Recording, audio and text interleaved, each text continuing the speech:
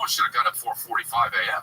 That's what he said. What up? I know, but then I will be fucking exhausted by now. You work out. You can do your workout. No. Work out. Yeah, you work. I thought you weren't gonna change your name anymore.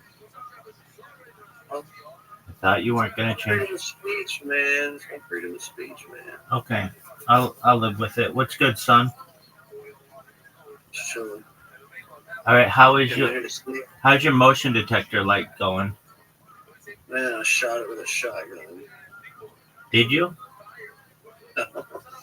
Why would you? That's been fixed. Yeah, no, I know, but I bought 2 new lights. I put them on the side of the carport. Are you proud of yourself?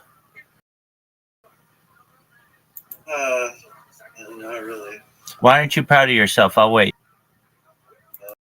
It just seems like something needed to be done. Okay. So, last we spoke, you were trying to get a position at the Sherwin-Williams Company. Oh, yeah.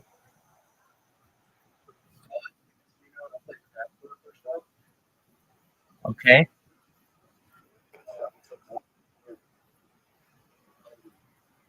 How much is a bunch of money?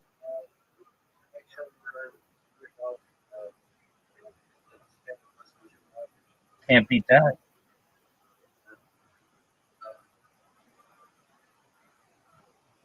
Trying to get a job over here at the restaurant. Accident. All right. Do you think you're going to be able to get hired there? Oh, yeah. Do you need axe throwing experience? Do you need axe throwing? Do you need axe? They teach you how to throw axes? They teach you how to throw axes?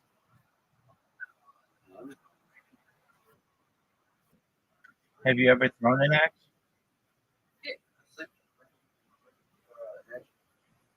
You sleep with a hatchet above your bed?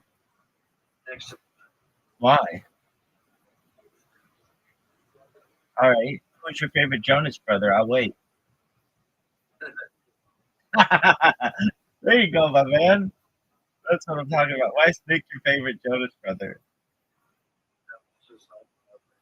That's good though. There's Joe, there's Kevin, and there's Nick. Yeah, nobody knows that. They suck dick. Who's your favorite? Who's your favorite? Who's your favorite iCarly star? I'll wait. No, wait, Jeanette McCurdy. You fucking are good, dude. Dude, impressive. Jacob, you have impressive knowledge of everything Disney Channel. You're a big Disney Channel fan?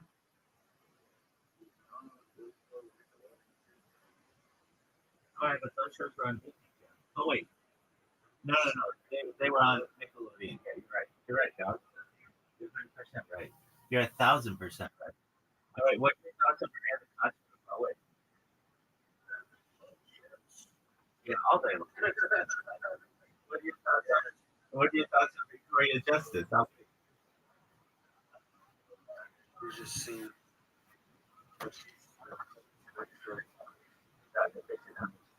Look.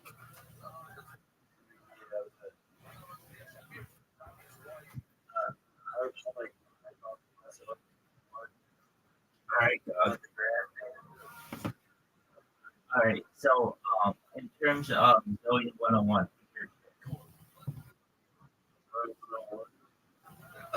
The Zoe. all right. I would have accepted any answer. I have to look at the past again. Look it up. Yeah, nobody wants you to do that. Jamie Spears was the only acceptable answer. I know. All right. I never watched any of those shows. I was a little old for them, but all right. This is brain rot. But all right. So do you know who Joey Diaz is? Yeah, absolutely. Okay, so there's this old Joe Rogan. I got the The gummies are right here. Oh no way, tremendous. All right, so there's this. I mean, you can just watch it if you want to. 5 minutes, but I'll just tell it to you. So there's this Joey Diaz interview where he's with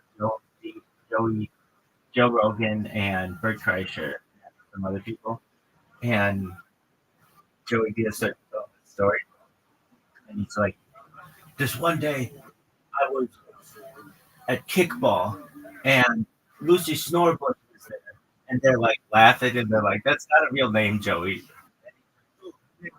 Lucy Snorbush. They're like, Joey, that's not a real name. That's an iCarly name. And I've taken that term iCarly to mean just anything that is ridiculous or doesn't exist. So anyway, Joey Diaz tells this story about Lucy Snorbush. Yeah, so one day after kickball, I snuck up into her house and I climbed through the window and I ate her box and I left like a thief in the night. And they're all laughing, and they're like, and he's like, I did it on a Quaalude, and I saw her a couple weeks later, and she was like, that was amazing. And it's just this funny story that he tells that now I've turned into a term that anything that just sounds ridiculous, I just call it's like Carly. Like I don't even want to believe that's not real. Yeah, dude, she was a really beautiful woman, and then um uh.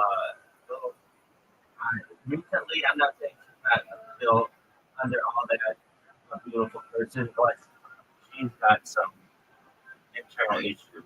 She have you seen her recently? Yeah, but back in the day, when I think she had that movie, like she's all that, not she's all that, but it was like something like that. She had one movie. All that. Yeah, I know she was all that, but she had one. Um, she had one movie where she was like gonna be the next living girl, and I was hopefully not too long at one of those people, and then I think she was in she must have not had it easy. I think her dad did all kinds of shit to her, but now she what is it? What is it? Who converted? That's the game. Totally. No. I just think Okay, all right. The people, the world are weird. All right, so yeah, so that yeah, I mean, I don't know. I've been on a bunch of podcasts recently, and I'm scheduled to be on a bunch more. So I'm gonna go viral, and then I'm gonna go march down to the Sherman Williams, fucking location, and say, "Why didn't you hire my man Jake? Fuck you. Fuck your double pin. Fuck everything about this store. It's boring as fuck. Nobody wants to sell fucking exterior paint in December. This is bullshit."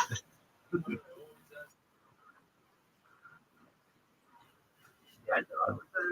let me talk to your manager. Oh yeah, I want to talk to their fucking man. I'm gonna sit there and I'm be like, I want to check your spectrometer. They're gonna be like, spectrometer. What the fuck are you talking about? I'm like, the thing that tells me what a color is. They're gonna be like, oh, we have an app for that. And I'm gonna say, we don't give a fuck about your app. I want your calibration records of your spectrometer right now, son. And they're gonna be like, well, we don't get it calibrated. And I'm gonna be like, exactly. So you could have potentially been misguiding homeowners on their paint choices for years, if not decades. And they're like, yeah, that's probably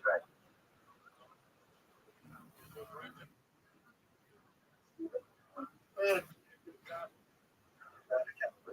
Yeah, I don't know if this is so true, but the top 10 paint for like the year 2013 or something, no, 2010, 2011, something like that, were all just beige. Every single one was beige. I think now it's like gray or white or something, but it's like, it's not like what you would think, like red and blue and yellow. It's none of that. It's all the same fucking color, just slight variations of each. Yeah, that's fucking deep. That's fucking deep. And I don't even refer to it as paint.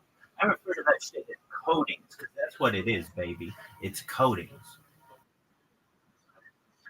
You don't even know what's affected.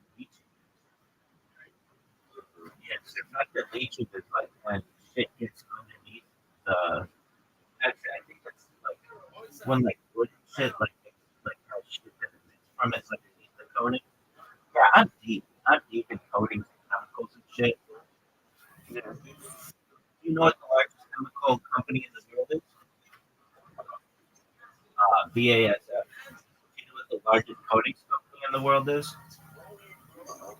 It was Axo Nobel. I think it still is. Do you know what the largest company in North America is? Sherwin-Williams. Yeah, it's yeah, their spectrometer calibration records. Fuck them. Word. I want to know. I would. That would be my first question. I would come in there and I would be like, I'd be like, I don't even have a fucking paint sample. I want to see your fucking calibration. Right. I don't. I'm planning. I'm planning. One day I'm gonna build this bitch from the ground up with my bare fucking hands, and I'm gonna know already what fucking color it's gonna be because I am going to have verified the calibration record on your color spectrometer. You got that? You got that? And they're gonna be like, all right, well, why don't you just build the house? No, I can't start building until I know what color it's gonna be. Duh.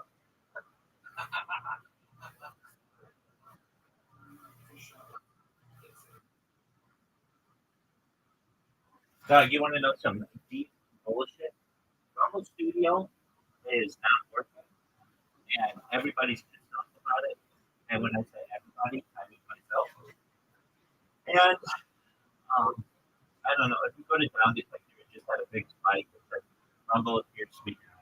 I mean, I don't know. I don't know the answer to these things. I just know that this shit isn't working.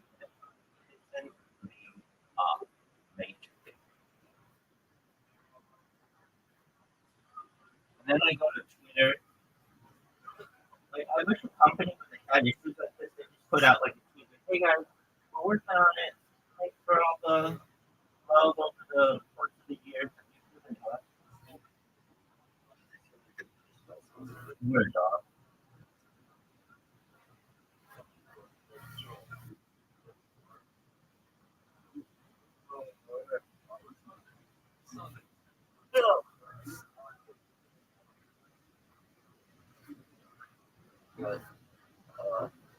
Hold on.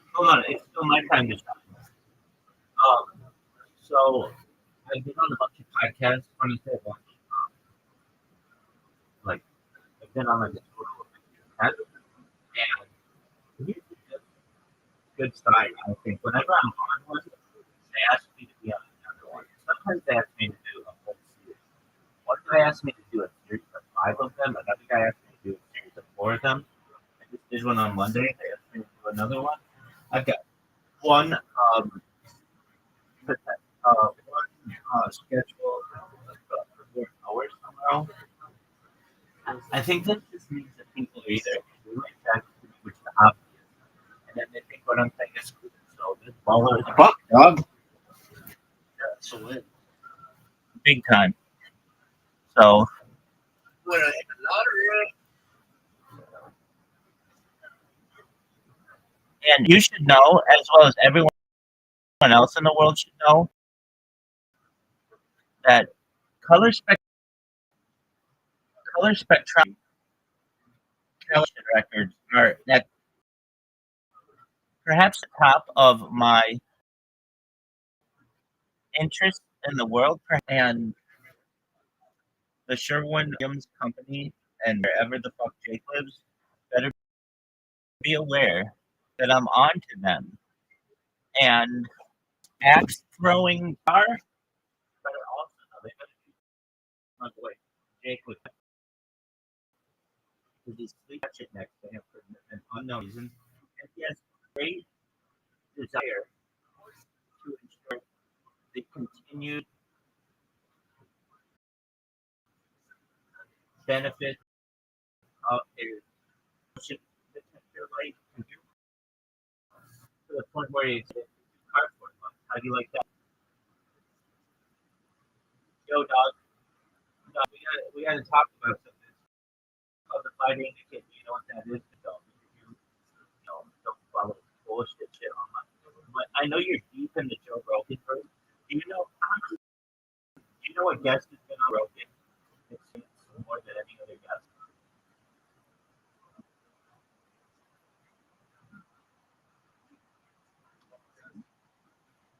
What did you say? Is it the It is a lot. It is hard. And you asked me this, and I think I would know.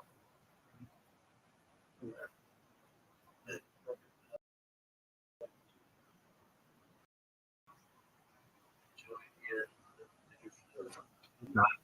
It's not good. It's been on a lot. But it's actually a former MMA fighter.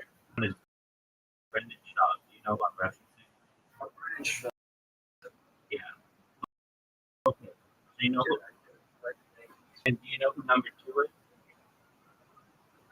His closest partner named Brian W. People are. Yeah.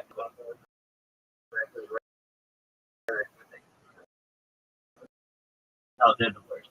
Okay, so Brendan Shaw, former MMA fighter, and that's with Brian Callen, known as the fighter in the kid.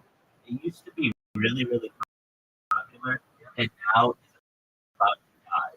It's circling the drain. Everyone, basically, they fund them. They are the biggest laughing stock in comedy. Brendan Shaw, Brendan Shaw. This isn't just like my opinion. They have 200,000 people in a subreddit, which is a giant subreddit, and all these people do is make fun of these people.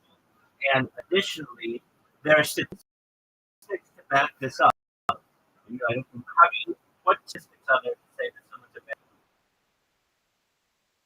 Brendan Shaw's first, which was a record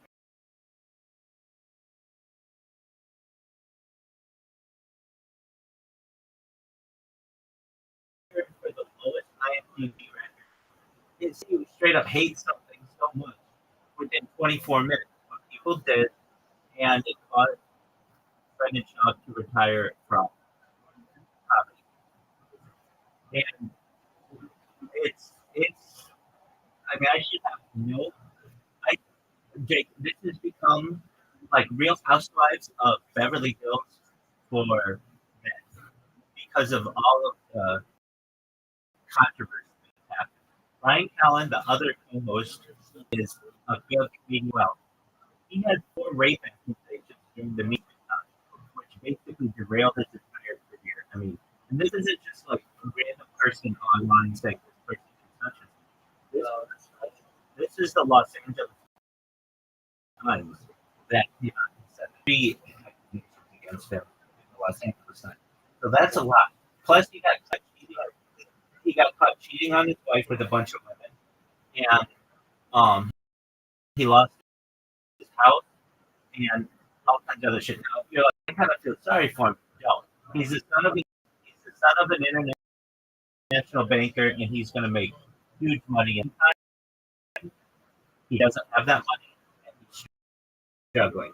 Brendan Schaub, on the other hand, is the son of a IT and doesn't have to work for money at all either. Sort of. He does because he doesn't have that money. So both of these guys are like trust funders who are awaiting that trust fund, but until then, struggling with it. So how does this become relevant? All right. So Brett absolutely does like everything. So what do I mean? He was a walk-on at the University of Colorado, and he played a total of 5, which is the thing about football. And then he tried to add in Buffalo Bills, and he got first day. And that is his claim to having played in the NFL. He said he had a cup of coffee with him, meaning he was there. You don't say, "Hey, I was in the NFL." If you tried out for one of those, then he got into like arena football and so stuff like that. Then he eventually ends up playing. He gets on the UFC's Ultimate Fighter in season 10 with Kimbo Slice. To his credit, he becomes a finalist for the show. That's really well. And then ends up joining the UFC, and he wins like 4 fights, and then gets shit on the rest of the time. And he made it like maybe like a top 10 heavyweight, which is an accomplishment, but he wasn't like champion or anything like that. From there, Joe Rogan has a talk with him live on their podcast. And he's like, "You have to understand that these guys are gonna fuck you up. Like they're way better fighters than you are, and you need to do something else. You're gonna get your head beat in." And so Joe Rogan says, "How do you think you do against like Matt or something like that?" And Brendan Schaub's like, "I think you'd be surprised." And then Joe Rogan says, "I think you'd be surprised." And that was the name of Brendan Schaub's first special. You'd be surprised. The one that got a 1.7 on IMDb. And from there, Brendan Schaub started. This is like I can't even remember all the stuff. He got a bicycle club that failed. He got into merchandise that failed. He got into truck here in my. He got into truck raffles that failed. He got into a whiskey brand that failed. He got into truck contributions that failed. He got a 4-episode TV that's called Your Head's Going Wild. It hasn't done very well, but it's become my absolute obsession. Why is it such an obsession? Because they put out a lot of content. They put out like at least 5 content. So there's a ton of shit. So that's an update on the fighter. You're welcome.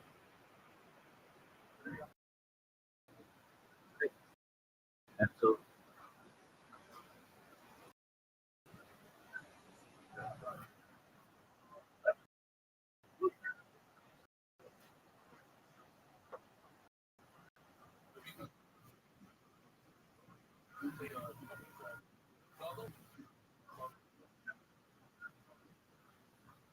So that's what we got going on.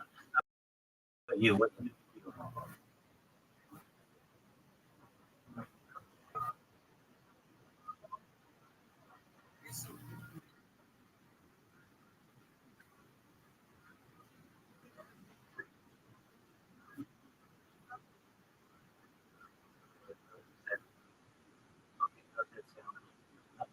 How's that sandwich?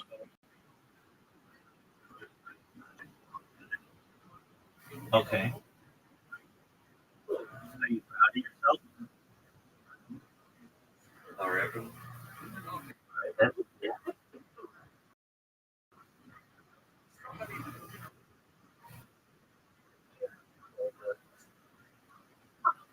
Is there anything else that you want to know about the fighter and the kid at this time?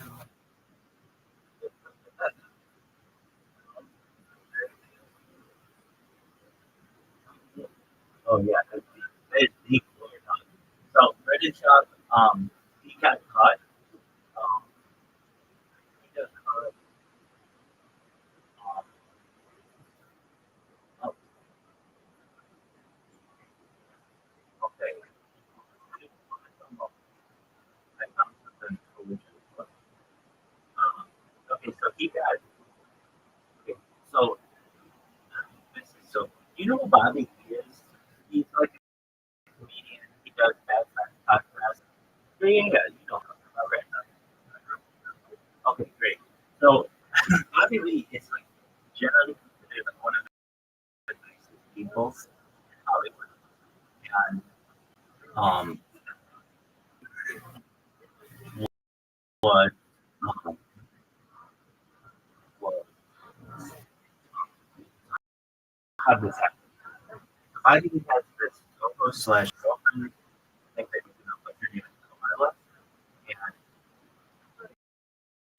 She has this show called like Trash Thing, and she had her friends. This was years ago, but they just celebrated the 4 years anniversary of that.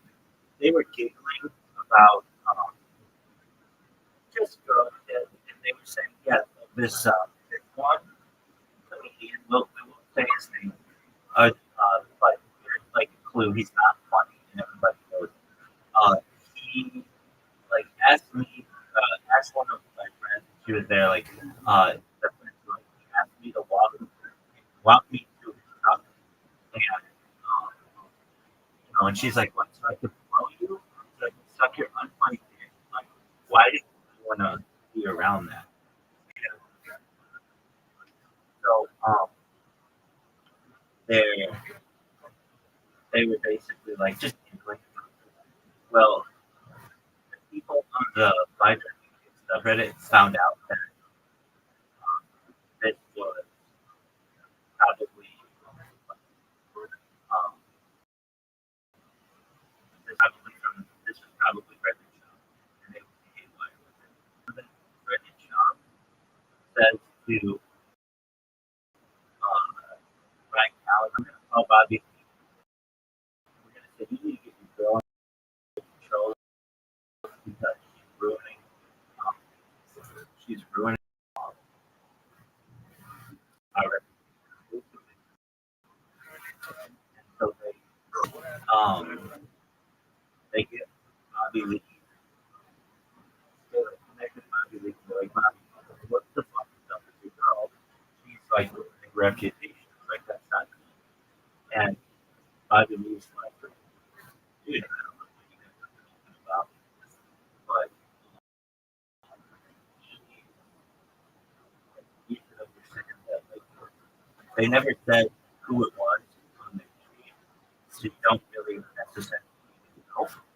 And you should also know that like it's not cool for you to threaten to like ruin my career and all this other shit. And so ever since that happened, Ryan Kellogg have basically called themselves in the comedy world.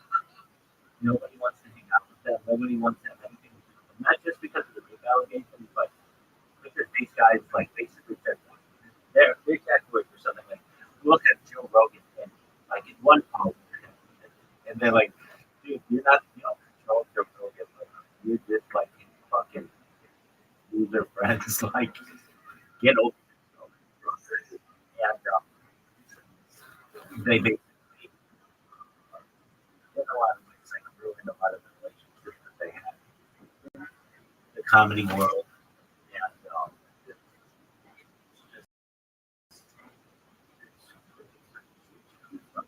anyway, there's that. Um, and what else with that? I mean, there's people, there's fucking people because I watched so much of it. A part of it when you came in. So Brendan Schaub, the UFC guy, he's okay. Like you never know until you try, but he has failed just at everything he's done. And now he's at the point where, unfortunately, he's having to sell his house, and he just moved into this house in Austin. They just moved to Austin like last year or something. But now they're having to move, and they're going to just find another place in Austin for kids. So he's banking everything on their kids. Did you play youth sports? Okay. So like there are some parents who are cool, and then there are some parents who are like super aggressive about it. Like my kid has to pick the major league and all that. Well, that's not Brendan Schaub. And he's not just super aggressive, but also makes it so that um he wants everybody to think he's not like that. But to the point where when he lived in LA, they the, the other coaches took video of him getting thrown out of a game because he was yelling at the umpire. Like you have a total dick of a parent or a coach or something to get thrown like he said that and that player threw him out. So then this big kid like former UFC fighter gets thrown out of little league games or whatever. But Brendan is always like, I want nothing to do with like over aggressive heads. That's not my thing. We're cool about it, but you gotta understand, like, this is what he tells his kid. Oh, you want to have candy tonight? Okay, well that's fine. Doesn't look to make the major league. Like, kill like with that, so the kid doesn't have to be. Brendan was an amazing athlete himself. He got cut from every sport that he played except for the UFC. That's like I'm not even saying he could do UFC today. That was when UFC was very, really like that much competition. Nobody would know about it. When he tries to do the fighter and the kid, when he tries to do he tries to teach his kids like how to act or whatever.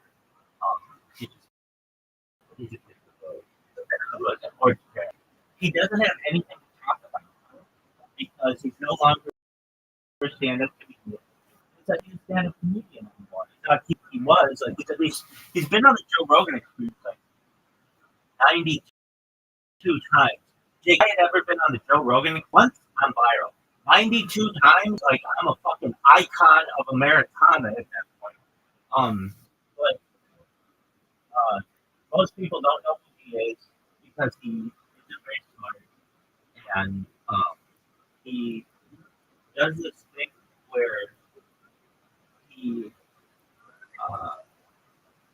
he has like so many podcasts. Oh, he's terrible at branding. That's another funny thing. He had a show. It's called Big Brown Breakdown. Nobody ever called him Big Brown, but he just took that as his nickname. He would go through UFC fights and break them down or whatever. The thing is, he's not good at that. And all of his picks, like for like a UFC commentator, they should be pretty, but he's just incredibly inaccurate. Another thing is he has to watch all the other people and what they have to say before he'll give his takes because he can't just give takes on his own because he doesn't know the sport that well, even though he competed and everything. So it was Big Brown Breakdown. Then he changed it to Shab Show. Okay, it's never good to brand yourself like that if you already have an audience. Now he goes back to Big Brown Breakdown. So he's anyway, that's far too much information for any single individual ever want on Brendan Shaw, but I find it to be absolutely fascinating.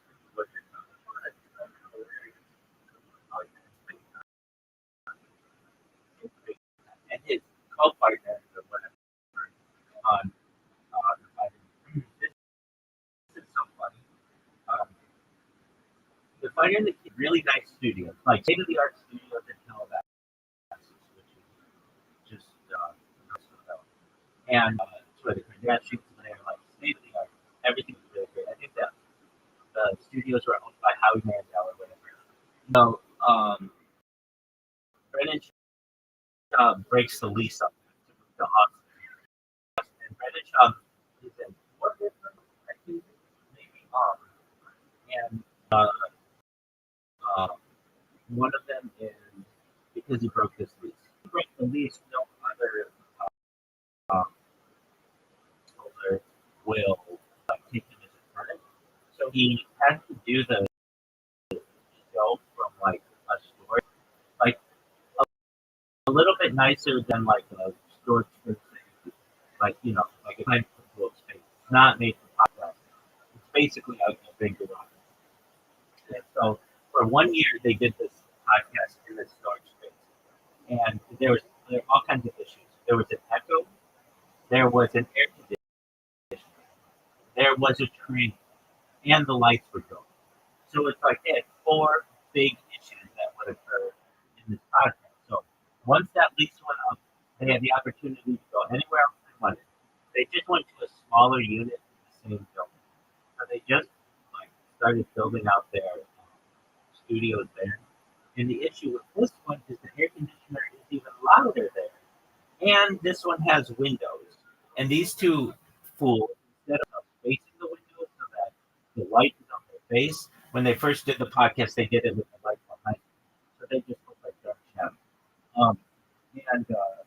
then like they don't want to do this podcast anymore, but they have to do it because they're contractually obligated. I think until June 30th or something, and then I think the podcast is done.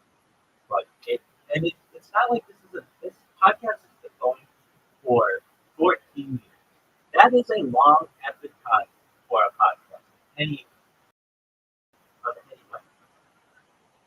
But that's basically what they've been doing. And it gives me there's this German breed Schadenfreude or something like where you get to live out of the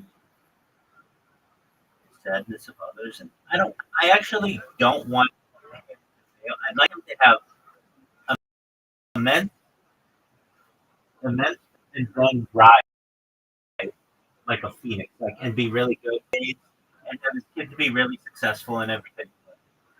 I don't know if that's going to happen. What did you say, Big Man? Well, I think if I ever go viral, I will host a podcast with this guy just for it to happen. But that's about the only way that it would happen. And then okay, so this guy's got a wife. And like what is it called when you baby trap somebody? She basically baby trapped him, and so like he got her pregnant or whatever, and they were together for like I don't know 7 years or something before they got married. And then they got something like that. And then they got married, and she is the most vapid cunt you ever want to. Like she brands are everything to this woman, absolutely. And she makes fun of people who like have like normal shit. Like she's like, you'll never see my kids wear Crocs. My kids only wear like stuff like that. And like, okay, so that's all cool in LA, but like Austin is different. Austin doesn't have that kind of wealth. Austin is more blue collar. Even though there's like a tech scene, it's not. So she moves to the of course thing that now they're cowboy people, they're listening to country buying trucks and all this other shit. So she was gone from like having this like maybe G wagon or something and a Ferrari or a Lamborghini. She's like I guess a Land Rover, but it's like it's not looking good. Brandon went from owning like 8 cars to now I think he's got like 2 or 3. Like they had to sell everything. This woman though, she's so bad. She is like what do I mean? Okay, so she took a okay, her friend got engaged and she took a picture with her friend's ring out and her ring out, and it was like, "Welcome to the club, bestie." And her ring is way bigger than her friend's ring.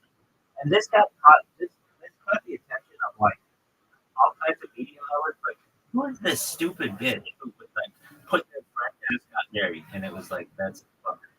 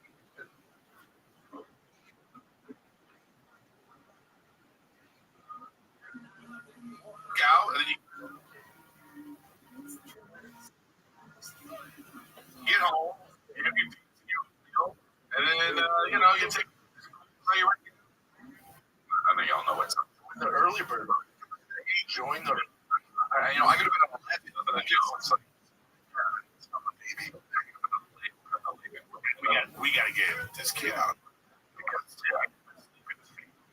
because he's it's so. You're doing this thing. If I sleep in the bed, I wake up at 4 o'clock in the morning. It seems cool, you know. But I'm like, oh, what happened? But now he does his thing. Oh, really? He's like, hey, what are you doing? He's like, Dada, you know.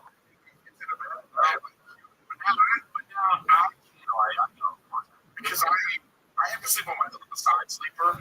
Yeah. And he's doing this thing where he it's called pill. It's called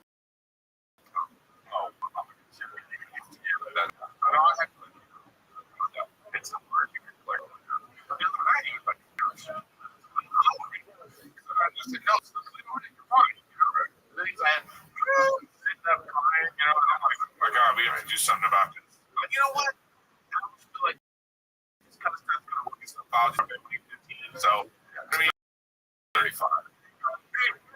So, but it's like, it's a, it's always going to be something with, what's the other thing? It's like, somewhere, a little, what do we do with the summer? What is it? Or it's just kind of,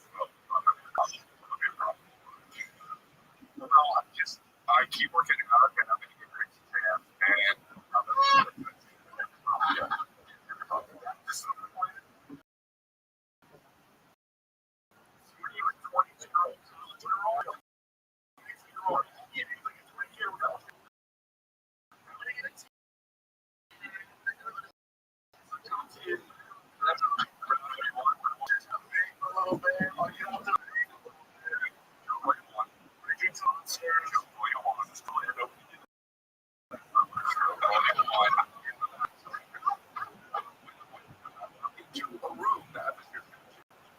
And that's just like, I don't know.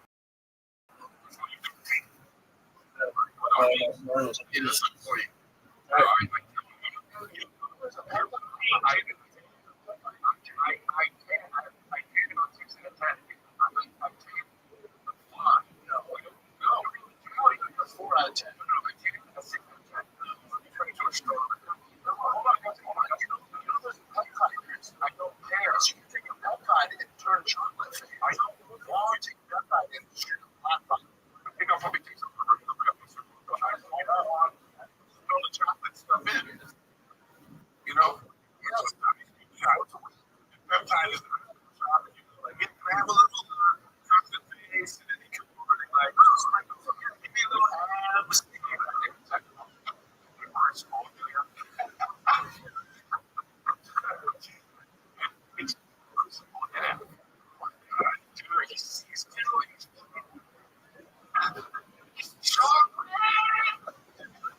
Are you kidding me? Oh, you don't want to be in pizza coffee when he walks in. You don't want to be. Now you go. I'm just, I often say, oh, they live without it. I wanted to check them for a little bit more security, maybe get a little bit of a laugh, but fine. Remember how good it's going to be.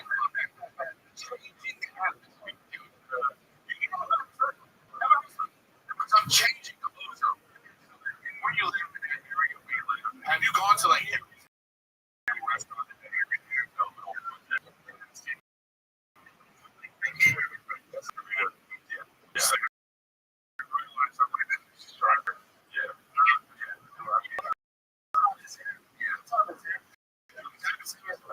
Not big.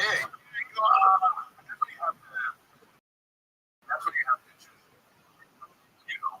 Get into the daily routine. I look at the routine. Which is what I like out here is I go to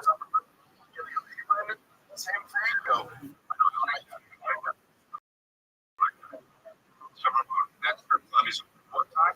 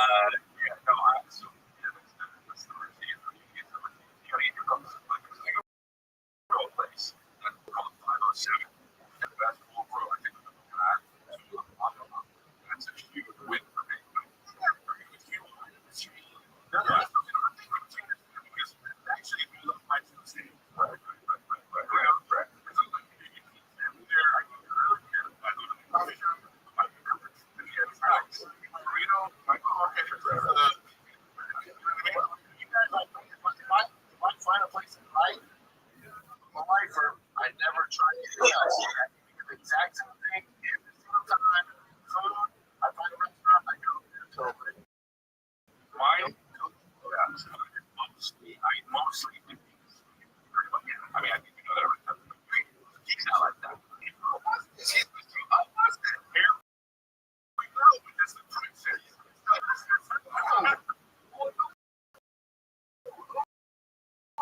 Waffles? Really?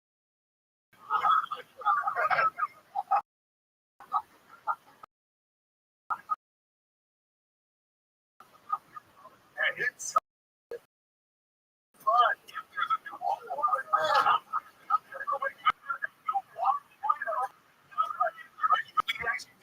New brand the other day. I didn't have too much in it. It's almost like I got that. You know, but they're creams. With friends. I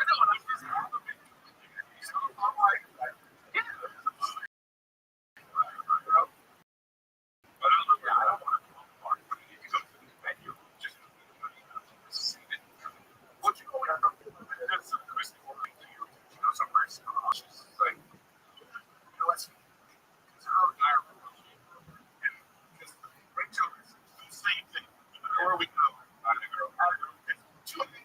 Yep.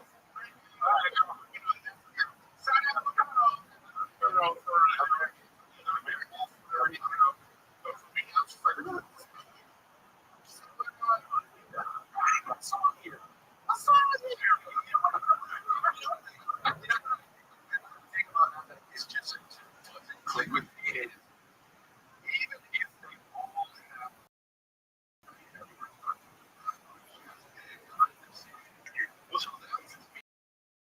just like you, the city would have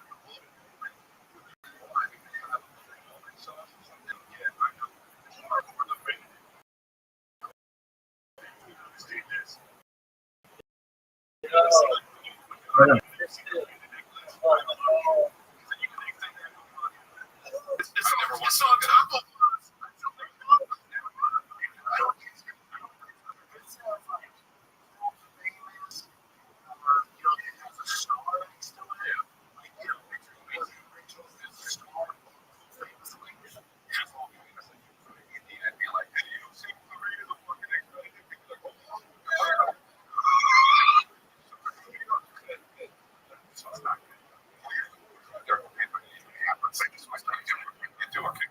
Let's not do it. Oh, no. The idea of it is fine, and I grew up, it was fine. I understand it. It's not like it's got legs and a whole fucking body. It's like, you're gonna go bonkers. I got Indian actors. Never do it Indian. Yeah, I don't like that. But let's see it. The way my mind works. Let me see what I'm doing this. I really go to that. I'm just like, you just hey, how come I never heard of this? I also,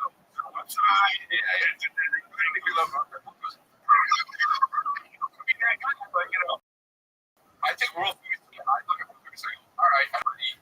I get it at a spike. Okay, let's see. You fuck up. You want to be Jason. You want to go.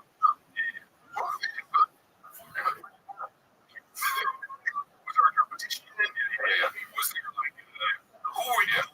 What world was this in? Sims? Because it's I guess I don't mind. I get the same thing every time. I get bored quick. I will after I mean after a year,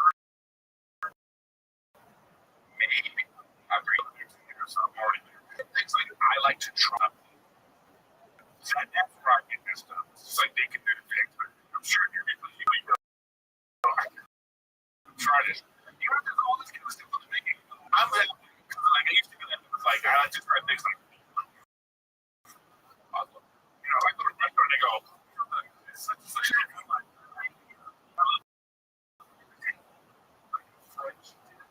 Myself. I don't want to do shit.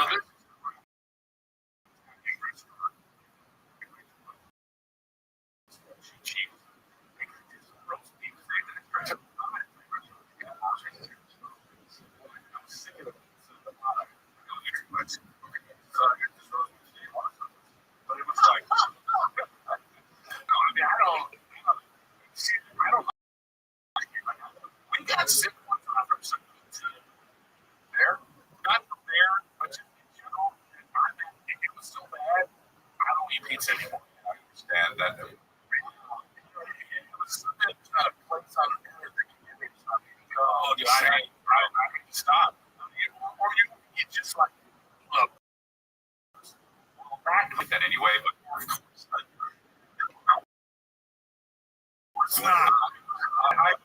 just get funny. She's so. But you gotta, I was saying, can you put my grease on the side? Yeah. Well.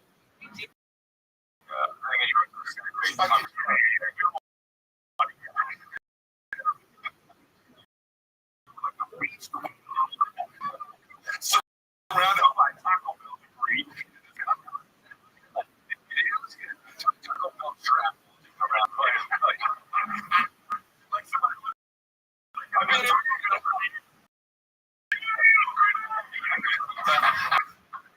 That's I don't know. I should.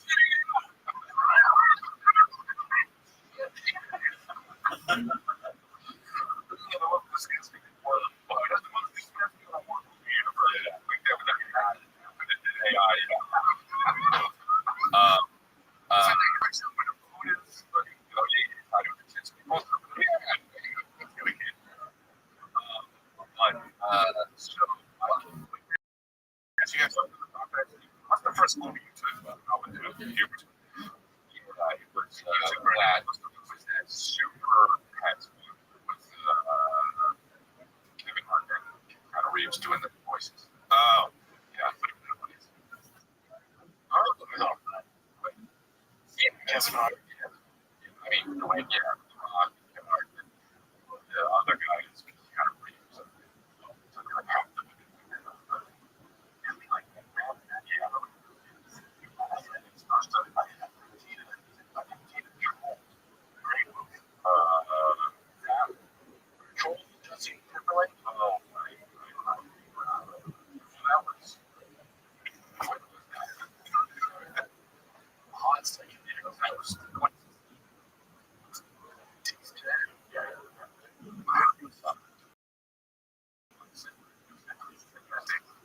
I do.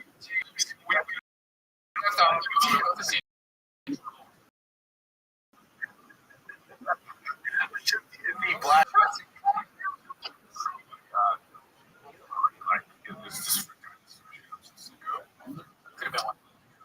Right. Also,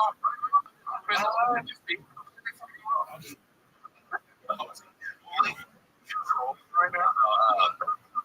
But also, you get locked watching. What is that?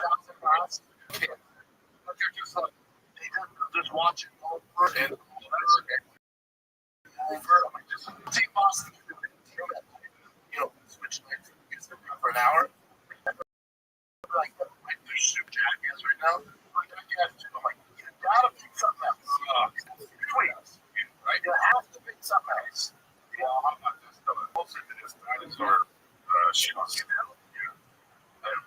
But he's like, him though, watch 5 minutes and like this, not this one, but it didn't know how to change it to another dinosaur one. But he goes like that. I'm scrolling, this one, same feeling. And then I'm playing, and I'm like, oh, here's my I did it.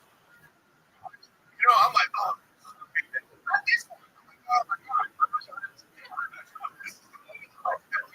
What the kids are into right now, and it's good, man. It's up there with the original. You see that? Badland? The first bad movie? That shit's wait, hold on. They're doing it for see that? Yeah. Oh my god. You're crushing it. I kids saw this. It would be no action. We would just have to live away. I don't. I think it's funny. Wolf would be fine too because he's going to be in the store. They're attacking each other.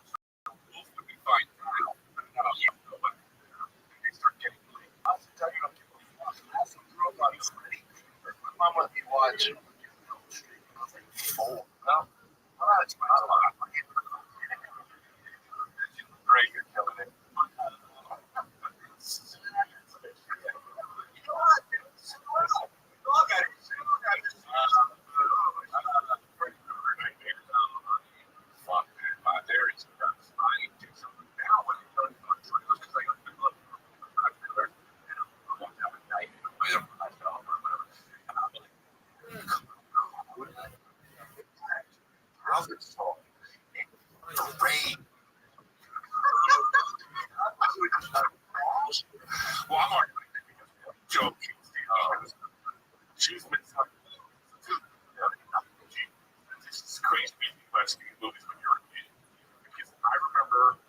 to see. I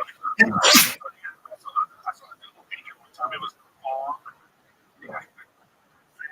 and exercise the shit out of me.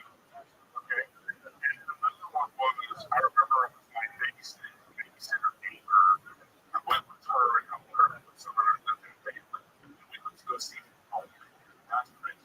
Okay? And it was like, I'm going to help you. I was young. Okay? I was young. And I just remember, I never read that I came home and I was like, why don't you come home? I was like, yeah, 4 minutes. I was like, yeah.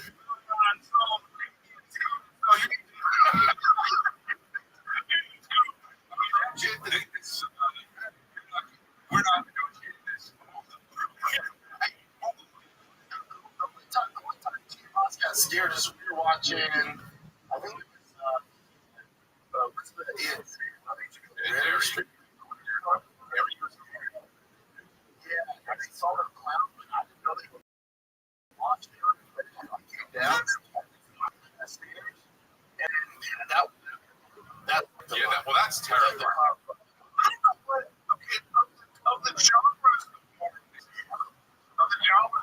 movies, the least one I like to watch, not because it does anything to me, because I don't like watching it, is any gore.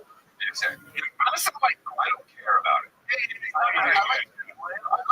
like the if that's all it is, if that like just like no. Saw Hospital like that. I love something like that. House of the Last, it's my shit. Some demon shit to me during watching it is kind of scary. But at the end of the movie, I'm always like, oh, I'm like, oh, it doesn't exist. So I get on the screen.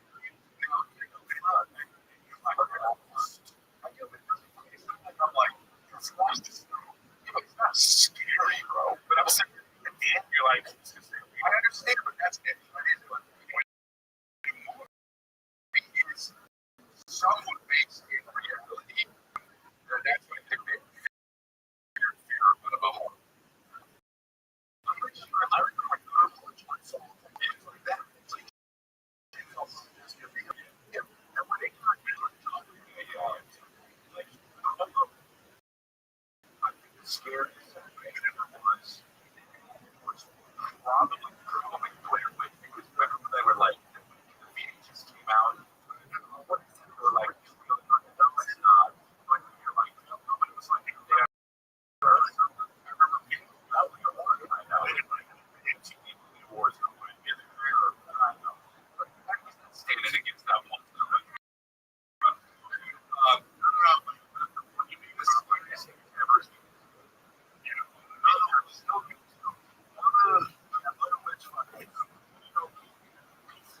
Let's take a break and talk about how you can see more of this conversation that we have here. Turn up at Kira.com, the Golden Hour podcast right now.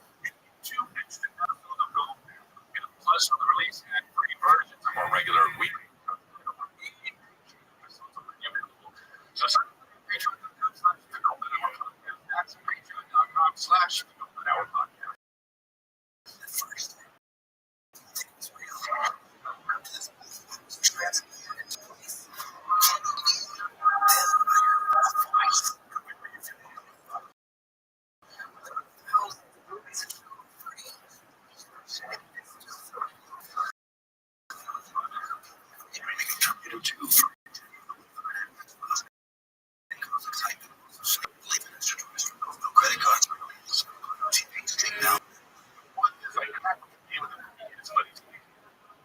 Calling and saying objective shows. No, we did that here. It's scary.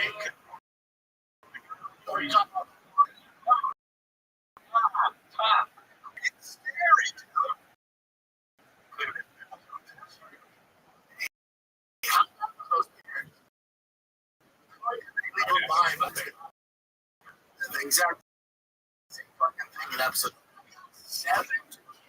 Again, you get 7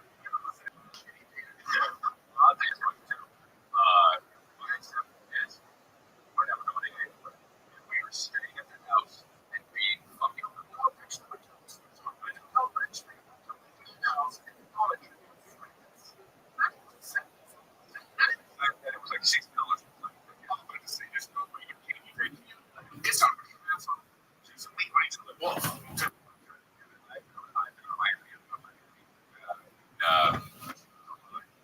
got better.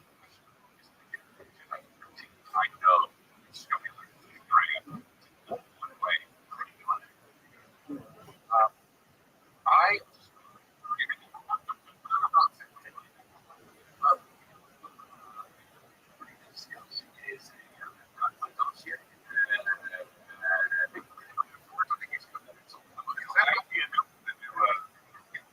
I'm doing no, I doubt it. I'm doing travel.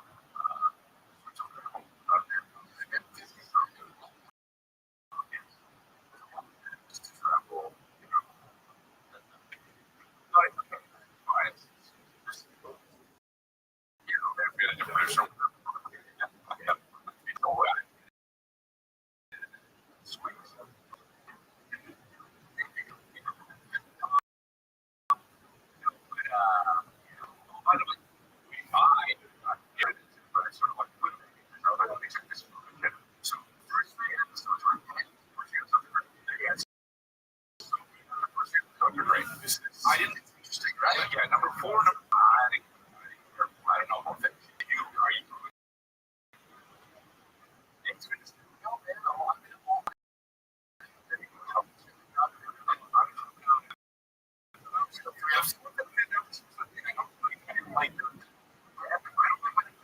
standalone episode.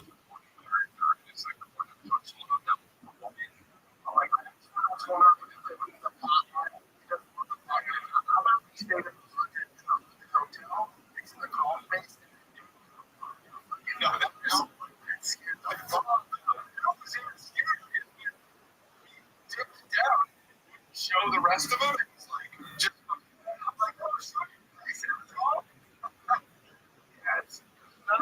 nobody was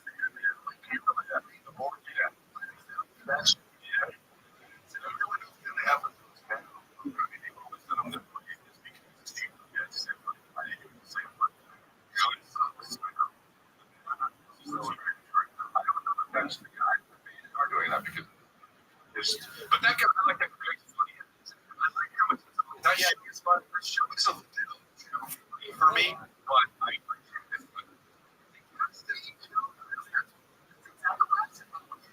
I wish you yeah. Seriously. Yeah. Fucking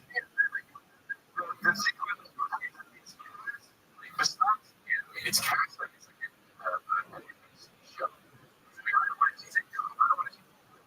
like that other guy in fucking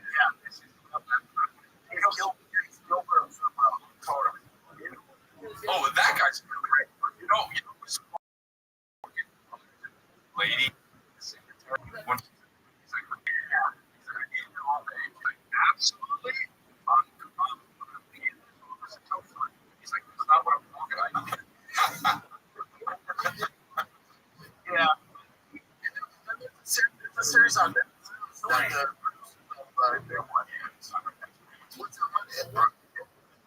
It's good. Yeah. Great. Yeah.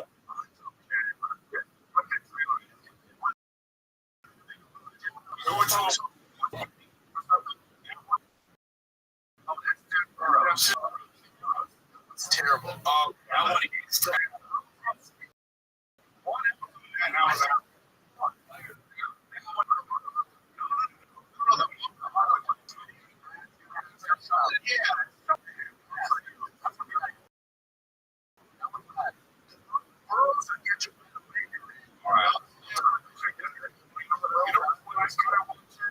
This is good. It's made by the it's like it's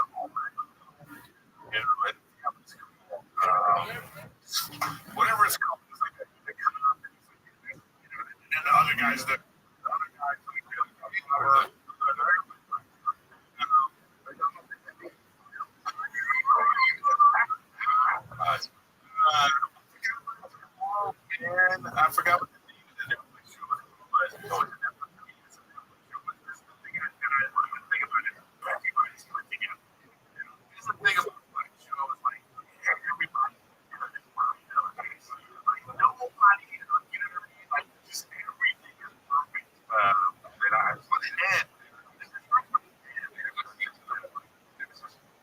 system. He's to the point where he's picking up and shit. Everybody.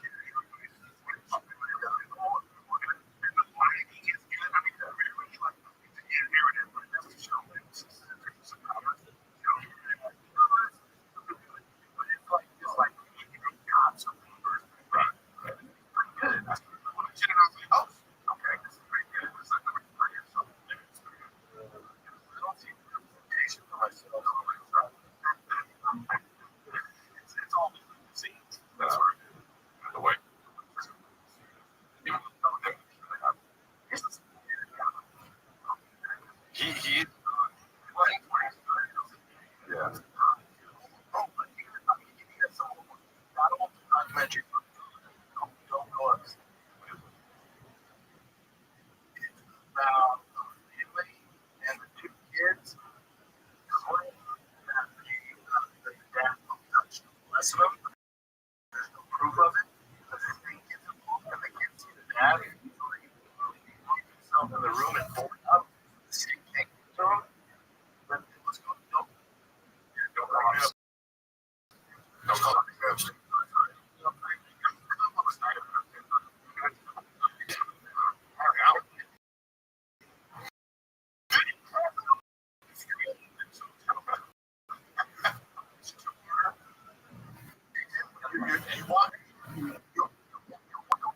Like I want they're all man. I said, hold on, bro. Let's say these kids, dad, how do you feel? I can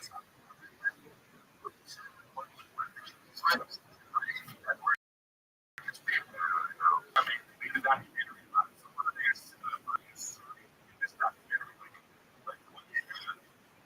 I don't want to know what you guys are just the kid that himself and start the mom gets famous on TikTok and there's the it's weird. Anytime it comes it's weird. You know, they say that they are sensitive. But yet it comes to what get you doing it. So so that's me. She's after she sees her, then she's like the mom. Tell the kid. I'm like, hold on. So if you tell stuff, when Tom's interview him, he's gonna say.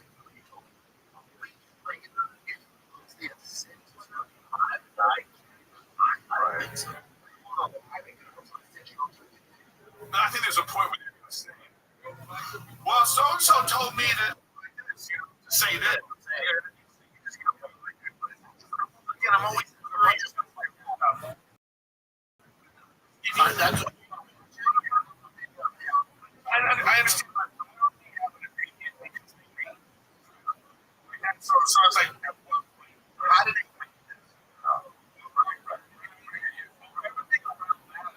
Just kind of like, okay, yeah, I know.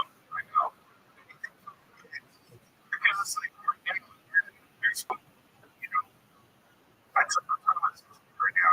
I'm today, so I grew up in a fall. So we got a from the stations when we went into the supermarket. It's too rare for this right? You know what I mean? You'd be like, oh, if I'm looking to look, I could be like, I don't want to check that out. You just ask it. But now, you're really looking at those here. And there's no need for proof. There's no proof or anything. You can just say whatever you want, and then people just, it's such a story. People go, oh, well, that was the name. I'm looking true.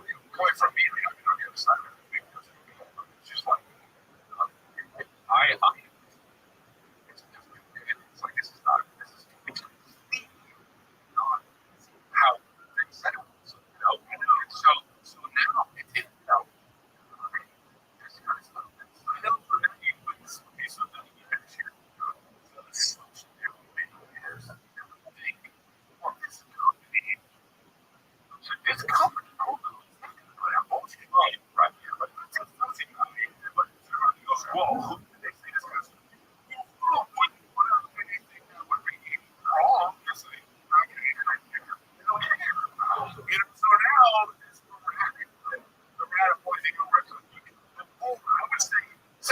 years ago, a documentary was coming out. Yeah. What about you?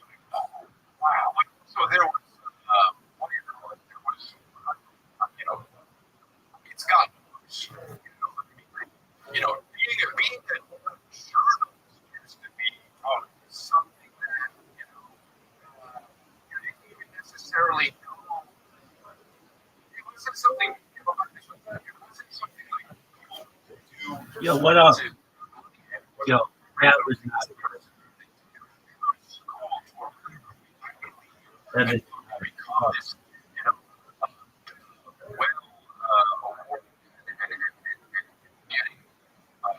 diplomas for your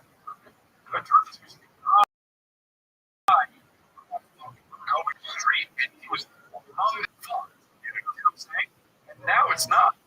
It's but nobody turns out that even if they've been bullshitting from the jump. Right? The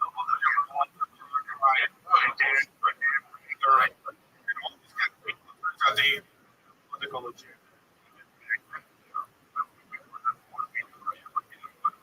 Now it's just kind of like because you take the story, sensationalize it, you got a computer about it, and then you assert like, oh, you think he did his guilty, you would say that's the thing. And now the dude is guilty. Okay, you're gone.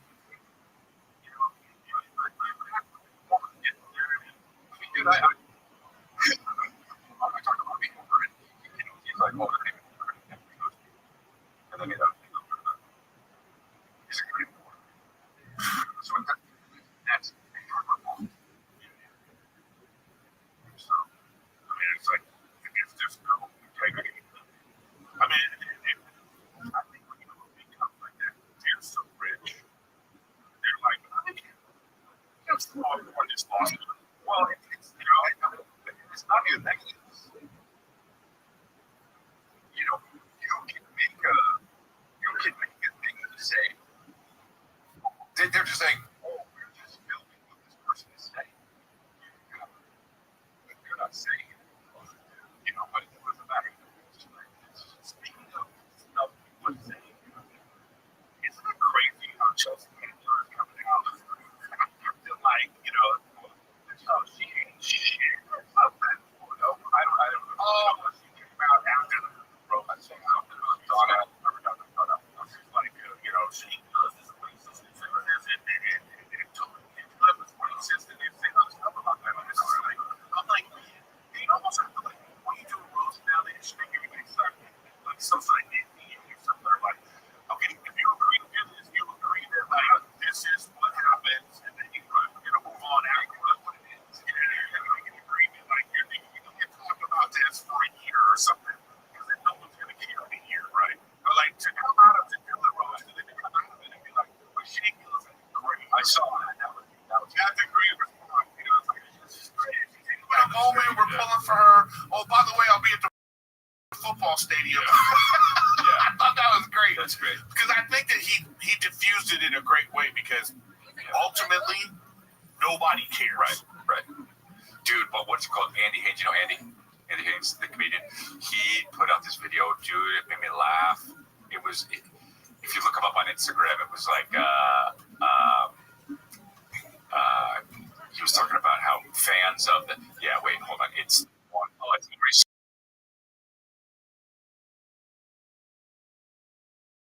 smiling right there. What's the beginning here? What's the beginning? Can I hear it or no? Yeah, you will. Oh, you will. Goddamn lousy. Jody Barnes. Yeah. It's annoying how that happens, dude.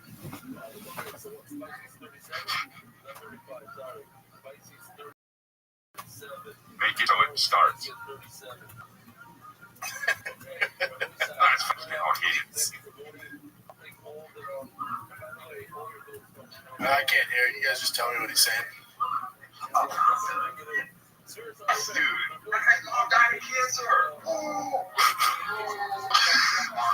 Call her back, okay? Make fun of the fact that she got sexually assaulted. Yes, dude. Just make fun of accidents. Go back. Let's go. My life sucks. It's a little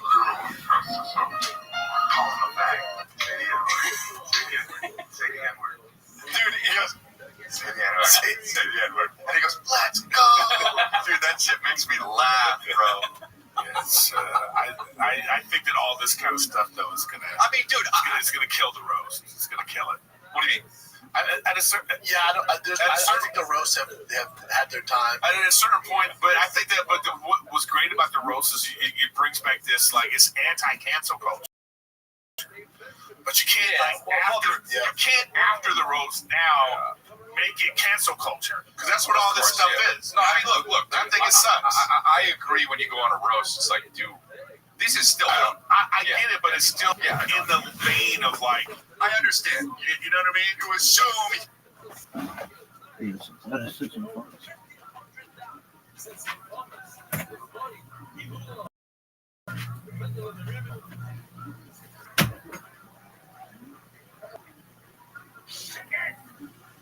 I just turned on my screen. It's going to be sent to me in the video. Who did this? Is that you? It's a troublemaker. You're the troublemaker. You're the troublemaker. I knew it was one of the graybeards. I didn't know which one. Alright. Describe it another one. Samanas. Wow, this is a bunch of big kids over here. Unbelievable. Harry Simon, the voice side, we have a special surprise Harry Simon. The first name of the very from the video. And for the third time today, monthly sponsor, the Yemen and the Protocol for us to send our voice side. Check this out. I've only seen this now. He did. Set the sponsor here. He did. Hey, for the sponsor here. He did. Monthly sponsor here. Chicago. Yes, he is. Weekly sponsor. No, you should work in marketing. Proudly supporting the American Spanish, Rothschild, Rabbi, and the English are kind of dying to show up. So, for boys that don't forget, all your Spanish speaking friends, check out Español, Unified, English was Shader Basara, Netflix, Rothschild, online behind there, and selling and selling the balance, hospital, and selling is important. It's going to shop on the 500 okay status. It's going to be fun. Guys, in memory of loving lawyering, I keep it in a rock that what's the price? The price family, in this rock that put the price. I keep it in a rock. You struggle to do it. Let's look it together. Each one differently. Yeah, each one different. Anonymous and then the price family. So I guess the anonymous is not part of the price family. Anonymous in memory of Bobby Murray. So we know it's a boy. We know it's from the price family. But it's anonymous. You know what I mean?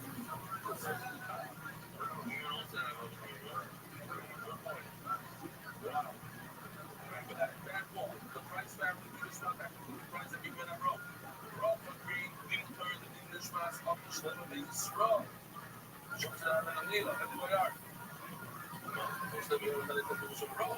First I have a slave. First I have that means that that's their slave on Mordecai and that's the both side. Here we go. What am I missing?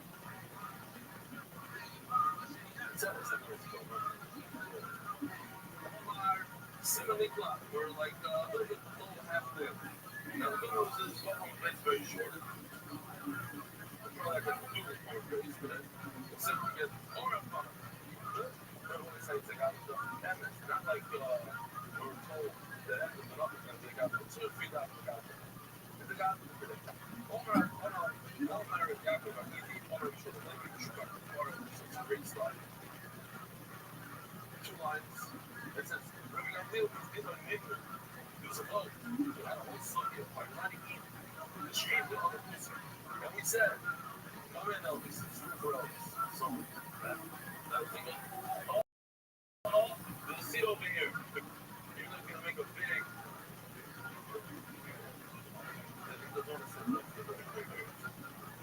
Ask him. There's a number of people. Small area. Okay. So, are you allowed to eat the meat of a pussy? We said if you have a strong liver like alcohol, if you have skin, meaty, yes. You have another thing. If you do the taste test, remember? If he eats it himself, says Gemara, the name of Leah. Now, Rabbi points out that this is not the thing you're thinking of. This is actually a later generation. This is the last time the son of Rabbi. Yeah, that's right. Correct. He is best Mimnu, Gomen, Mata, he just did a whole. She that's pussy. Inside, we're not allowing Cheetah to see any more than go into the cloud. All my lyrics are in Africa. Center zero. It's bad for saying it. That's not the whole thing. He tells you back about the Shema. The Shema Rebbe. Tell him Shema so equivalent like Calvin. Perhaps he's saying over this. But in case of the helmet, you get this. But otherwise, you get the need to be there. And the way you have your own, you sound like you're just trying to look at the I'm going to read.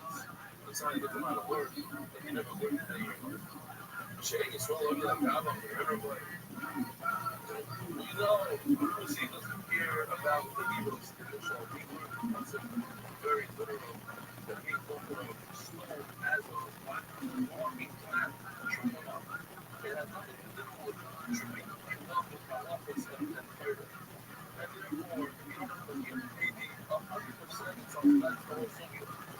Obviously, the real prophet says that you can't mean what was here for you? You can't even see. You don't need to think of it. Just say it. You agree with what he said or not? The proof to you that he agreed with it.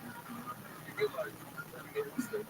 There's no way there was Leo said that we never put these on us or on this one here.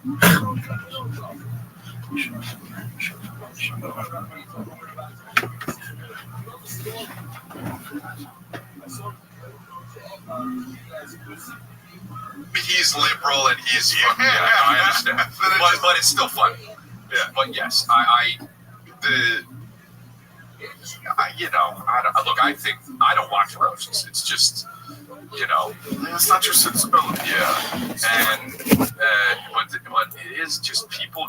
Yeah, dude, when he says that's the best I've ever heard, that's funny, dude. Speaking of being canceled, I cut a clip from last week's episode that I thought was really fun. It was banger. I used it for cold open too, and Eric was like, I don't know. Yeah, I didn't understand why you said you didn't. Oh, it's because sometimes this is just my thing. Sometimes when you take like part of the conversation out of context, I understand that. It's like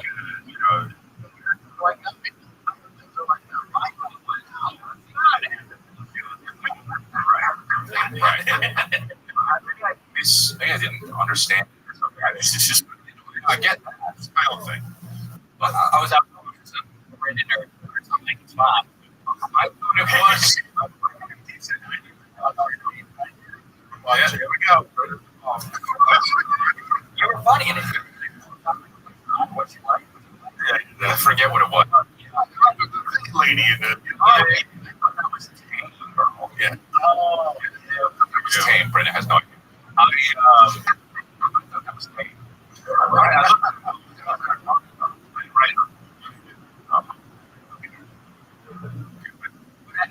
Get that about like if it's the first part, whatever you put in the cards, leave it in the episode, maybe ever. Sometimes it's like, you pull something and it's like a thing you're talking about a thing and it becomes like I think it's a long time ago. I was talking about how this one was on that ladies, and I made a joke where I was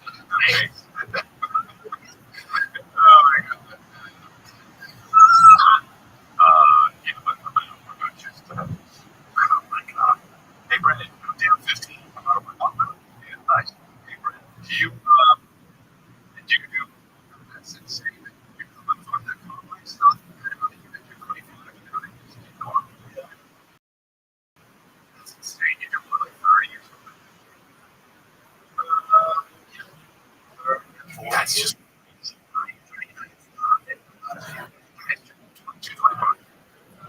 That's so crazy. That's so crazy. Free time? 195. Like you're like this. Just doing like that. I know, but you're like 50 times you're just holding you up. That's, what's the point of that? What can you get when you use that? I'm just going to do it like, but it's just fucking. He's like those guys. He's fucking 42 years old. Those guys are professional athletes. So, like, I don't think people even understand how athletic and strong and nice these people are. Because when we see them in comparison to other athletes. We can, realize that this guy, he's around regular people. Like those offensive linemen, as fast as we don't care. Come get the chair, right? Judge it like 49 times. Also, you don't understand is the monster.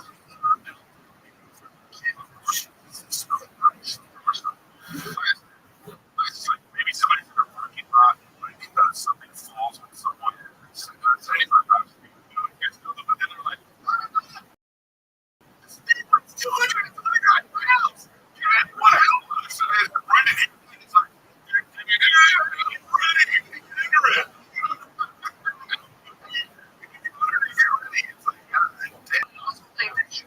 I also think they should switch to 350 if you're dude, I took like the limit, like the TV from 225, right? Receiver, quarterbacks, but that some of these live are like 53, 60. But they're more of the market, which makes it bigger than. Did you get it? It was in chest at a certain. That's the record. So, maybe I can do that 4 times. That's great. But you were bringing, I don't know, a different body. But I think that you did that. What I'm saying is like, it's just so you can eat your shit because you're not. No, because you're not. You know what I'm saying? It's not like I'm skinny. No, right. You're saying you're ready. You guys look just like science. And then he's just close. He's just tremendously out.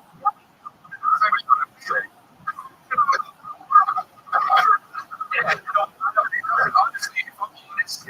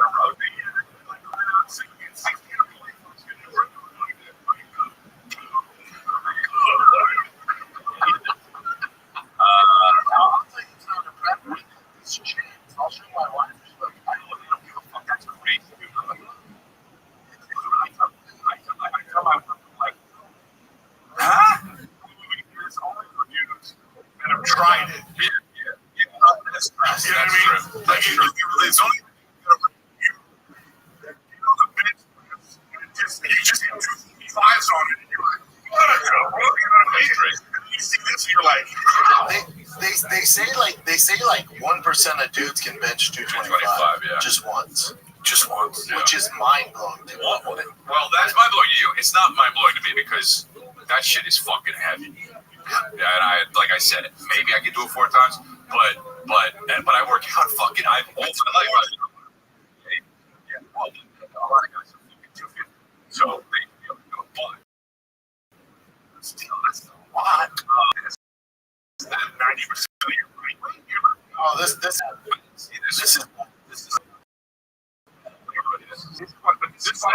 This is why people like this shit. I just don't get recognized. Right? This. Okay.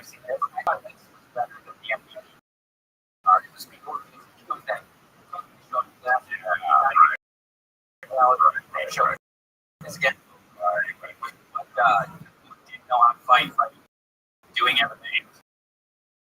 Interesting, yeah. What's this?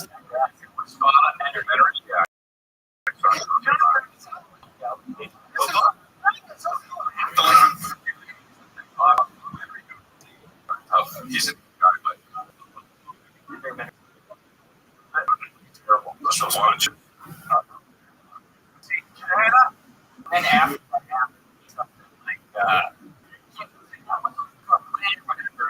the promotion without like, yeah.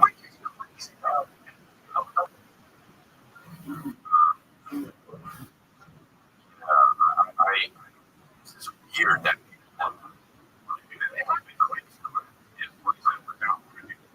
I just there's nothing.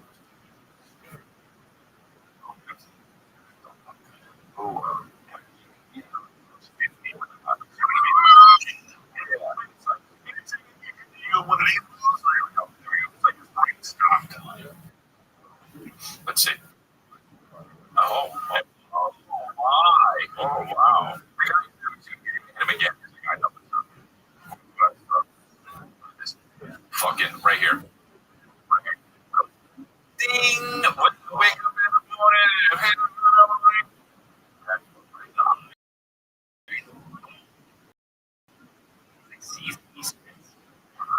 I don't get these. Why is he doing this? For AJ. I don't know. He's one of those guys that was like, are you saying shit? And you're like, bro, what he's doing? What is it? What? So this was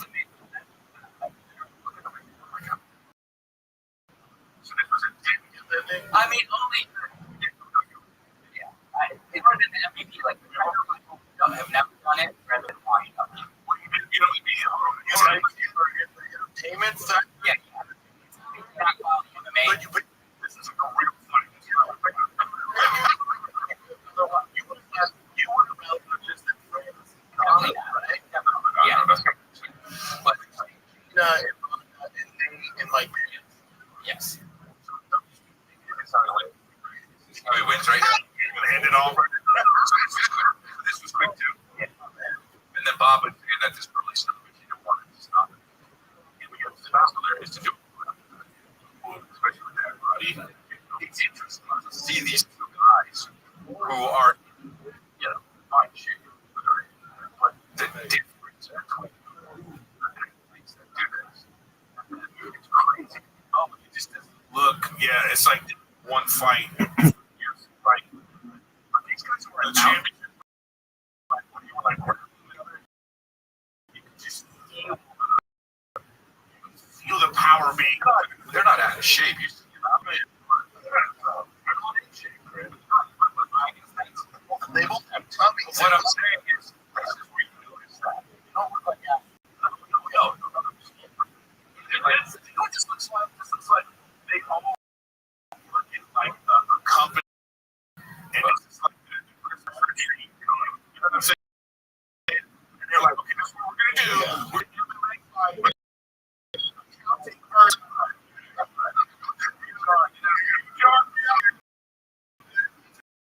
It just looks like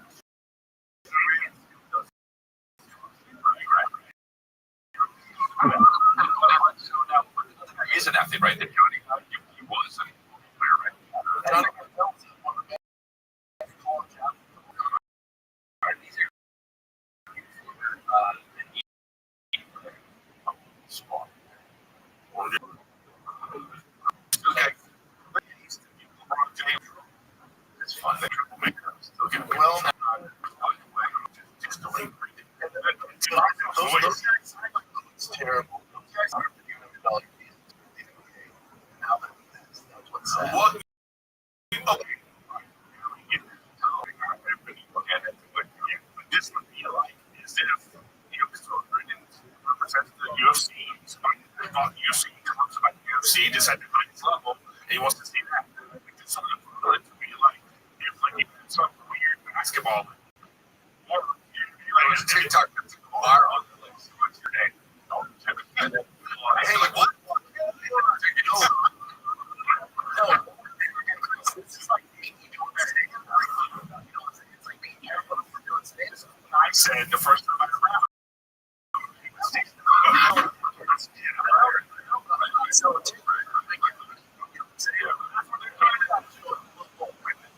I know you have to go home. We've been doing this 20 years. You tell me you're making money. And so I'm not going nowhere. But there has to be some. I think that there has to be some integrity. No, people like something. I mean, it's weird. You're like pseudo famous. You go to trainer. The thing I think is like the women who stand up that are doing it and they're hot and they're out there and they're still just like so. First draft, nobody ever told this woman money. You know what I mean? It's like, yeah, but I just feel like I know, but it's like you're trying. I think this is a very nuanced because you're just trying to.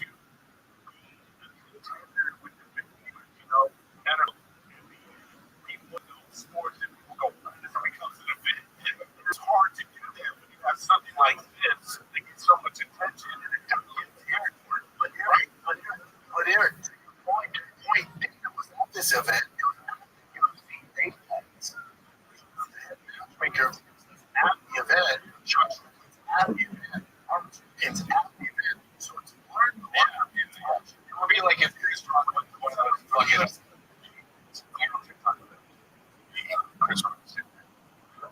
but then I guess maybe like it's not equivalent to a degree. That's not UFL. I don't know the specific trend. I'm saying TikTok. Well, people go to TikTok. They have no business to set up. They go on a dress. They just and they go out there and they go so. Crowd and they say shit like this is what I'm gonna be doing a new like it was only a 2 hours. You've never done shit. That is the equivalent of this. Except for at least this. These guys have done something in their lives. They're not just no.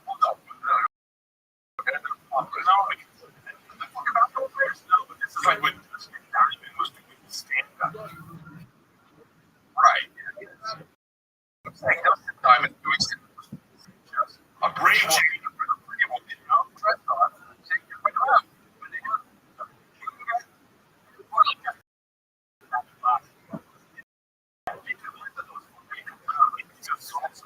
Yeah. Okay. Right. I'm just saying it's like I don't know, like the thing is the fictional story what it is. And I think some people don't really think about but what it is integrity. No, I'm not gonna do it. I disagree with you. Without integrity, the sport does not exist. Like you have to believe that's what they publicize drug testing.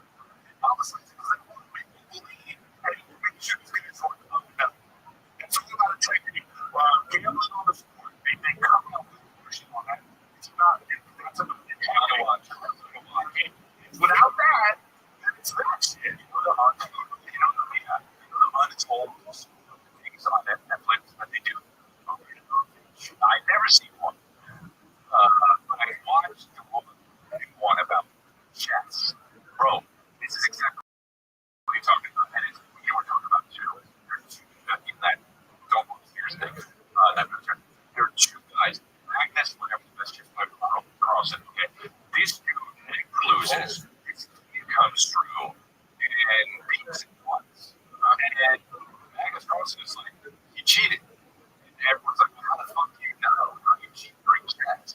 Right? I just know I was playing somebody who was taking views or whatever.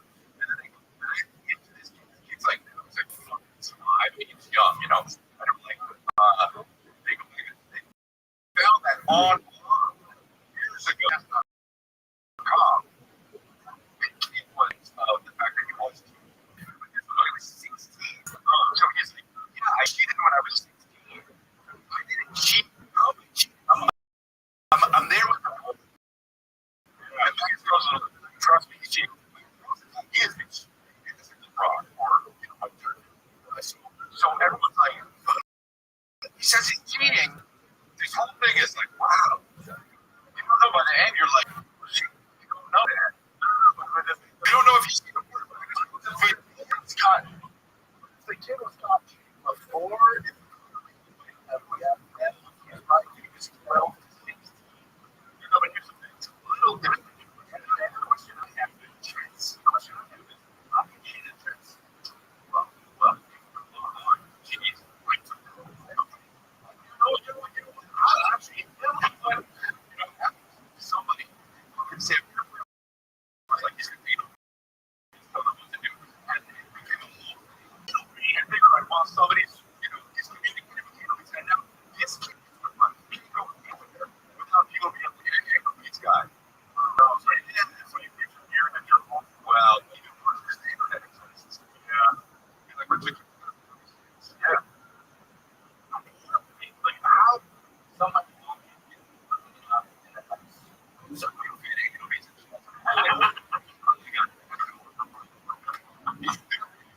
sorry, you don't.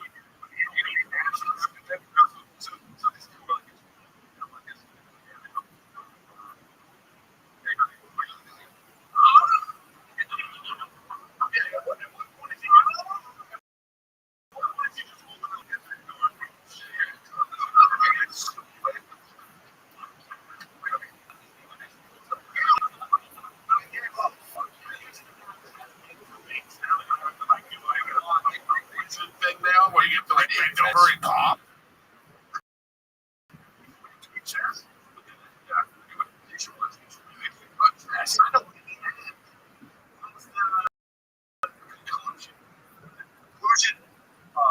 Conclusion was that they did a 73-day investigation. The conclusion was that the kid did not cheat and beat Magnus twice. And then they have a rematch. And Magnus just fucking slaughters. Well, because the kid was like, I mean, the pressure. Yeah, that's what the kid said. He's like, I don't even know what is cheating. And then that is true, but I just hate him. I would fucking. I did it. We're gonna beat me. The Green Comedy Club, 29th to 30th. And Escondido, come check me out. And Vegas and Nick Village, Salt Lake, and let's go Denver. Let's go Wrestling.com. Once you can arrive dates and do it up until September. What I'm doing out of my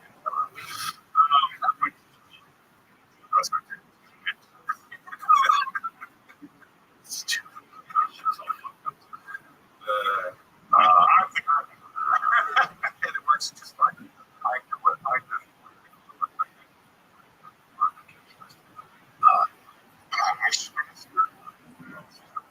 All right, dude.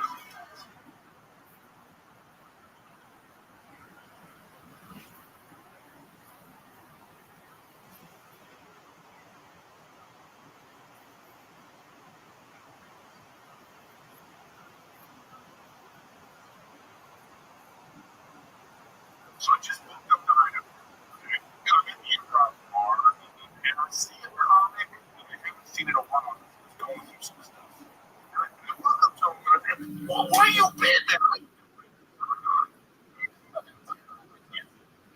Hilarious. It's not young, but he actually was going for this part too. You know what he said? He said, look up. I was going out there. But it was weight requirement. He just walked away.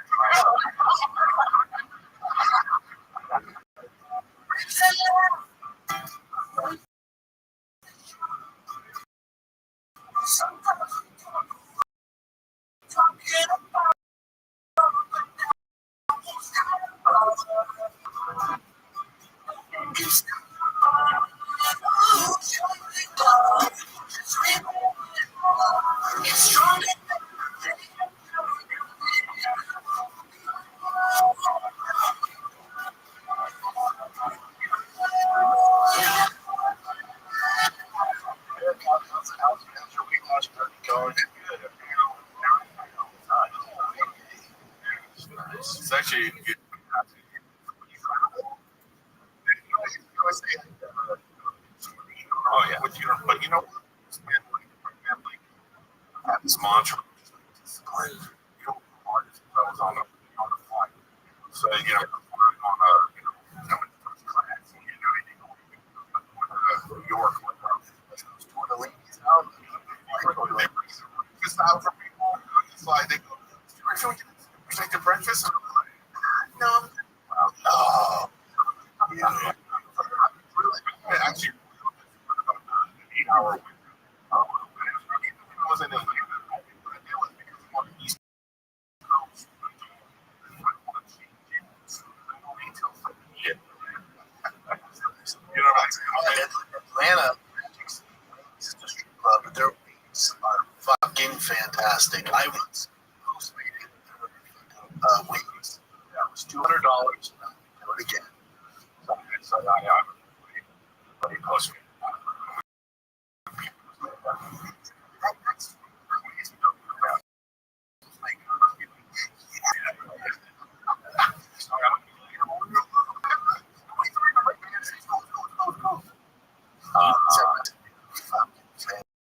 Fantastic.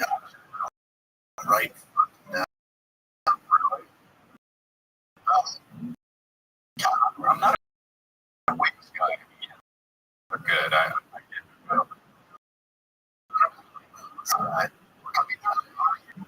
anyway, who's not a wings guy? That doesn't okay, well, would never order that other stuff. But it's not like I'm like, ew. You know what? We'll start the Shit like that. I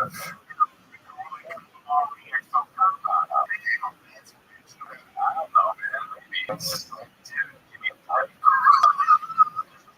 You know how this was like,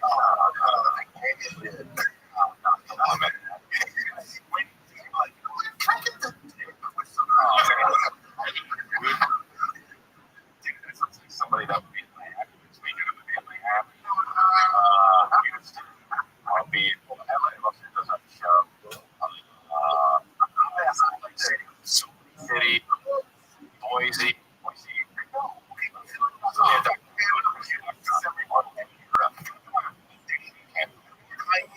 This weekend, guys,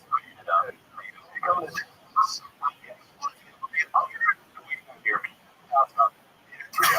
But I'm gonna be Texas. Hiatus this weekend. Friday, so I'm checking hiatus. The only hiatus is in Dallas. One in Dallas and one in Fort Worth. Project. So, I will bring it up to you guys. This is like three scenarios, and this is for everyone. When you need to say something, okay? When you say something, you guys know I sent you text messages when I was on the plane. So, you should, it's got to be next to me. Stinks. Like, Steve. It was the worst BO fucking I on my own. Like, it was that. What?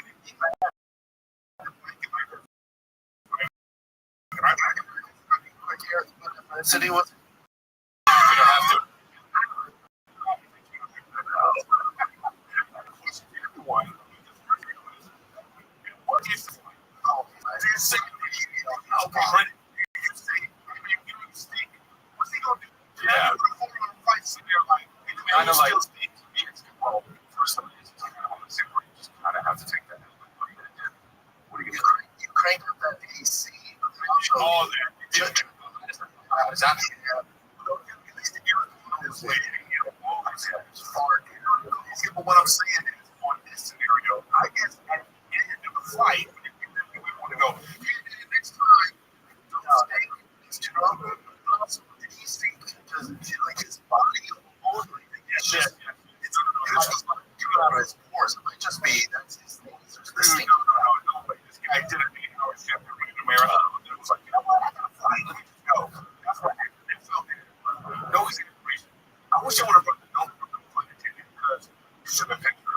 Yeah, that's right. But yeah, flight attendant, I posted about it. I said, I'm gonna just next day next week. I was paying and I raised it like a couple minutes later. And then the flight attendant saw it. She was like, She gives me a she's like, so right about this guy. Like, wow, that's how bad it was. And I didn't talk about it.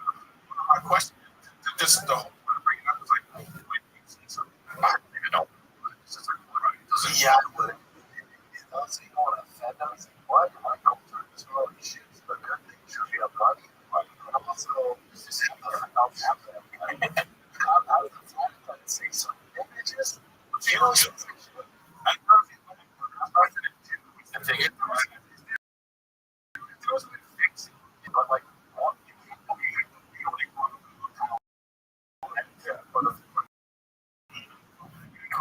be like,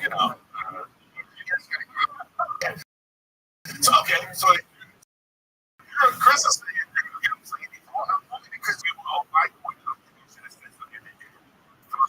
Oh, you ain't wait. So yeah, so this kind of just to get these, yeah. I would think that if somebody it's so bad, I would think that they can't control it. So this is that kind of fun order that you could have jerked in the shower before you went first class. Tell me you went first class. I think he can't help it. If he takes some of that energy to hurt his feelings, he gets upset. He's like, all right, you're a bitch. Well, that's why I say anything in the beginning of the flight. You now sit there and flight. I think it's the same thing. It's like a scenario. If we tell you the minute you forget about, okay, but that's the real public service you're doing. You can tell that it's clear even social assistance. Even the one that has to be, someone really uncomfortable. I can't help it. He can't help it. Like, and I we did 12 years last meeting. So I was like,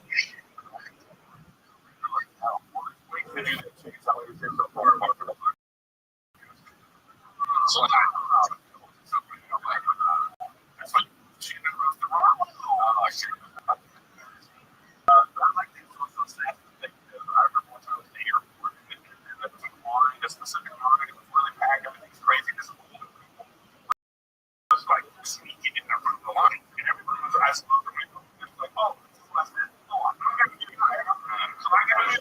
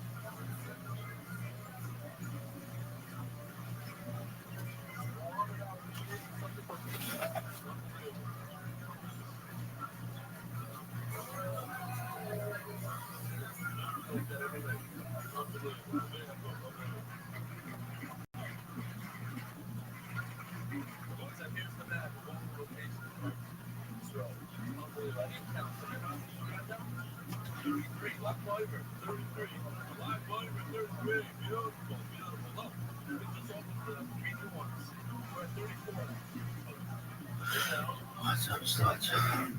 That's for sure. Everybody else is different. But this is a red flag. Match for 150 days.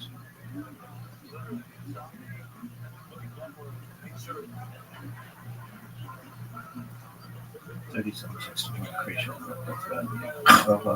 3681 137 son of Adam was born 3526 235 Enos son of Seth was born 3436 325 Kenan son of Enosh was born 3366 395 Mahalo son of Kenan was born 3304 son of Mahalo was born 3139 622 Hanan son of Eric was born 37 687 Methuselah son of Hanan was born.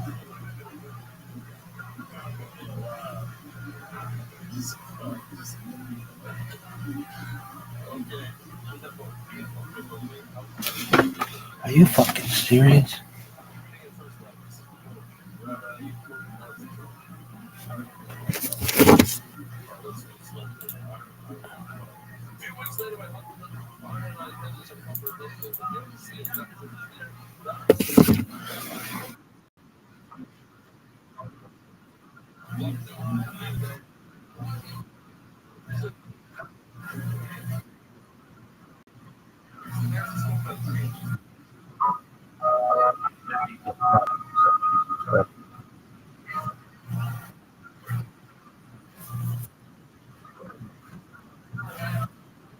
Dr. Jones.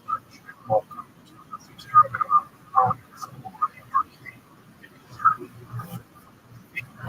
and religion. One of the most difficult aspects in starting to study mysticism is just how good ideas develop over time.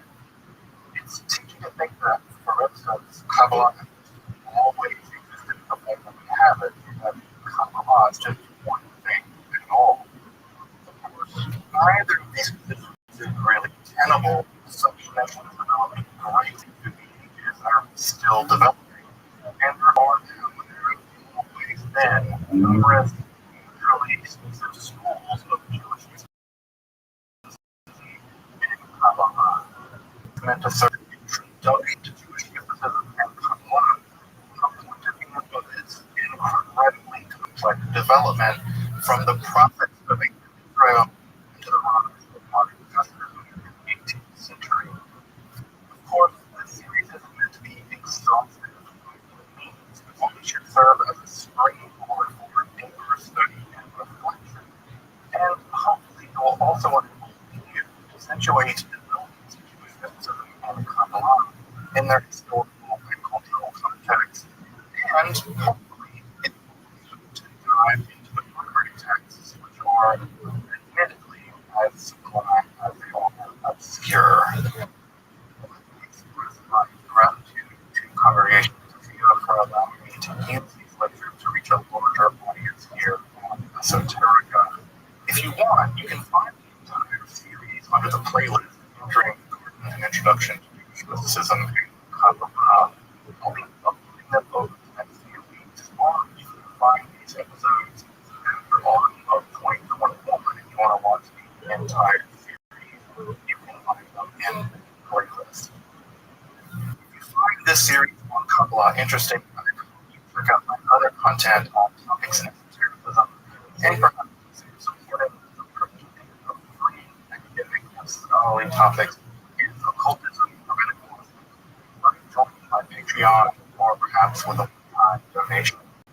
You can find those links below, and I really appreciate your consideration. Now, let's end with your Jewish mysticism and Kabbalah. Alright, folks, welcome back. Let's talk a little bit about what's happening and what we got through in part one of this.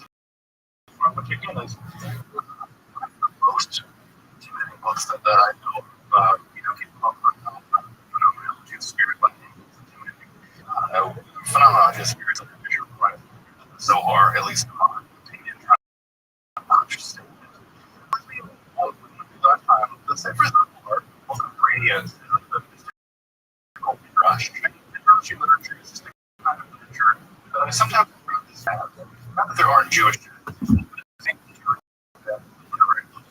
where a person take a piece of scripture and then rip on it. And then some small personal hybrids, you get something that's recognizable.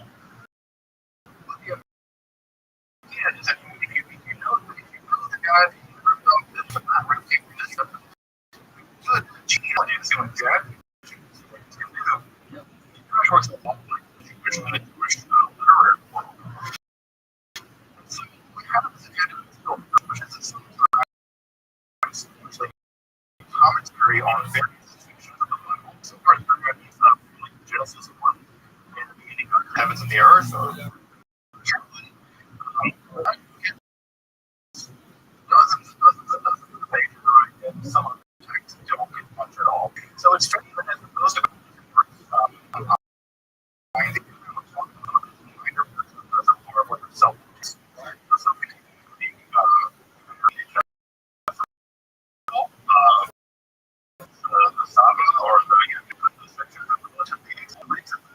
other stuff like this. It's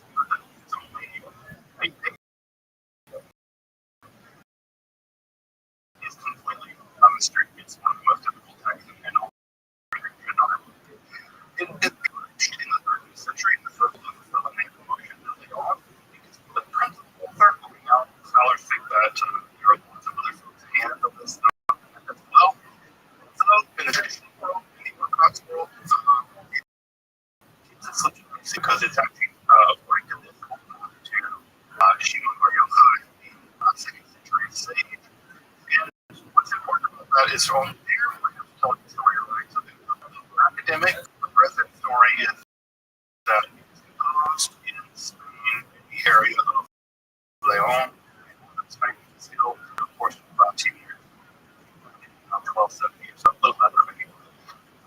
The traditional story, the Orthodox that know of Shimon Bar Yochai, and things like the Rabbi, it was consistent the entire time. It just didn't reveal the whole time. It's concepts last time are the more difficult concepts to grasp. As God and God's motions, which is to say that you can't say anything about this. The conception of God is that it's true, but you can only talk about it in the negative. Kabbalah. The thing with Kabbalah are trying to answer a lot of the same questions that were relevant in medieval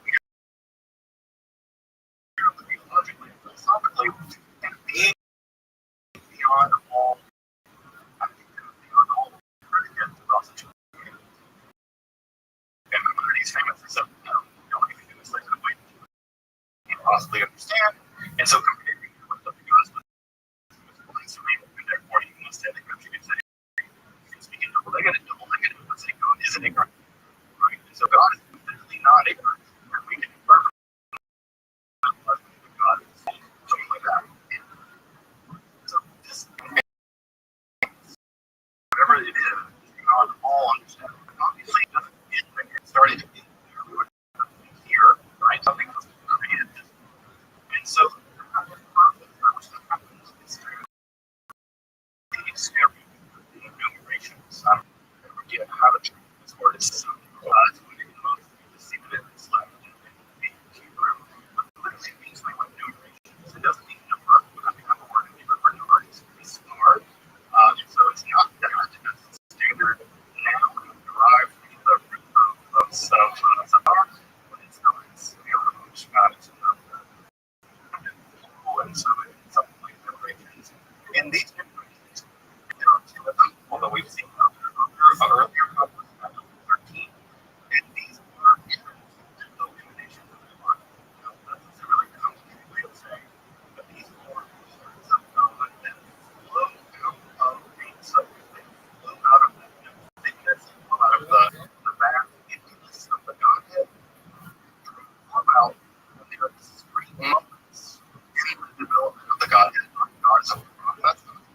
Kabbalah. So as these things develop, say, oh, that's one.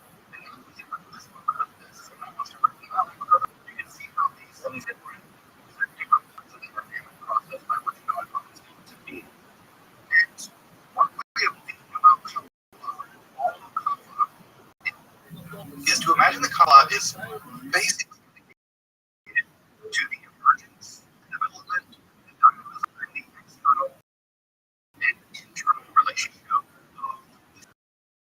and also the relationship of the Jewish to the Sphira.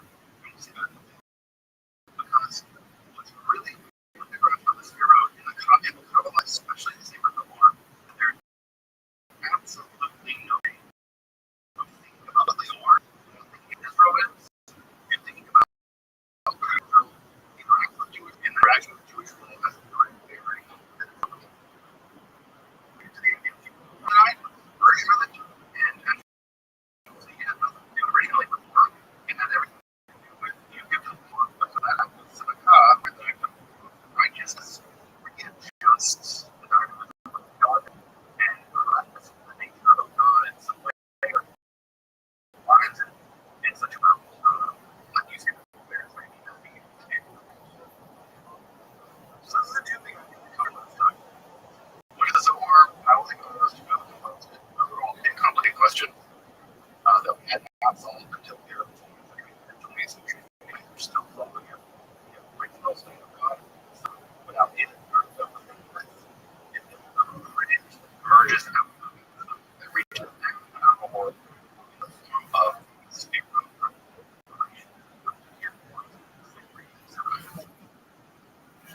From last time.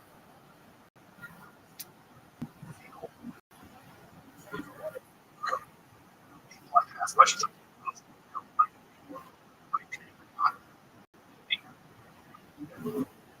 Because the super answer is not a that's one. Yeah, question. Is also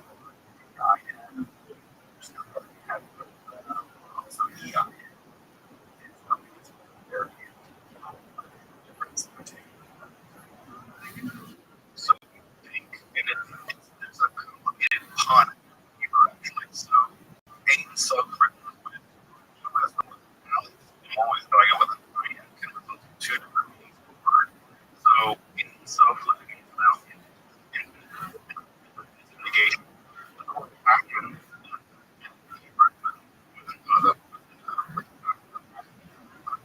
means nothing. It's a complex context. You can and we'll see about the context, but just sort of talk about how many different ways can you spell I think because there's no way of figuring out what the people do with the navigation, those letters, but there is a complex component to your right, homophonically, nothingness, but also I can sound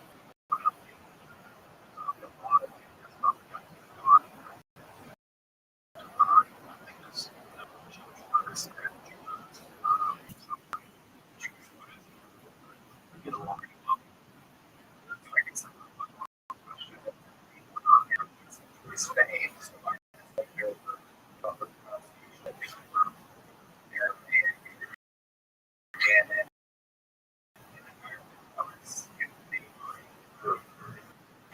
Arabic speaking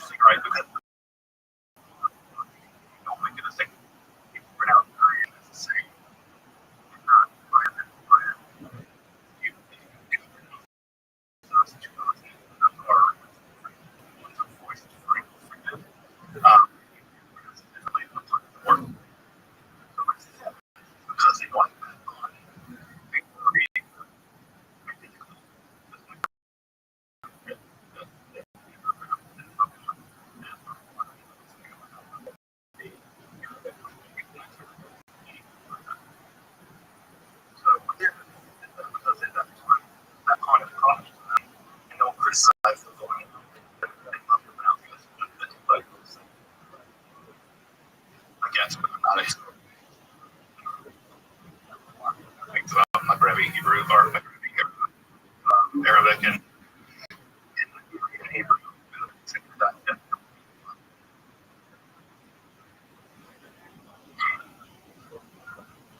Questions before we jump into the sphere of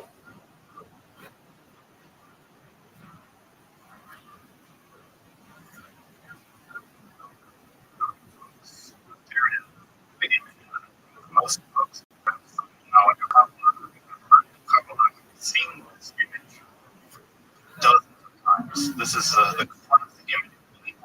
Google Kabbalah. Let's go. Put off. The reason why I put off is because I don't want you to come. Because this is the image that has locked in people's mind that all of Kabbalah is. It's about the zero and the tree of life being the time of creation. And Kabbalah is much more sophisticated. It's much bigger than this. Even this alignment that you see here right now is an ideal alignment. This alignment never happened in our lifetime unless the Messiah comes. This is very clear that this alignment is a perfectly balanced vision of what the Spirit are. It's very clear from the writer of the bar that that's not the case because the world isn't perfect. So what you see is a representation of the Spirit thing all. Not having it has ever happened ever in all of history, but has it implementing any when Hashem's coming, when this goes good, but not until. So one of the things I just want to screw up people's minds is that this is what the Spirit looked like. Like this in the Kabbalah, in the Zohar, like this. If they did it, our world was very different. Because our world in the supernal world is the Zohar period. And if our world went back, anything that's happened had to be today. Anything bad that happened to anything at all. And that means the supernal world also went back. Which means these relationships are not in relationship. So the thing that I just want to keep on this drum. The thing I want to think about this drum is that it's the particular spirit, not how they are. They're always in a dynamic relationship. God is the polyhedrous in a relationship with God Himself. And all the various people, entities within God's self are always out of whack. So what is it whack? Let's go through them. Right? The first spirit, right? You see how this is open at the top? It's open to angels. Everything emerged from itself. So above here being nothing. And yet there was everything. Angels was up here. And then the first thing to emerge was the crown of God. The first apparent thing of God. So this thing, this crown, the inner glory of God. It's the first moment of God's divine will.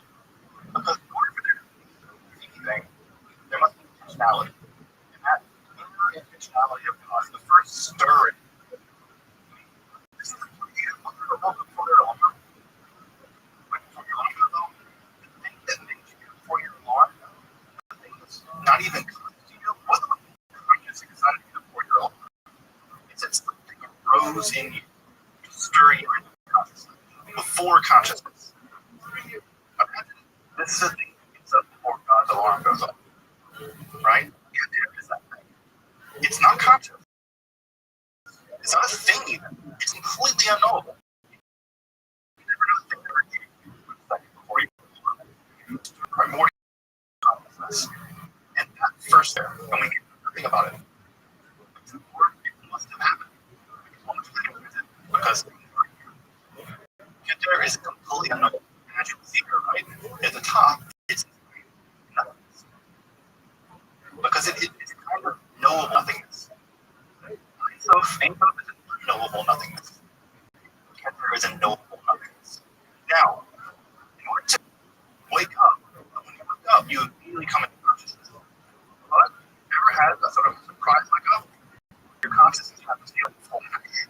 Everything's like, your Google time sheet comes up, your calendar, and your email, it's like a flash of everything you have to do for the day. That momentary flash, but isn't even consciousness, is pure undiluted consciousness completely just a flash of everything that you know all at once. You can't do it in 12 months because it's like everything that you know coming at you all at once is a computer. You have to parse things out. You have to handle it to say, oh, now I can get up, now I get the kids up, and I can do this and do this and do this. Your consciousness has to be compartmentalized and structures. Analytical function, that is the implication of God's consciousness. It's God's intelligence. That's something old. Understanding of the two God's wisdom. So, and then the inner flash. And you can see these happen immediately. They're not brief moments. They're not like all they're like logical inductions to each other. Okay. I'll go back to God. God's aware. A sphere. Immediately flowing from Binah, we have Chesed is the immediate moment where if you're doing things right, you don't have everything to do in the day. The first thing you should do is take care of yourself. You know you're going to sleep. What's the first thing you should do? Make some breakfast. Get some coffee. Take care of yourself. This is a part of you that's loving kindness. You're like, what do you say? Loving kindness. You can't do it all day. How do you do that? You do it. Work. This guy's not out. You have to move out of the world. And judgment is a part of you. This is what you're doing. This is the moment of contact. I don't like this guy. Everybody does. It's judgment. Judgment is like Chesed. That's evil. If you're just sheer judgment, that's terrifying. Because pure judgment, unjust by any loving kindness, violent, vengeful rage. In fact, that's not what we see tonight. This is where evil comes. Imagine a whole flowing from the kind of Chesed, right? And then it just flows because it goes over. And as the flows out a little bit, pure, unchecked judgment flows out. That pure, unchecked judgment that flows out of the that's evil. We'll get to evil. When all of these things are upper spirit are in balance, that forms the beautiful thing imaginable. Balance between justice and mercy, between and pure insight, between the divine and nothingness. That is the spirit. It's the perfect balance of everything that can be made. Because you have judged and loved and think and wise. And the spirit is the pain of creation. Everything becomes balance. It's not controlled. It's not controlled. This isn't resist. You get perfectly balanced. It's not about you. So if everyone up to you make sure like you reach your intellectual goals or you reach whatever goals you have, it's just stay there. Stay there. You have to grow. It's not. It's the part of you to continue to grow. It's the part of you that pushes you a little further than you think you can go. And then the part that's going inward. Right? You think you can only grow in your one condition. Well, that's unbalanced. When you forget good, you turn to the in many ways, that is the principle of God's goodness. It's the principle of God's intelligence. Those two together, it's something like absolute divine concentration of comes together. And so, and this is God processing. God is processing out with an outward moment. Balance is important, right? Because that's how we God is. God express God's I'm a very introverted person. A lot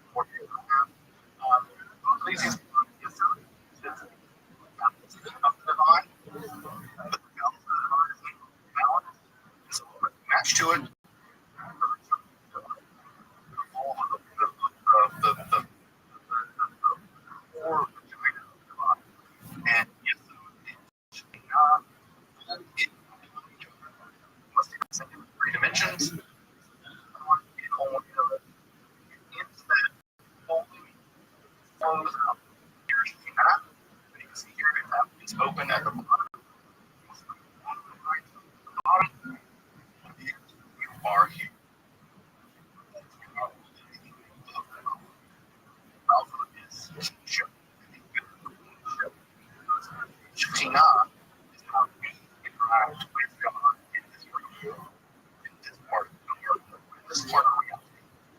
We really approach God as an form of God. So here is the area of perception, expansion of God's power. This is the lead of child, God fanned. Part of God that receives all of the God's Spirit. Not only but God, we have to we are in the room of God that we receive the law. We're going to deep protecting. Went to God.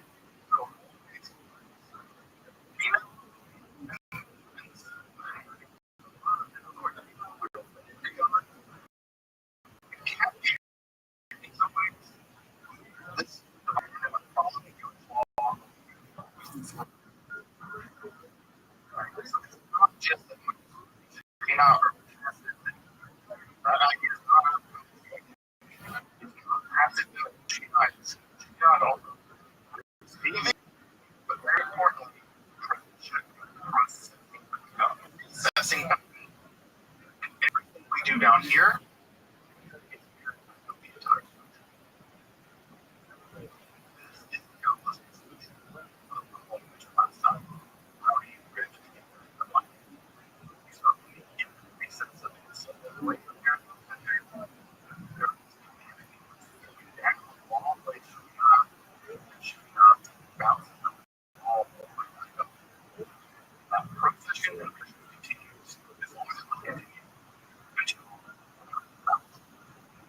That is the goal of God. It's not your denial of your ego.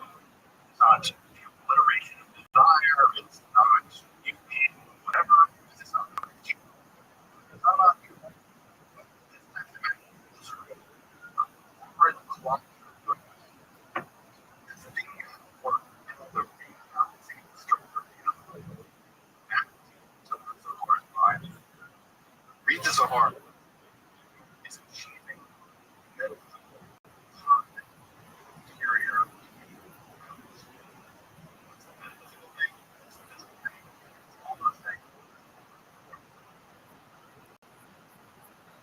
So, this is the image you see. This is the image you see of the Sphero. That is the 2-minute, 3-minute explanation of what's going on here. Now, again, what I want to try all of this is that it's never balanced. It's never balanced. Because if it were balanced, right, there was suffering and violence. Violence. There must be all kinds of violence. It didn't want to be that balance. Because again, this is part of an imaginary world. It's imagine Jewish law, which is the perfect law according to the Zohar. More perfect than the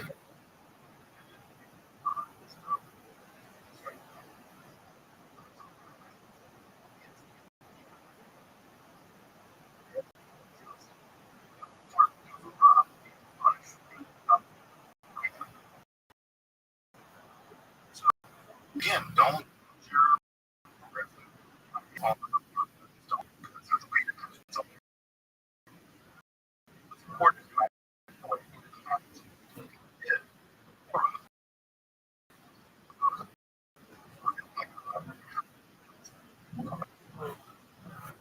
about the shape. Sort of technique, small, I'm sure the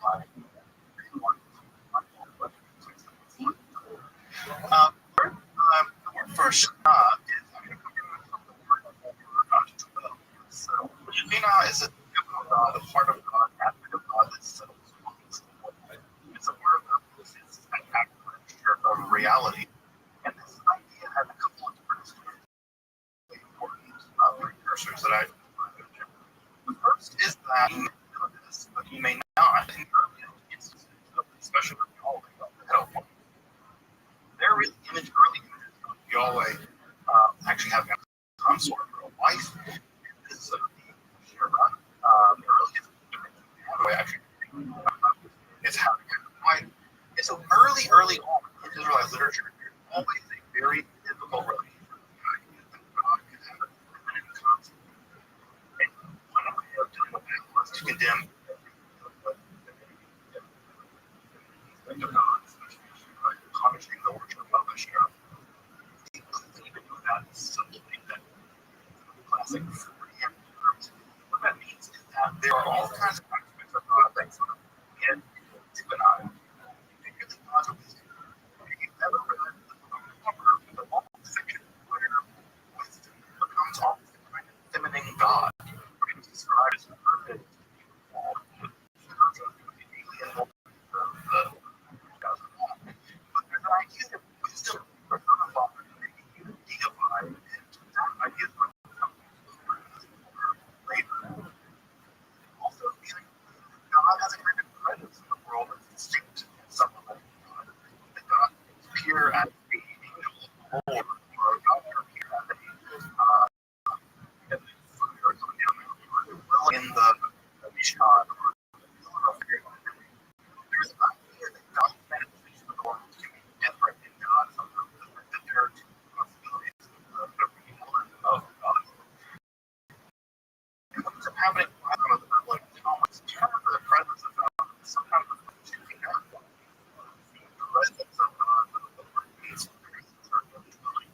And while the noun here is in the gender in Hebrew, it's never the case of the time that they think of God as a feminine gender. Because they think of it as a grammatically feminine noun. That is the woman. So as you might imagine, what does a woman do? Or unless the collective of physical, not in the way of many things in very elegant way. About two, but how is it very literally? And if the job and if is gender, it must be stop. It's not just a mathematical reality, it's a logical reality. We'll see in the Talmud, it is the case that often is right away. So, for instance, one of the things that you may know is that the rabbis were always very about one of the most Kohelet or Ecclesiastes, another one of those books that Esther never mentions God. And another one of those books we talk about was the song of Israel. There's another sentence, and that seems weird. The prophet said, it's not about here, it's about the relationship between God and Israel. But if God is the master worker in that relationship, what does it leave Israel? Well, it leaves Israel. Well, well, no, it's not Israel being feminine. It's another part of God. And so we have, like, all the time that we are officer, like, the Shekhinah, what we see in the Bible from being from animal construct with living in the world to being an ontological metaphysical construct with God being feminine. So a lot of complicated things going on. And also, one more thing out here in the middle of this too, is that the whole methodology is primarily John and some other things as well. My library that were Gnostic people, the Gnostics are a group of Jews and Christians that pagans that knowledge as opposed to faith liberated you, but it certain things people wanted to escape from.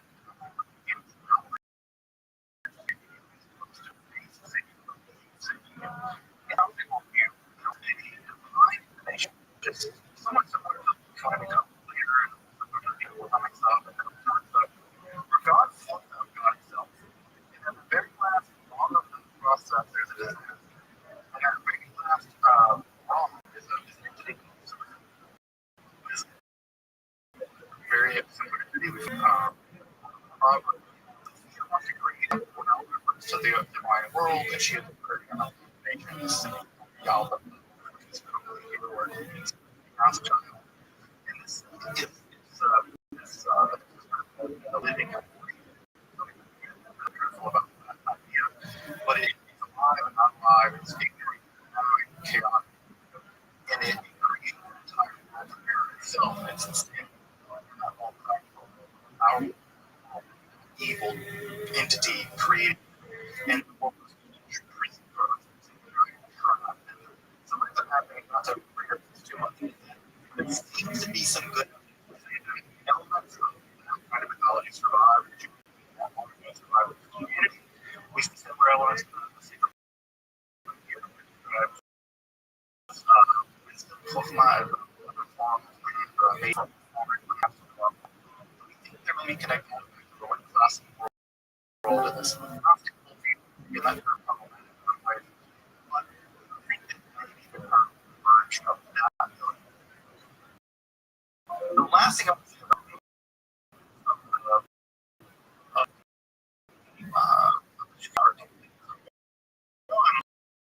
is we're living in Spain. If you know anything about culture,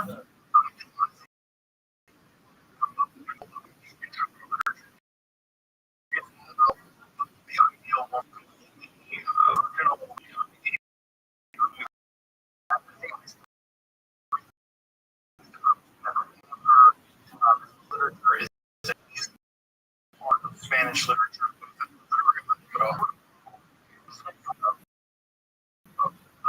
infinite longing for the art. It's that I think also at the same time what's going on in the Jewish world. The very world is the same. They have the now that means already and so it's some reason to not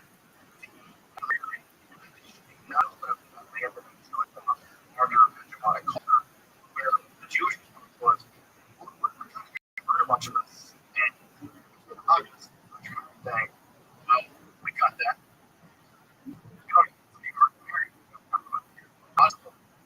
God doesn't so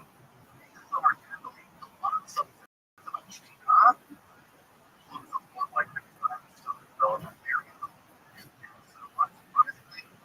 pretty cool here. It's very sort of hybrid equipment. There's hybridizing. They very hybridizing from each other. Connection with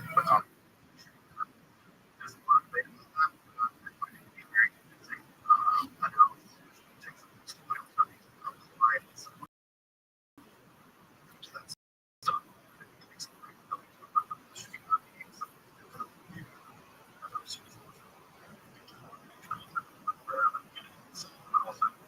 very cool.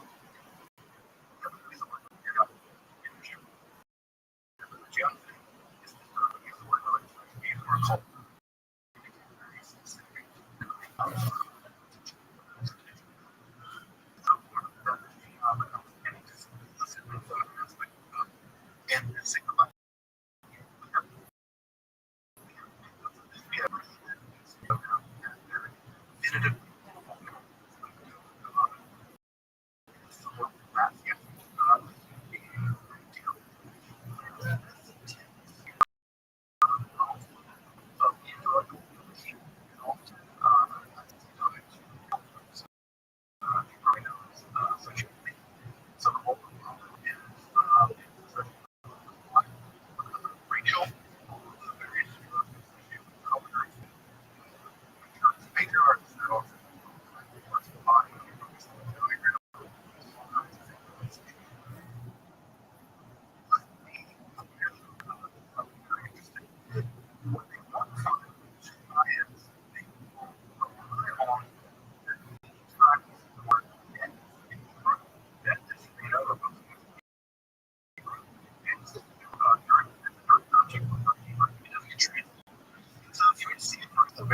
Genesis, the very first verse of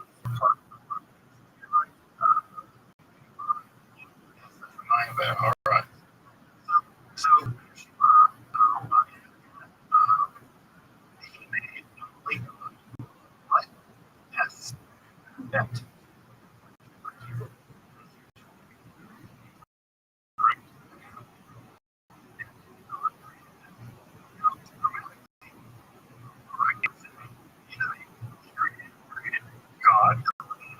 God's net during the murder of God created the high, good and earth. God created the heavens and further the murder of the earth. So the heavens God created the no, the Parliament never is no birds around. So the net here on the top and on top cannot just be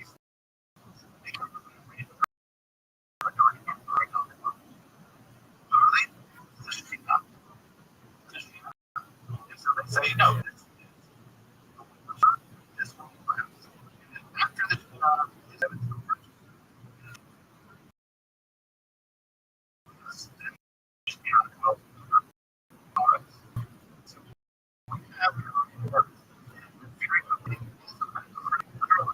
Bible, where a direct object or that is not just direct object, it's the creation of the emanation of God into the heaven. And then further, the Shia here.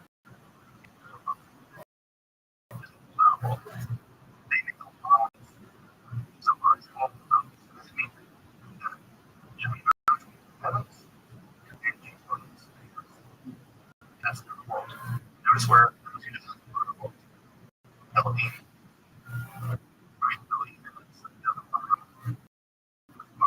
creation with no subject.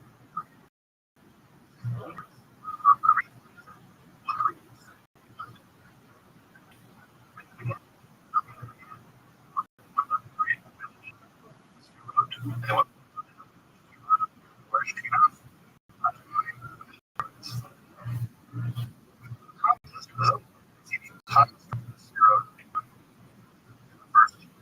6 words of the that are unusual.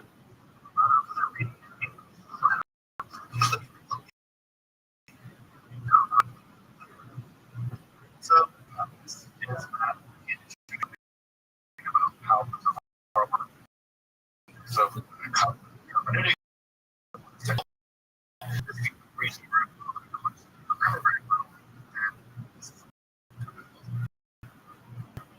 what's going to happen in all of this is you have the or unification of the same theory. And what's going to happen according to the our world is that is to exile. Idea of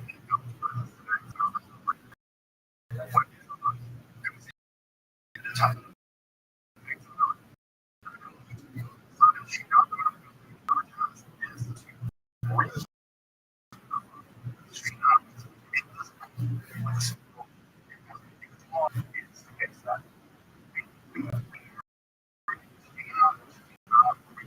Yep.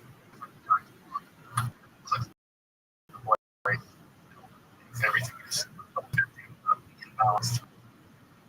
What's happened because of our differences. And as we later on, next time, we look into this up, we'll learn a couple of why the imbalance happened. The big drama. So what ends up happening here is we are plunged into matter. We have to return with now, what's different about the rest of this comic book and maybe nothing that is matter, it's like a keyboard. It's like a keyboard. A keyboard is your redeem. And so the idea that not that you understand it, but you can truly affect it. It's not battery all the need of redemption out of the redemption. It happens in this spiritual process of with in the Garden of Eden.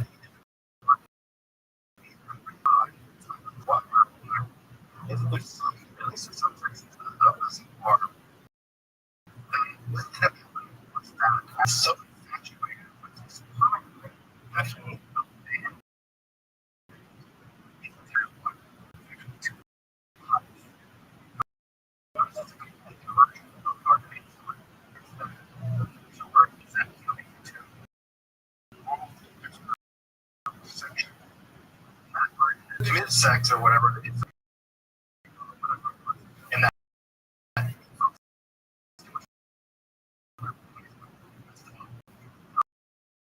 this fixated on and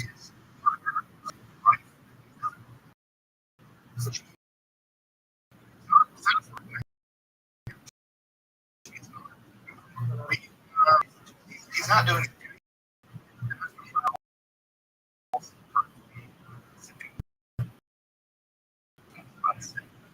it's a traditional version. It's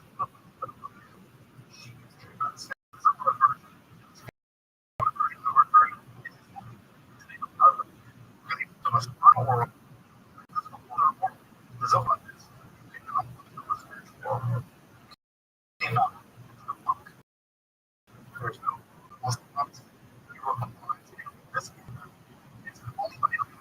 But you actually feel spiritual.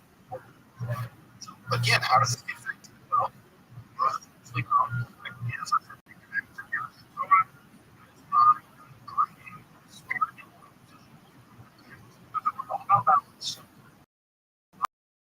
spiritual and physical. From the world of the supernal, and the idea is fine to another. And this becomes part of the relationship away from the spirit. Very at home with sexual life. Have to have sex. You're obliged to have to be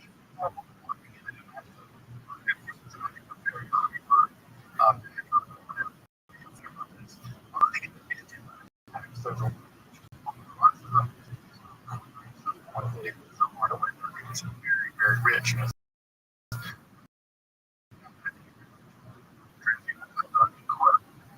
That have shown text is heteronormative.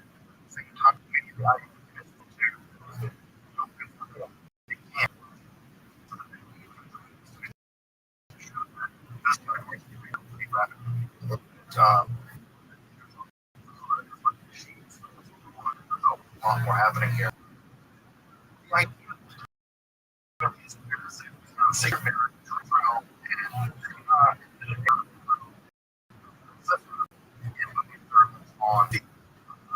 on the Jewish law, act of the observance is kind of as you do having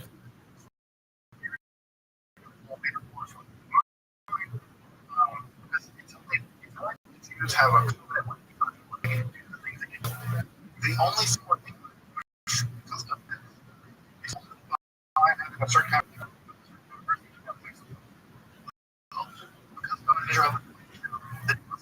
that all of these 630 are fundamentally thought. That's what she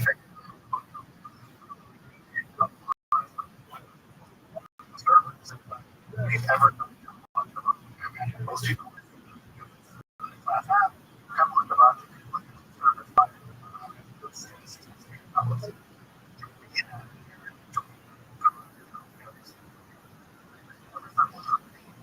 that's the reason why you say it. Married. Shabbat.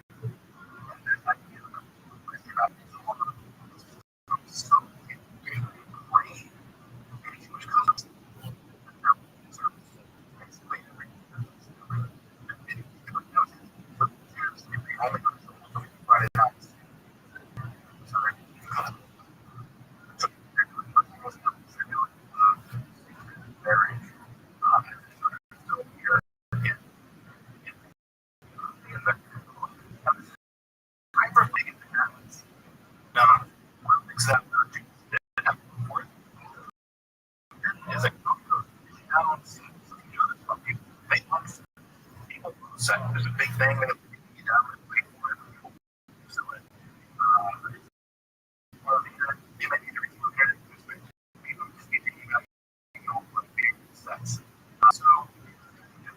probably would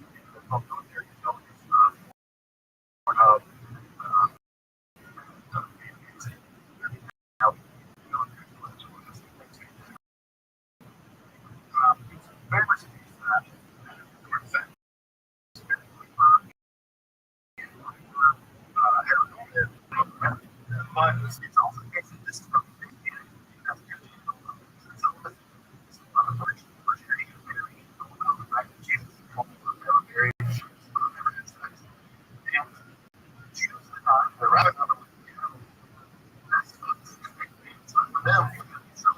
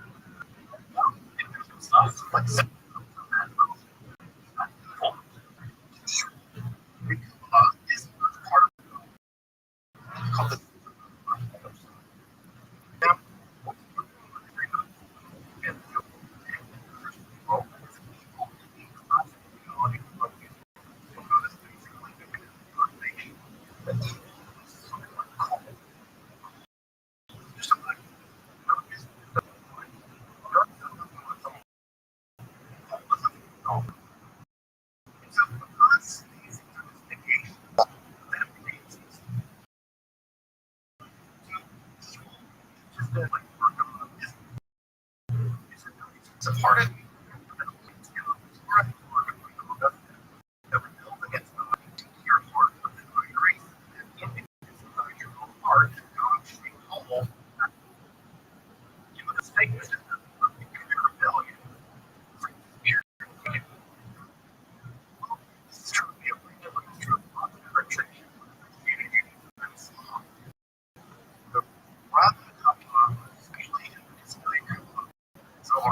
no. It's not hard to imagine being very convinced of reality. People, they face the wrong thing. They didn't bring annihilation. They didn't share. Very period. Okay, stop. Even when they're like, it's a great way. That was they were done with those evil. So we're going to have this. Yeah, we're going to have this. Evil freedom.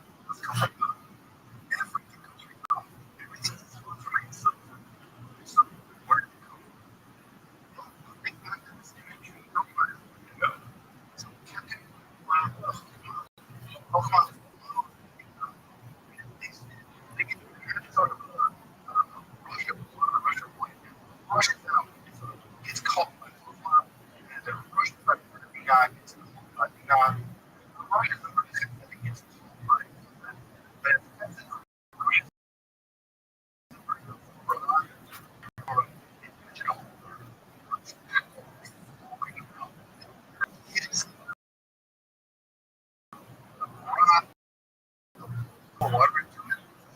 down the side. Or it's like in the main image of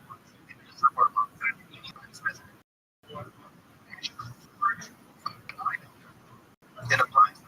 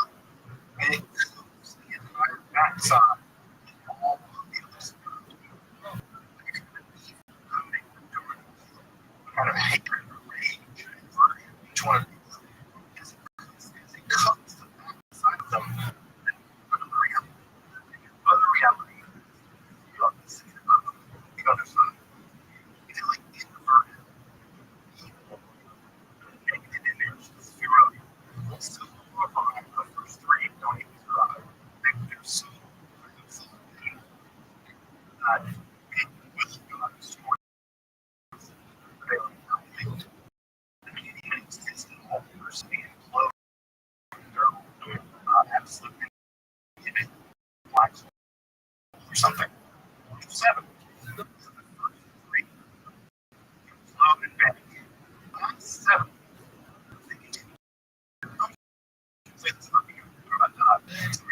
See another sphere up here, here. It means knowledge. The reason why I'm sphere because it's not, they don't care. It means something else to make that up. It gets really complicated when you get into a class. But it makes knowledge.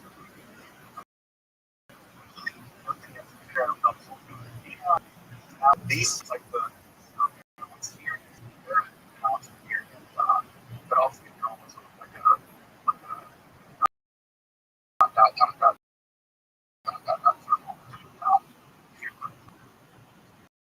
anyway, that cost is fourth so hard. It's a necessary element of reality. And you can't get rid of it by anything other than you can't get rid of it except for by refining. You have to subject it to purification. Purify it, or purify it.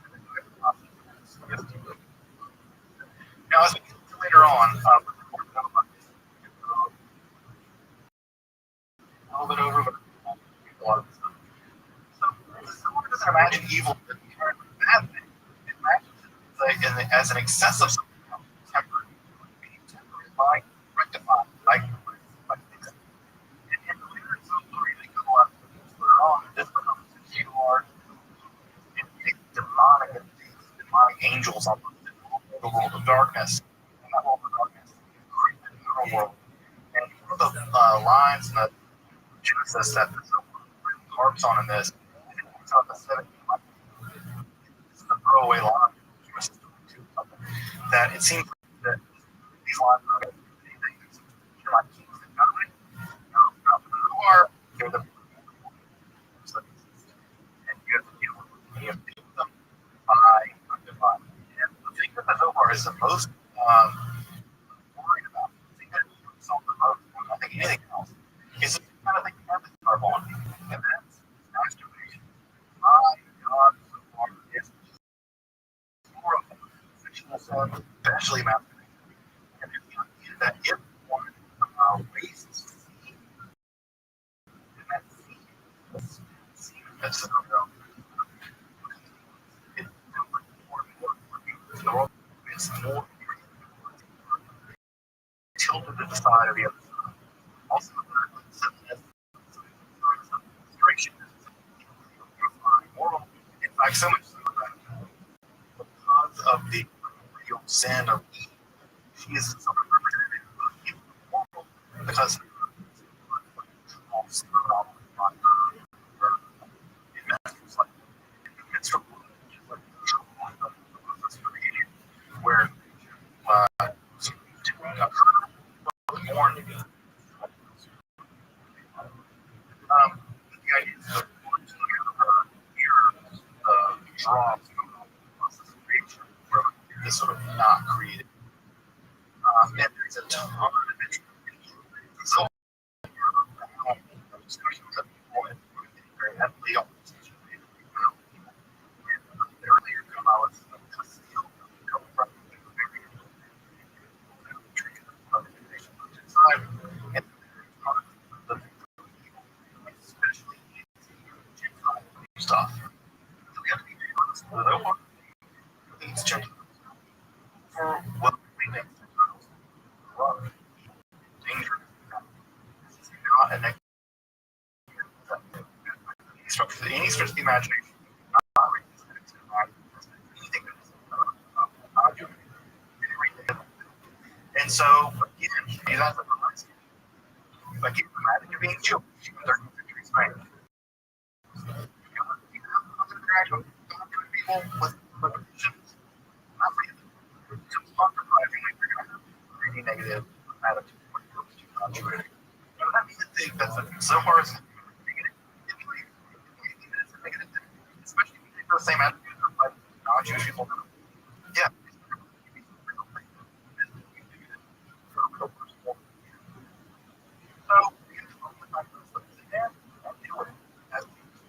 study the Zohar, understand against people there, and whether it's fit to you.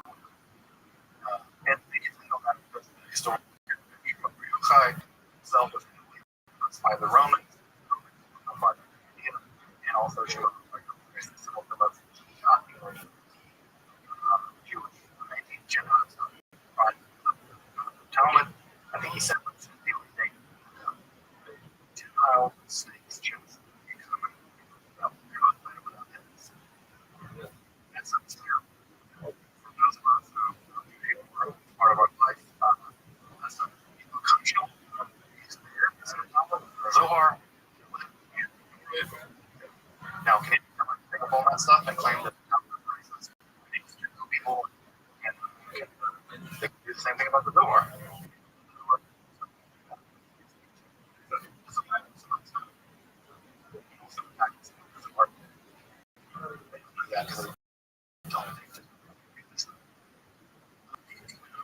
The Zohar is very complex. Numerous stories. Zohar. The exact same kind of story for Christianity at the time. This is the rapid rise. And so, again, Jewish and Christian for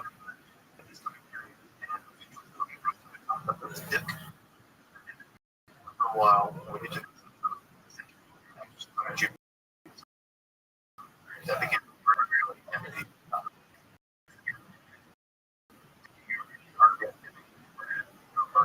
Really, at least what's really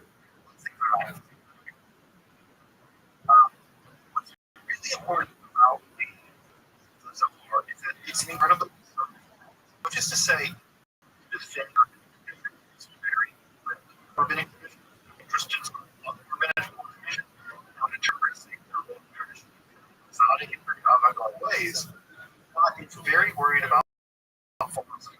Because most of those dangerous people, we know about us, we're dangerous people, not going to kill us.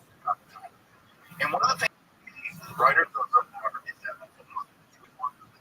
Maimonides argued that basically just a metaphor. God is really to be reasonable, rational, person, and understand the possible more probably using some stupid idolatry. Something better, you're not really trying to follow. The danger of that book is that Jesus basically crushing the work at this time in 1300.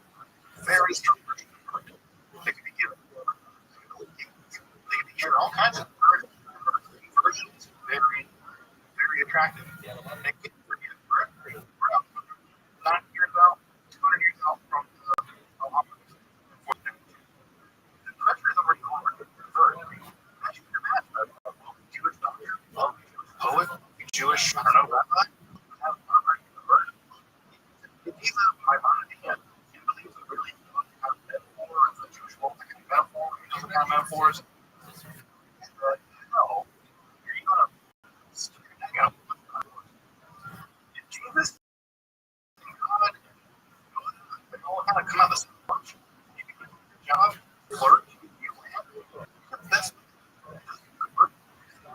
they converted not because they needed the religion, but because they were educated enough, perhaps too much, that they could think, look, I can still worship my God inwardly, I can still believe in all things I believe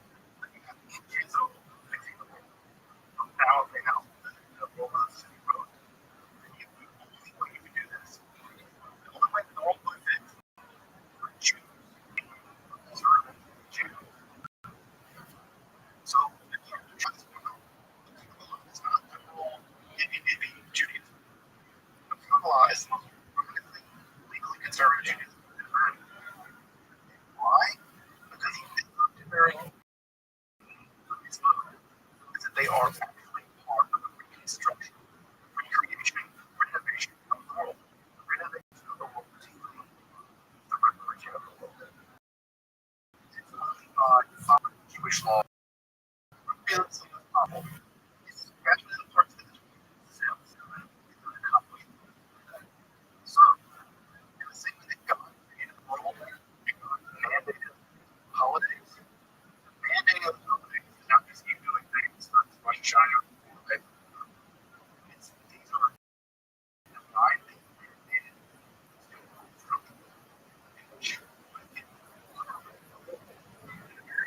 We had a very specific time, but you can agree with me.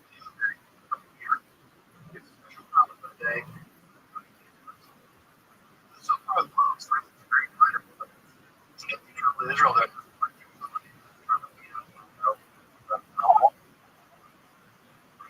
weed out the.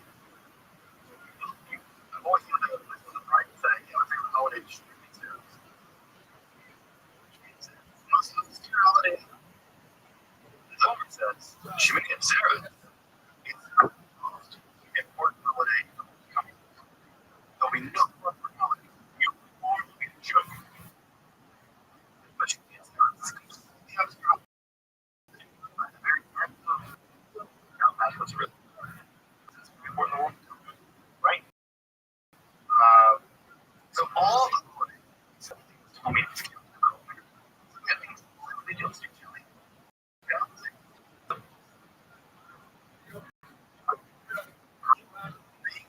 do anymore? Oh yeah. Oh yeah. Yes, you're not just counting on them. Like, so becomes heavily imbued.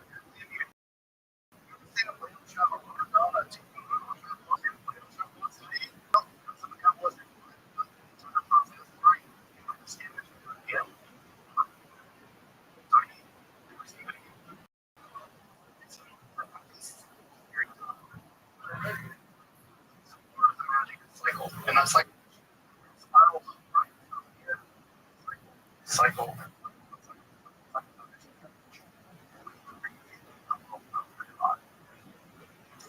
Erected.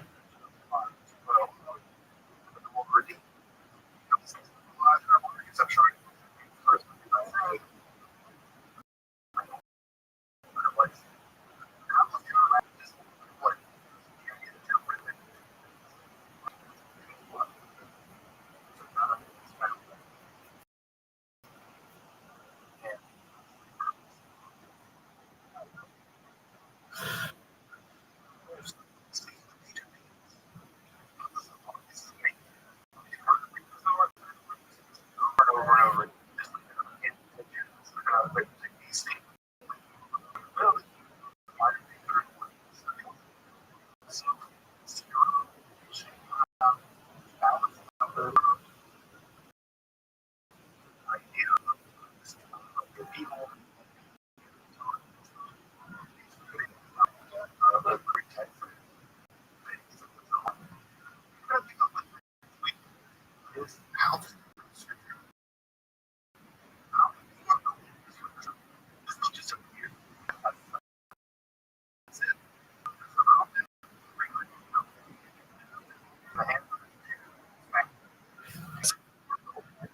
All this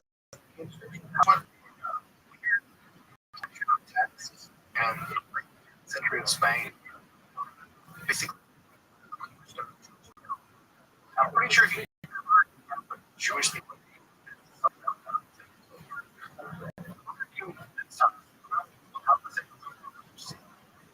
we're discussing green about the big things we do is going to systemization of the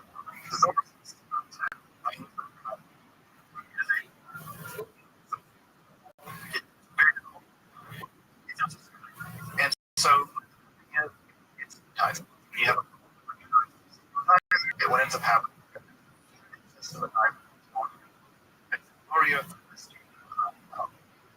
Talk about that process. That process.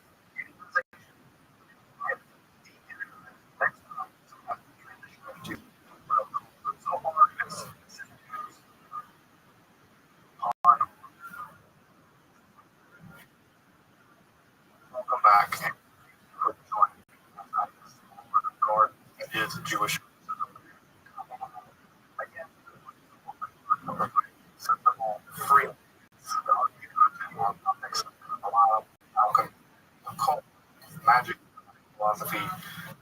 supporting my work on Patreon or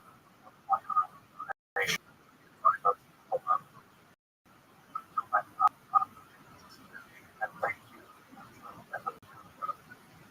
for our philosophy.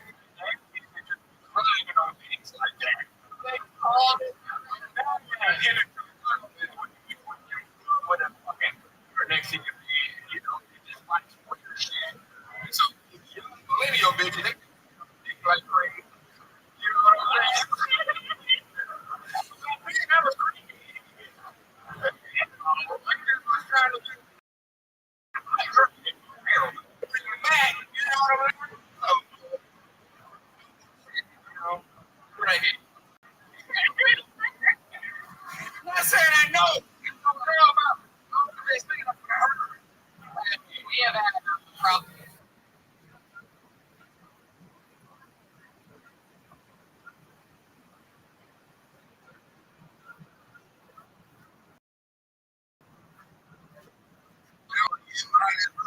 Probably got it down on this.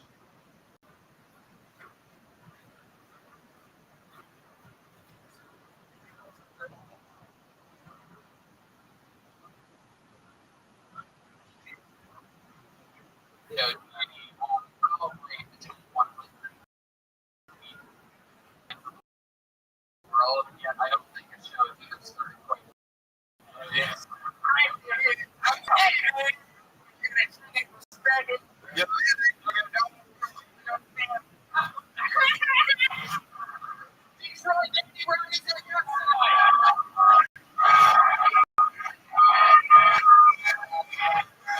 Every single episode of this show, as well as everything else, we also have a band. Every episode, maybe come every sometimes they bring back some characters. Last time in Grand Rapids, we had to return. We haven't seen for a long time. Hamburg or first it's really unbelievable how well these guys into the characters and make moves to the characters. No idea what they're going to be. They always go to a different room and start changing.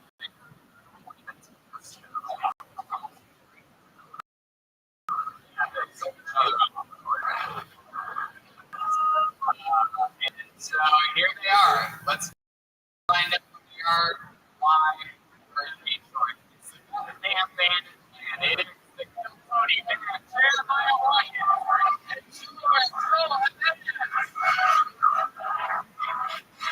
What will they do tonight? It's about.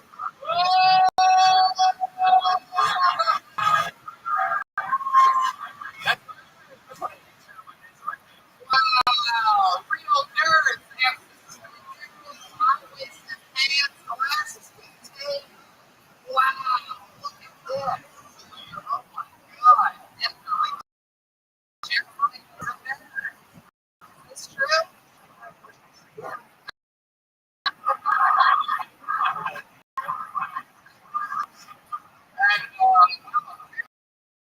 And back here,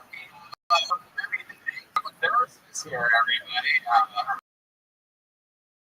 That's right. Yeah, that's right.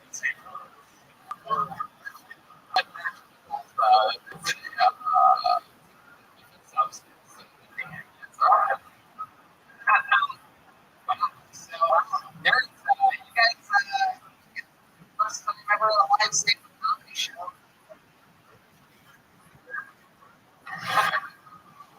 Wow, we've never had a request, never had a time. Oh, it's been a long time.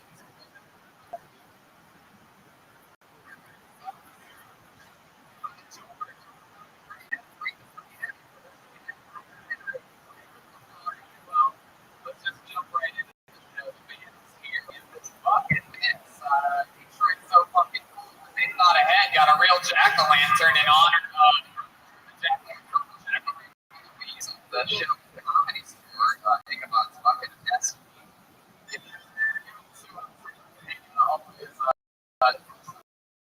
Character about Vegas. We have this jack-o'-lantern there. Shit kind of days in here. I think it's 60 seconds stage time. Maybe it's the first time ever trying to stand up comedy. Maybe it's a local challenge trying to make you know.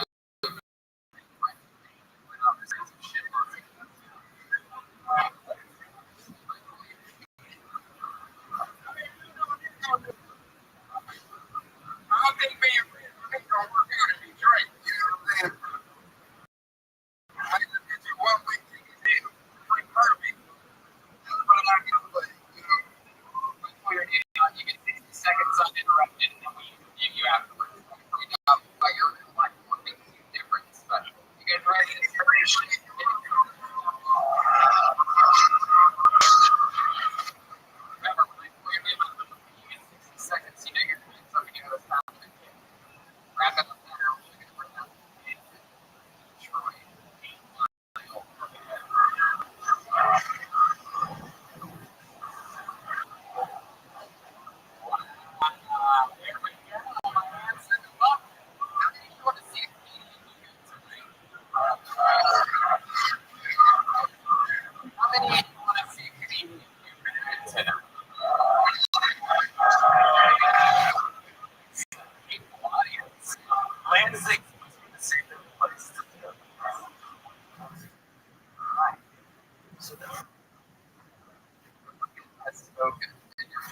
person.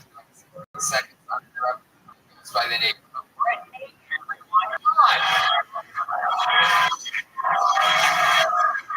Here he is.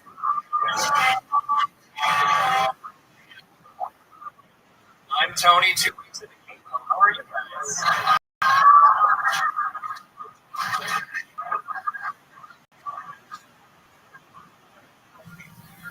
You too? Fuck you guys. All right. It's almost winter. I'm excited about it. I'm a skating guy. Drive in the cold weather. It's hard to eat, which I've heard is the least sympathetic problem one can have. Can you, like you just said, not too much sex? Like, it's hard to be relatable to human beings when you say skinny or getting too big. The reason I'm so skinny is because I exercise too. It's not me bragging. I'm anxious base. My anxiety gets really bad. I start looking around and I can't stop. That's why I think it's just pacers. We should have our own Fitbits. Right? We reach 1,000 steps and just ask you if you're okay.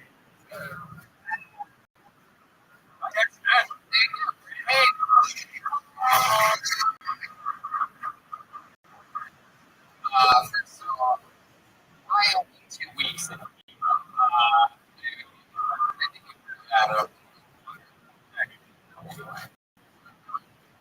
sad part is that your face is like pretty full and so it hurts me because I feel like I look like Tony 2 weeks on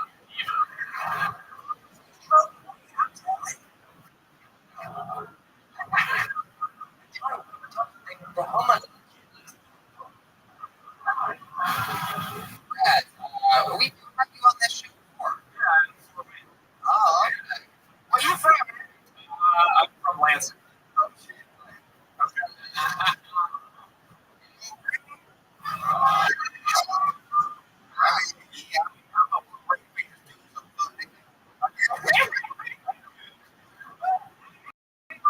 That was like you know, I told you.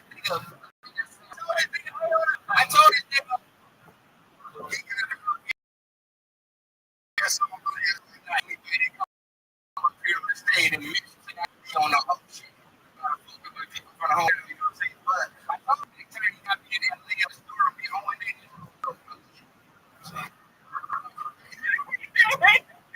For you people in the audience, he just said he's going to do nice to people tonight because he's here in his hometown. When he goes to LA, he's going to be mean. Oh, that's true. I'm turning it up. You know what I'm saying? They set me up for this shit. I can't tell a nigga standing around with a motherfucking groceries tomorrow. We get a nigga, man. We got to take it to their chair.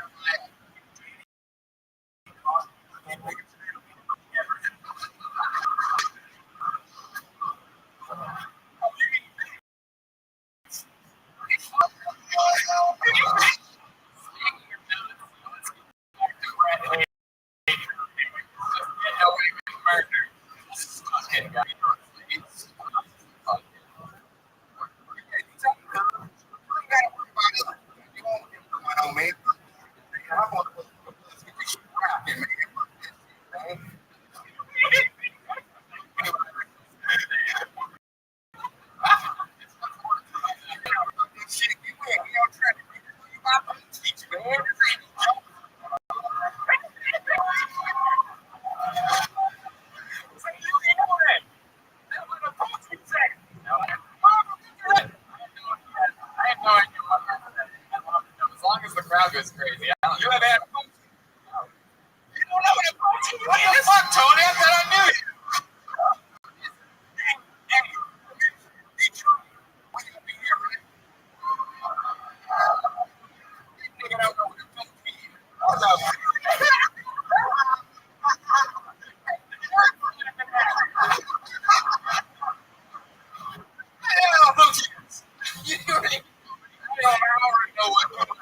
Like that,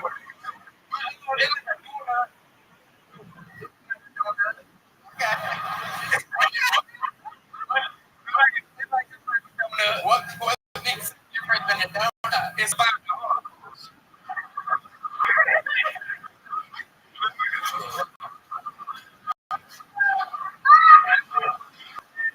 So we have a street right here. Like, hey, you hear me? Ain't that motherfucker a one time man? Yeah. You know, you got a couple Jews out here, man, shit, oh, down here, Brandon. Hitler said, he ain't coming.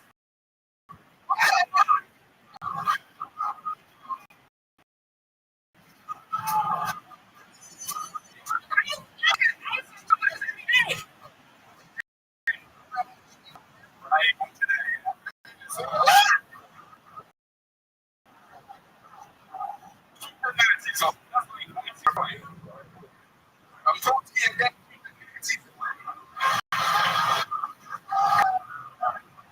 All right. About 5 years. About 5 years. Right now, I'm just going to say, I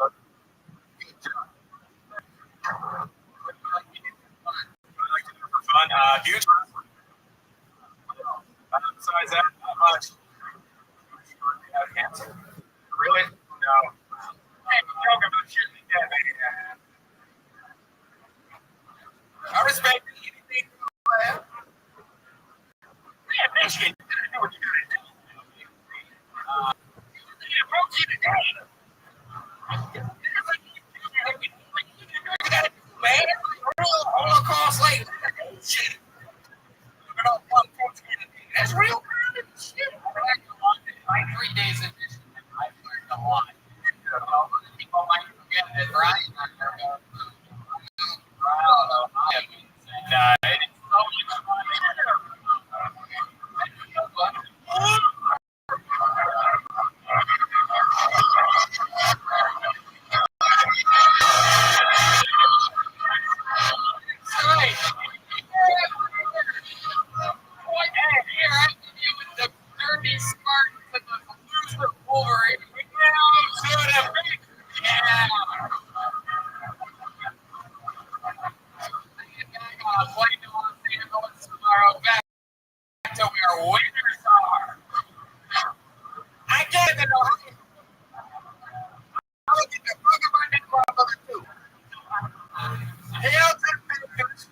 Oh, come on. I haven't heard that song in like 9 years.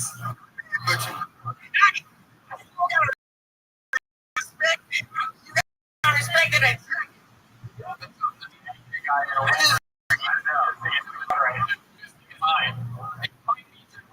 By the way. I just know it's all around the world. You know,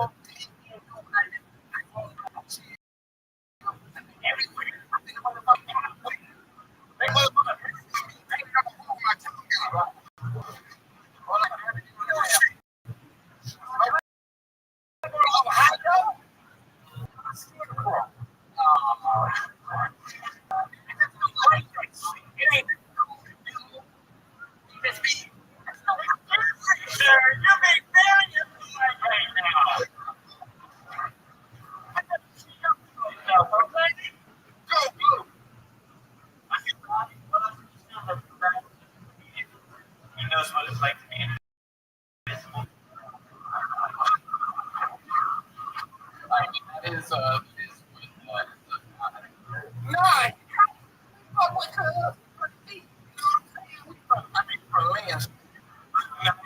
From Detroit.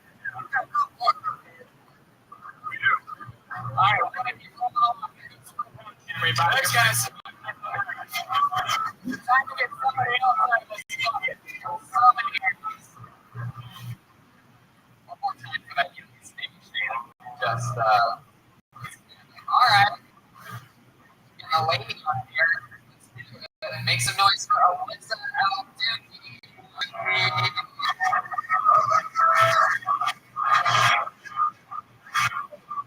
Alyssa Al-Duki. Oh, she's coming? Oh, Alyssa.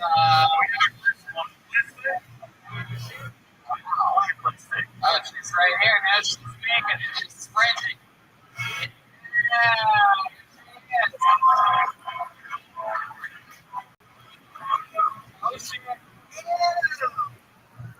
you guys doing? What's up? Oh, shit. Hey, what's up? I thought it was going to be great recently. It's my favorite drinking game. It's called Outdoing.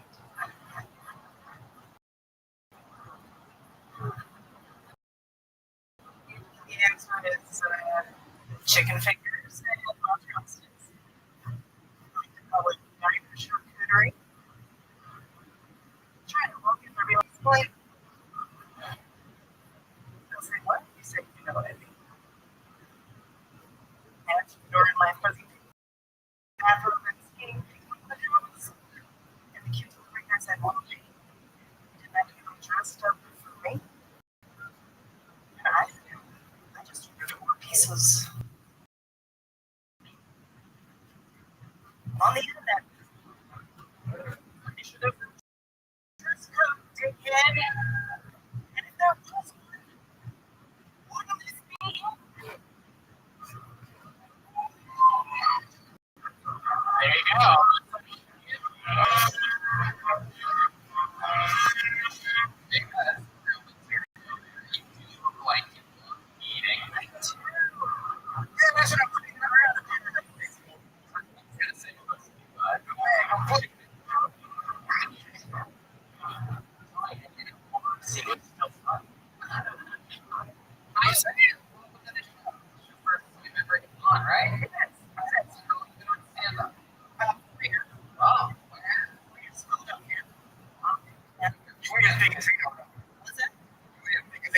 Yeah.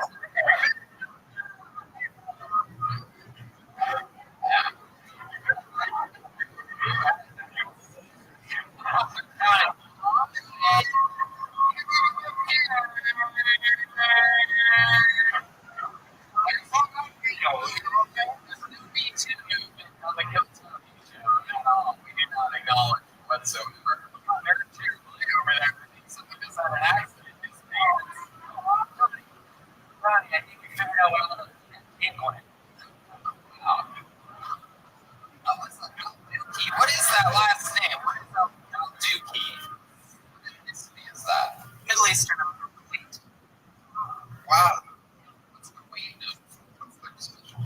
Sure.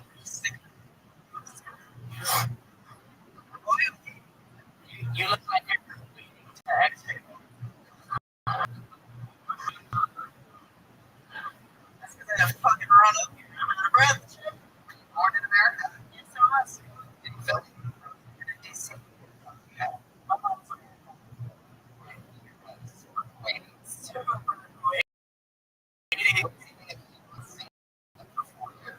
You like what? You are a funny, just don't understand it. Dookie. It really is. It is. Really. Right? Yes. You like I don't shit on stage. That's exactly.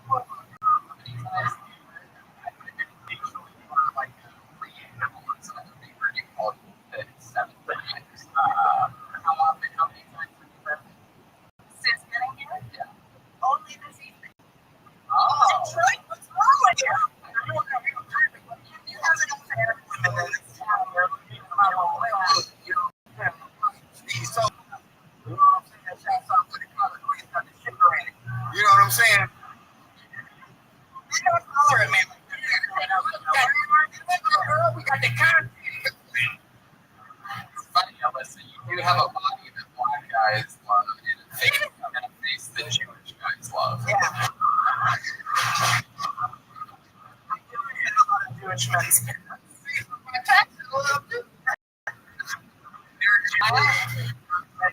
I would call them. All right, she'll make.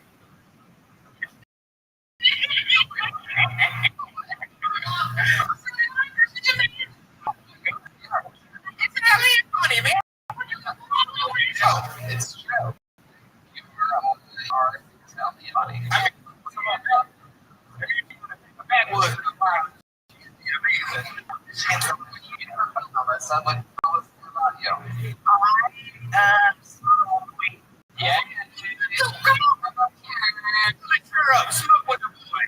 You know, let's talk about the motherfucking astrology. I'm a Reiki level 2. What's your sign? Is that me? From Pokemon shit. I don't know about all that shit. I'm born early. I'm born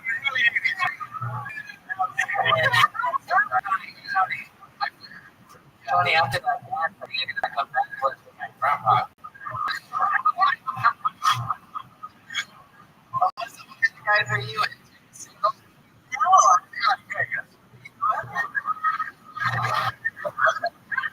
I've got a rotating list of men. Yeah. Yeah. I can just guess like niggas. You can tell. Is it true? You like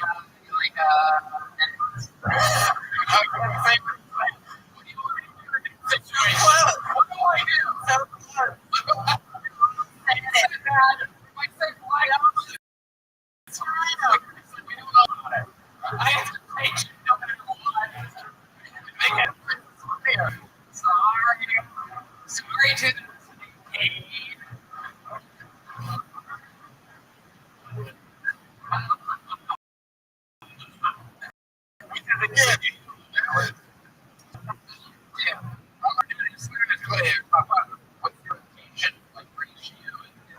so they guys.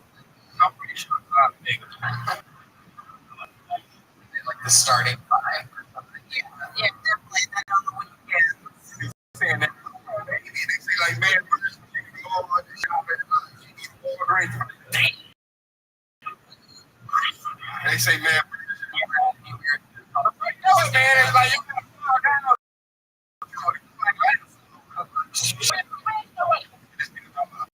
Anything more than 3D tackles. Oh, Stand you. yeah. Oh, goddamn. I actually found out that I was getting away from a cab company. I used to be a blockbuster. But now they don't. Yes, I feel like they do up the church. Can I do a cab on? Yeah, try it. Hey, girl, I want you to find on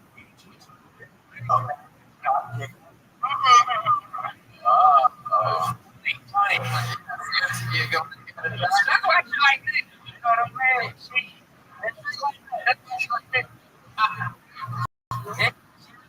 Rachel Maddow worked for World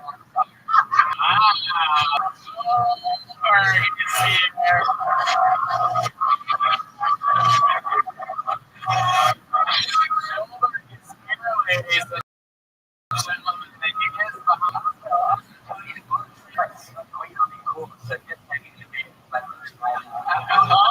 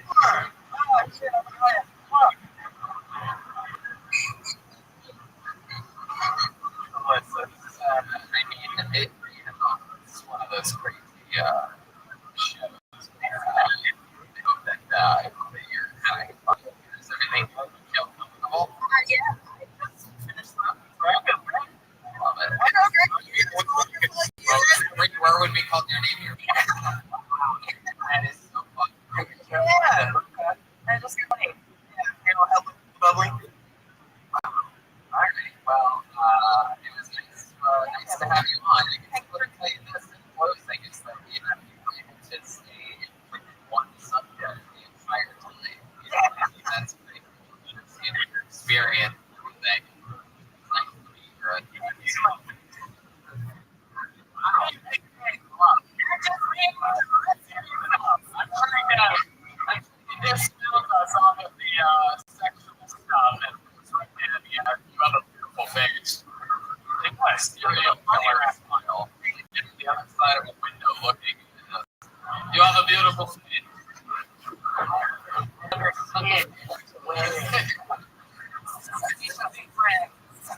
Follow her on Twitter. It's the Dukeness. It's a list of all Duke.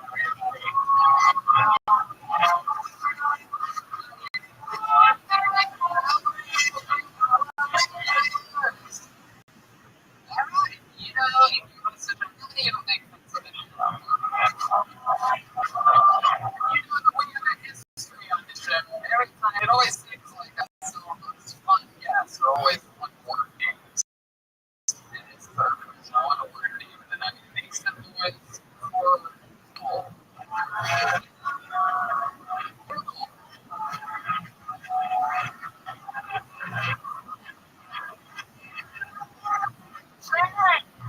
Hey, what the? My name's Chris. Honestly, I thought this would be a black card. I'm from Canada. There.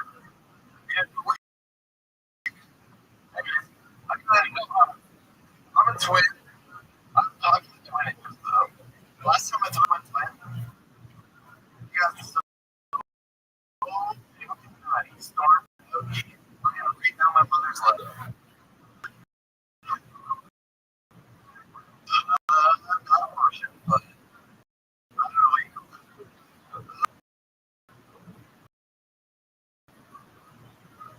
Also, recently paid for my phone bill, which is really the only problem with it is that the only thing that was born with was my cell phone.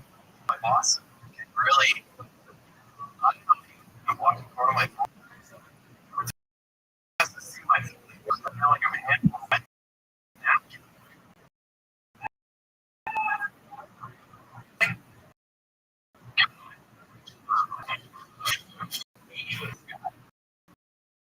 You look like you're you look like a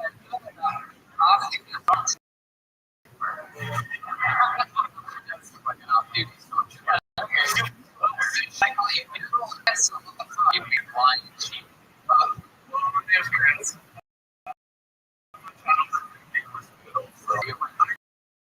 Well, I know.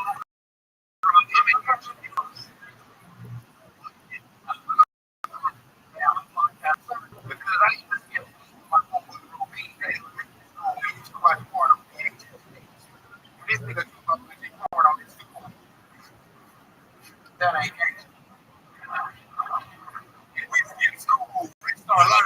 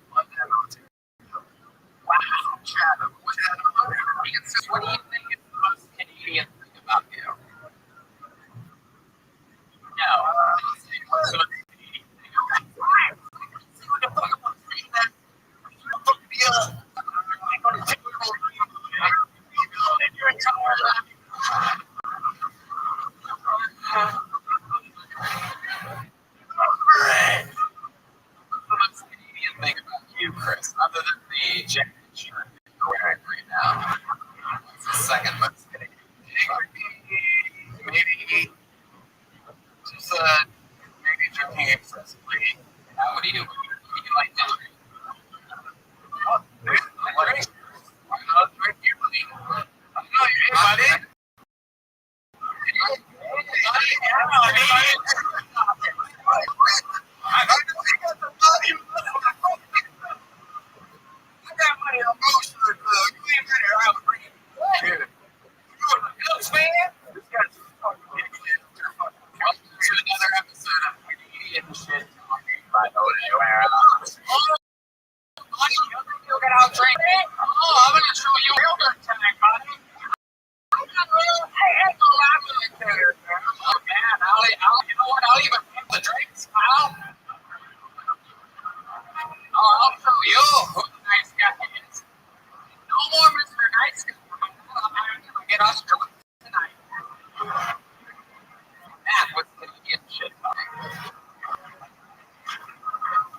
Oh, buddy. Oh, buddy. You're getting yourself in big trouble now. We're going to have to bust stuff around. How many motherfuckers about to come up? With me? Unfortunately, we're not going to take it for 55.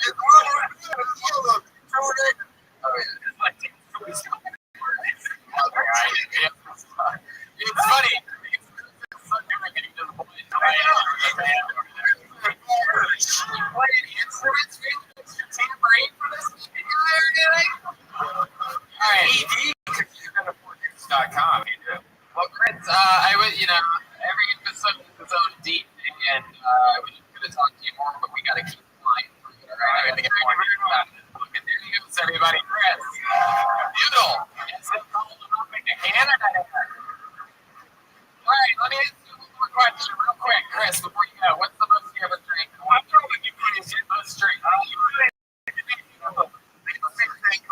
Rainbow shot for every different color. But you had to drink it in 1 hour. So I did all those shots in 1 hour. That's a Rainbow challenge, everybody. On the Rainbow Shot Challenge. I'm going to shoot your shots with your buddies until you start. I'm struggling with them. Shaking the dick all around town. I don't feel with nobody shaking the dick all around town.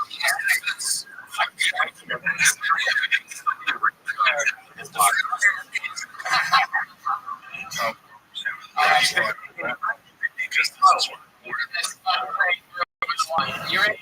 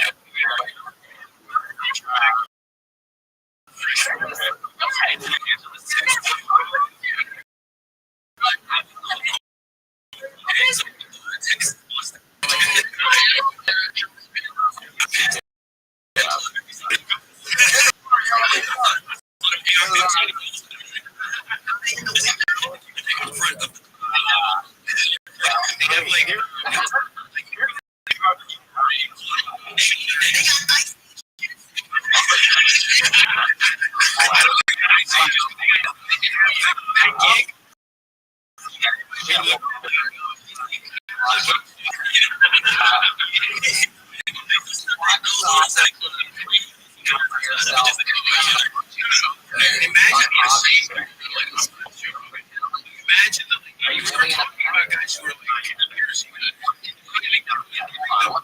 this is like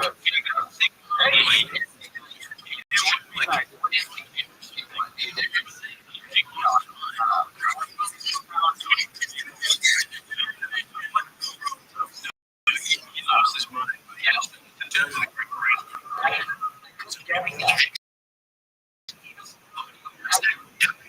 Double rating.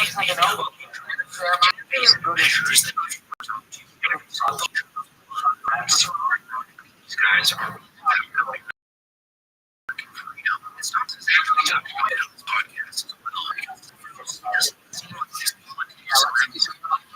Move on.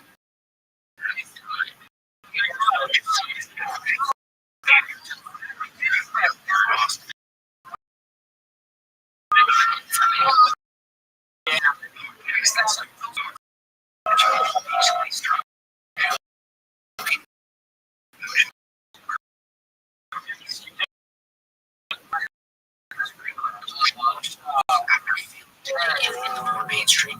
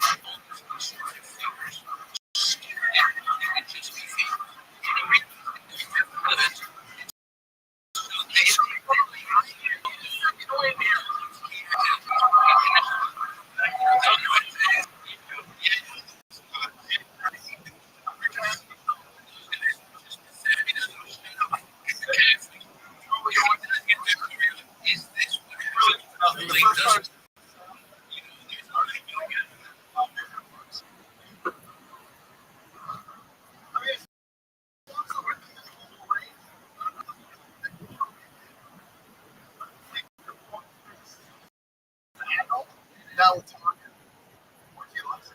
I have some question when he looks at you. Does he know what you're saying? Does he saw it? Do you trust your baby?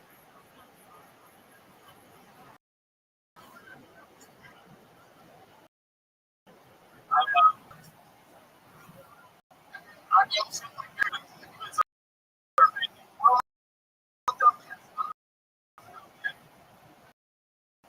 This is the dumb kid Bob had. My God, different colors, not even yellow.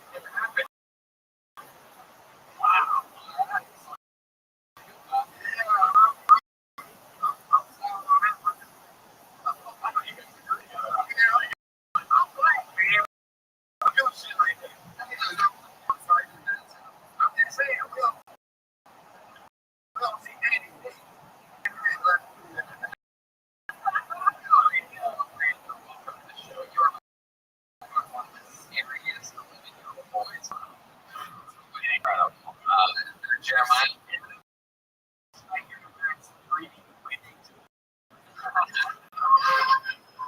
You from here, Detroit? Actually, he's a friend of yours. What the fuck is going on here?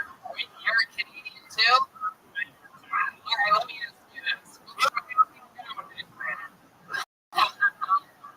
Probably down.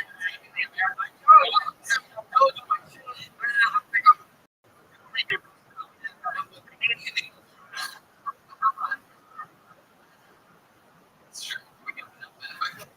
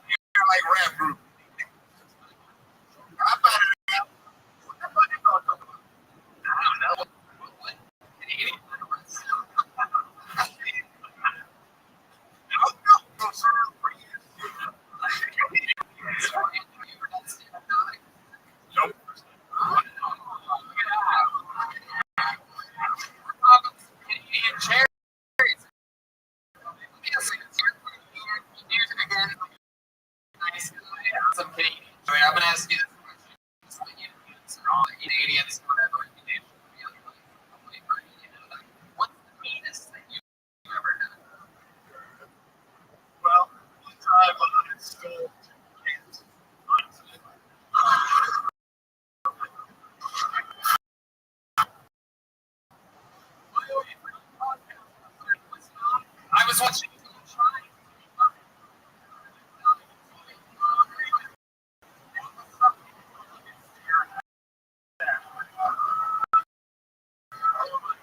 It's like,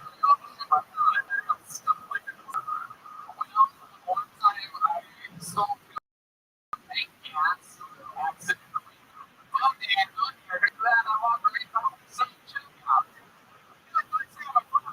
oh man, please, so much for credit. You're in a club.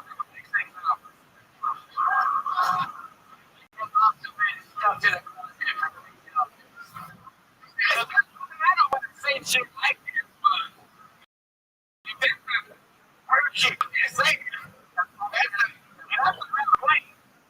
We didn't do that thing to her. We just put her in a closet. So I mean, there's a right to do. She gave you that for 6 hours. You know what's money? You can't work. You can't go. You're in a oh, there you go. So where were you in the grade?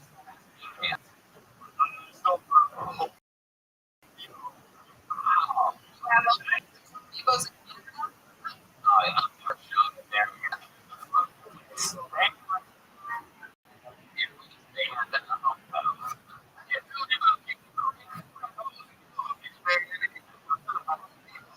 So in Canada, it's a pretty big deal to get like 10 years in prison for that.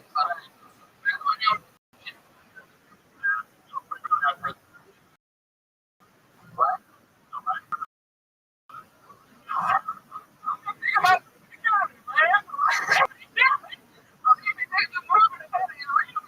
I just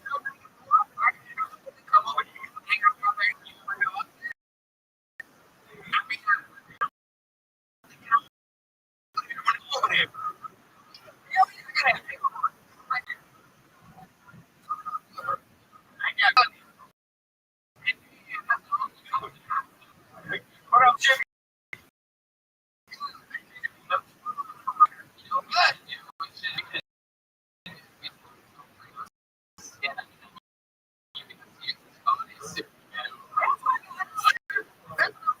These motherfuckers. But I don't know where I'm like, let's give it a shot.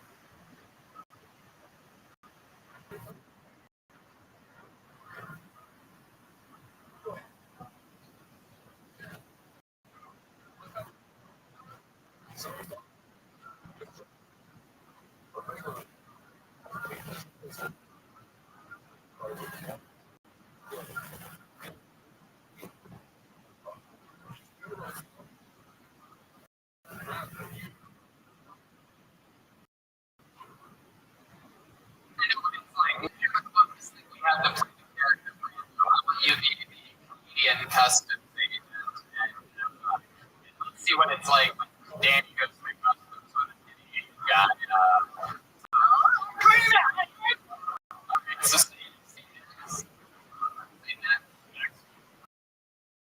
then like all day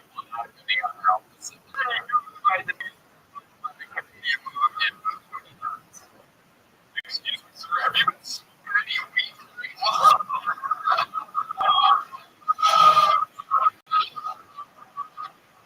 I'm like my dad.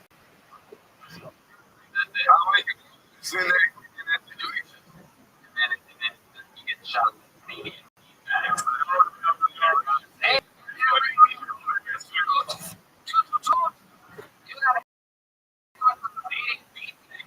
all right. The bank. Bring them well. Congratulations on starting. Can I?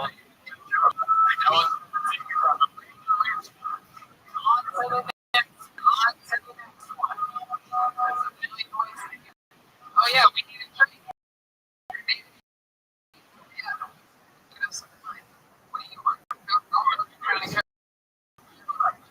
You know, sugar fountain. Yes, but I have to sip out of the straw. Bring it. See, JTV is come on, guys. Let's make some noise.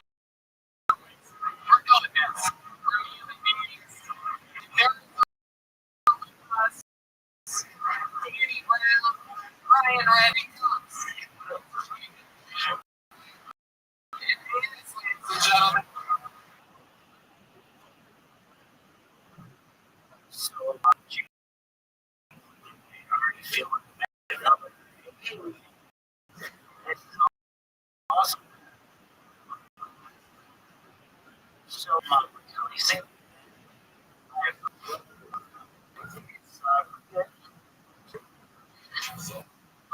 sorry, never been on a stage before.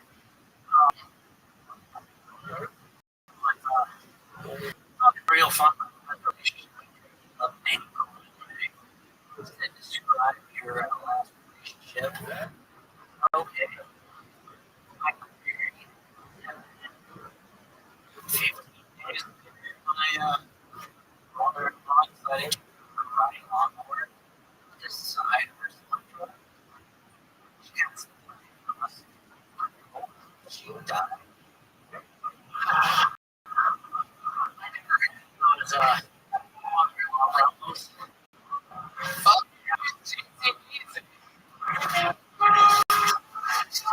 Something about your delivery. She died. She really fucking died. I love that. I was like, yes. Yeah, that's about again, guys.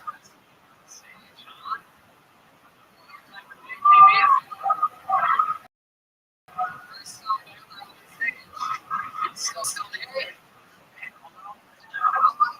What's that? Years ago.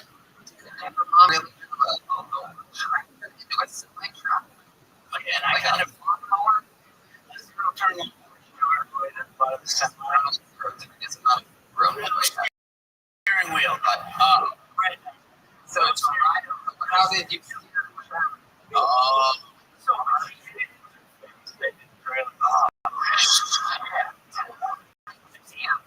did you go to the three of you? Now we have to get over there and say our goodbyes.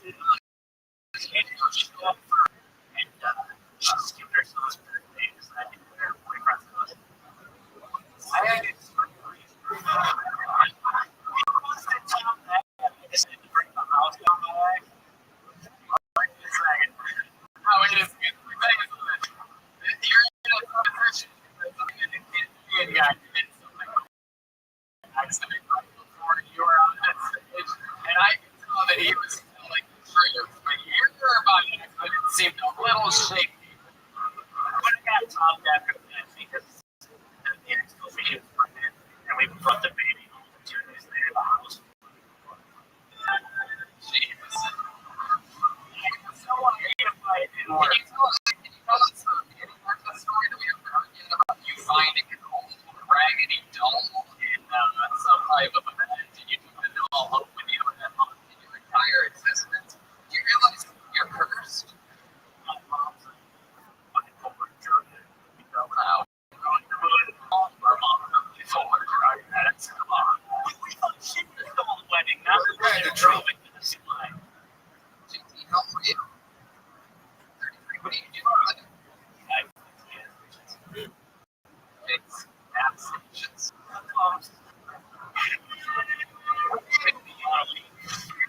That's a profitable thing. They were pretty close to the airport. There's a lot of kids. I'm going to do that. I'm going to do it. You're ready to call security. It sounds like something in the last year like oh man, what I'm letting you know. You're drunk. So what do you mean? I'm in private cancel.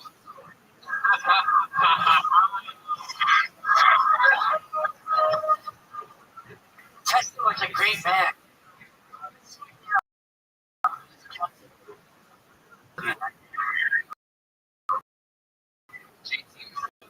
What's your dating life like now? Did you have any kids? Yeah. Single. Right. That's fucking awesome. Of course, you're out there fixing gas stations. That's awesome. Serious. Like, that's amazing that you're, you know, that you fucking do that actual work in Detroit. Say that again. And I actually Detroit. Yeah. Real life. And you're not right.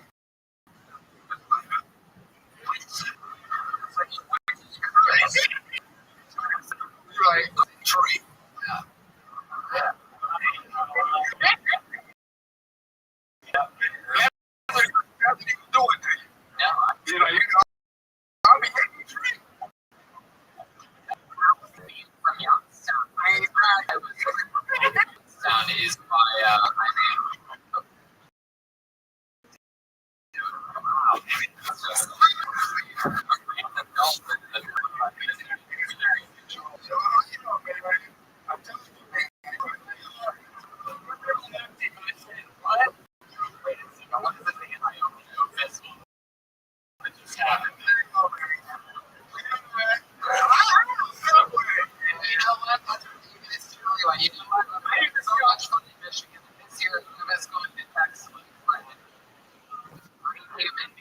Urban Meyer stuff. This I was going to text him this before the Wolverines game. I was going to text him and I was going to say, let's take it easy on this year. I want to project my 3-day trip. Good. We had sold out something, seeing nothing. Killed. I was going to say, I go with this. I was going to say, but I just decided right now, I'm not going to say that.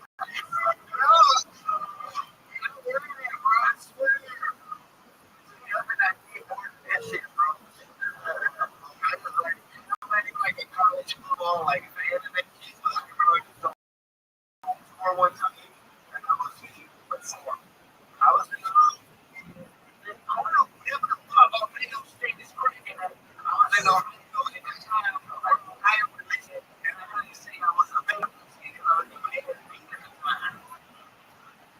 I'm gonna be great, you know what I'm saying? You know, whole ass. You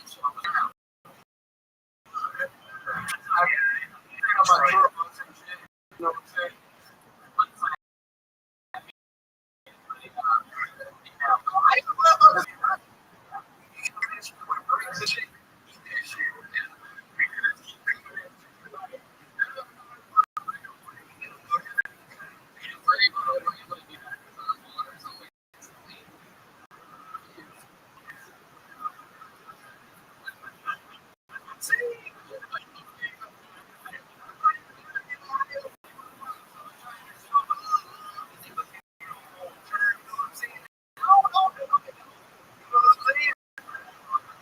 JTBZ, is that your name, JTBZ? What is it that you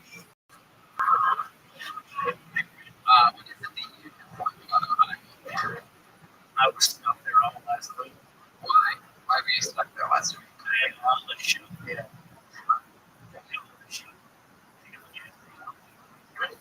Yeah, that's it. It's like, yes. So I can.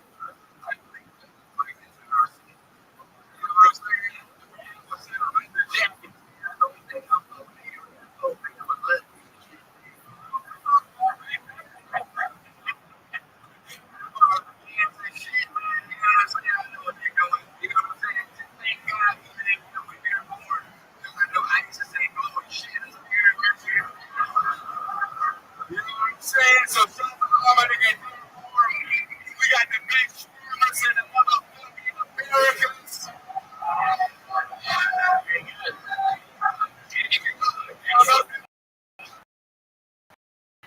It's here, you know what I'm saying? This is the we're running things.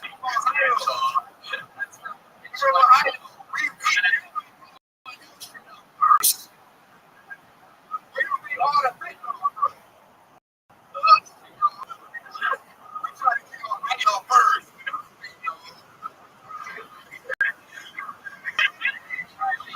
Renewable.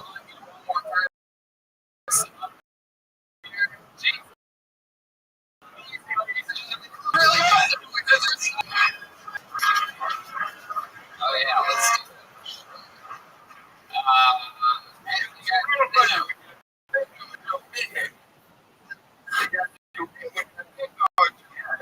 that's true. You know,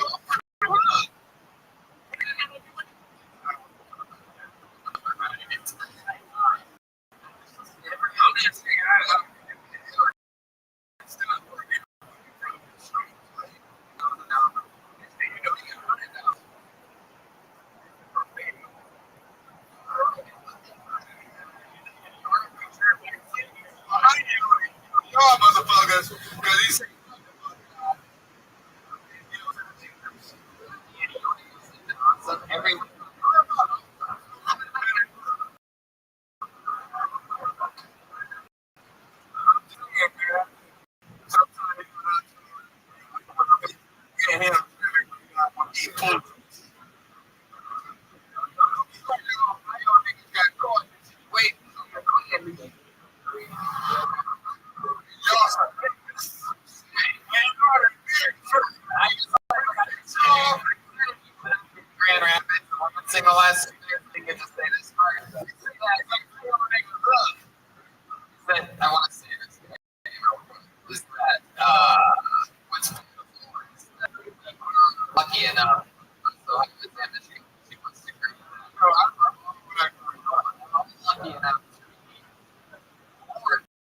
and great place where it's the biggest degree in the whole fucking board. So there's nothing cooler than that.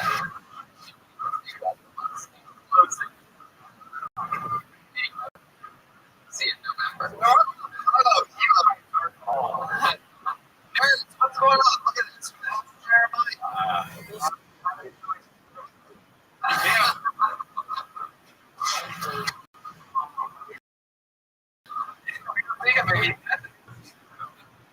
Stuffy.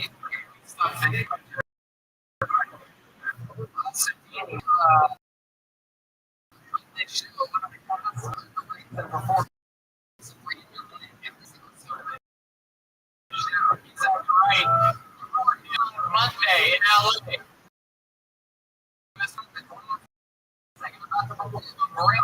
Never heard before the end of Monday 60 seconds by the night. Malcolm.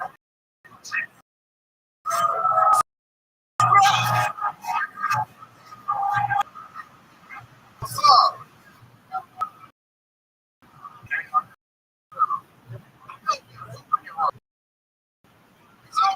When it's gonna be. There's no preaching.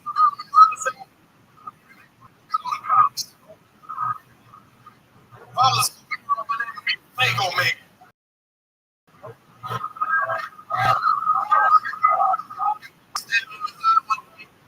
On the corners. What? We need to break it up. Oh, shit.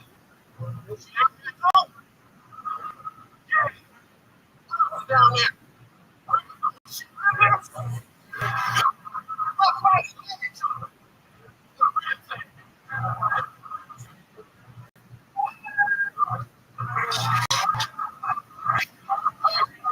Malcolm Hatchet. I'm gonna be honest. What's your favorite part of that? My favorite part of that talk with here about how he'd end up fucking up for a fight. I'm gonna say.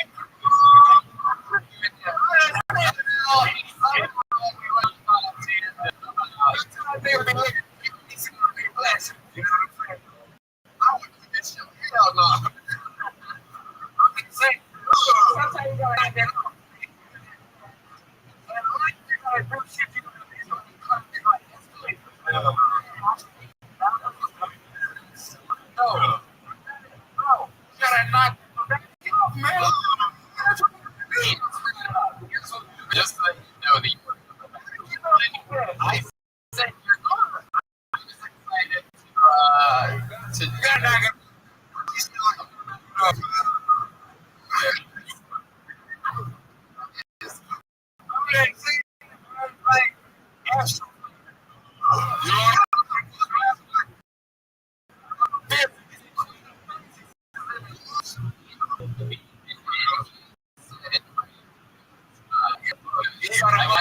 I watched the episode.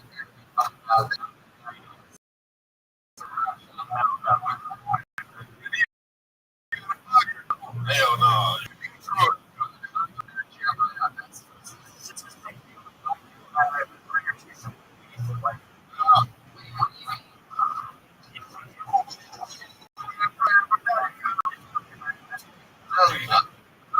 We don't want to do it, man, but look.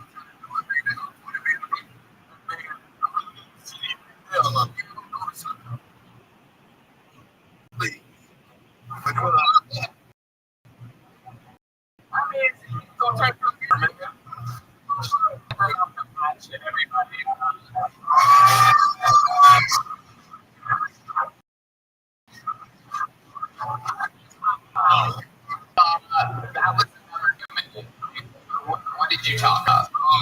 If I was a super.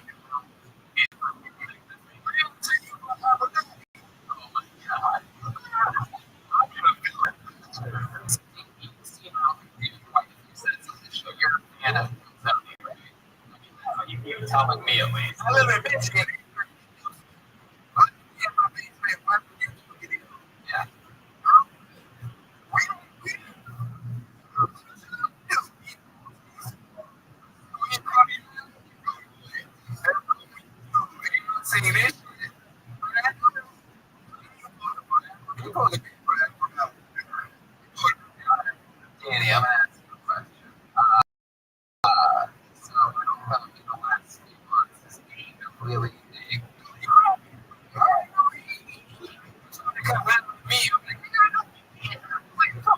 So here's my question. What's some advice now that he's getting ready to start some successes, your business, even if he has like some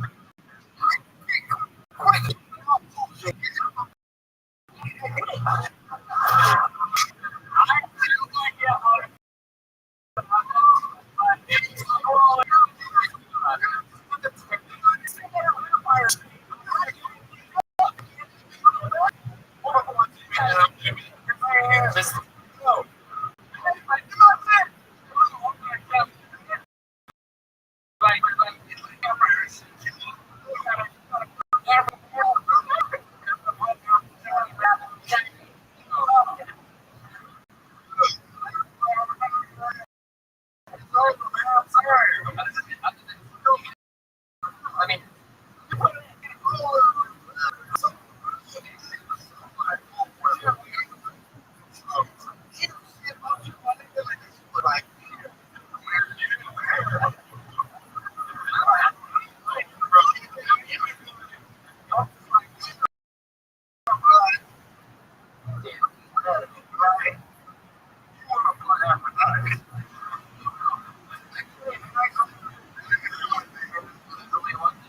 I guess that's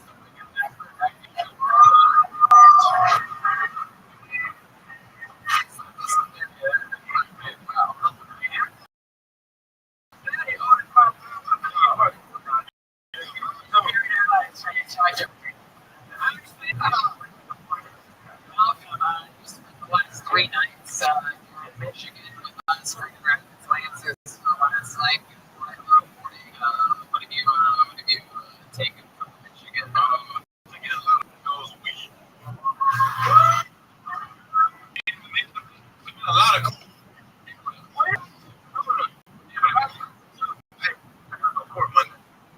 I can tell.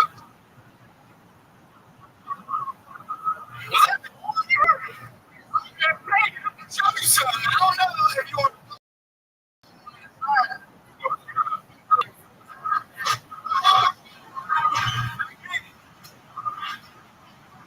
See that? Part about when you're trying to get your shit, you know.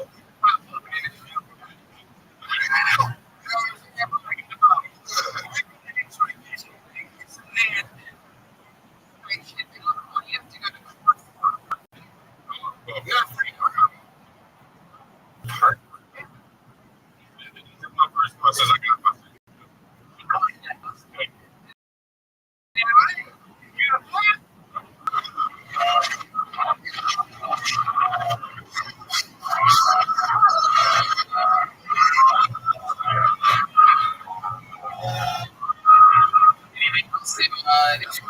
Anything else?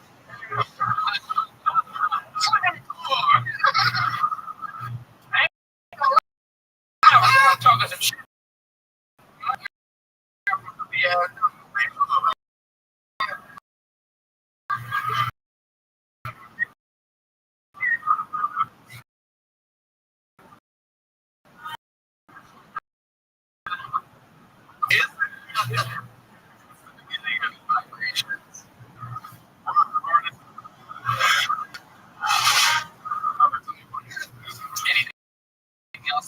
Anything else, Malcolm? Anything you want to say to the Detroit crowd today?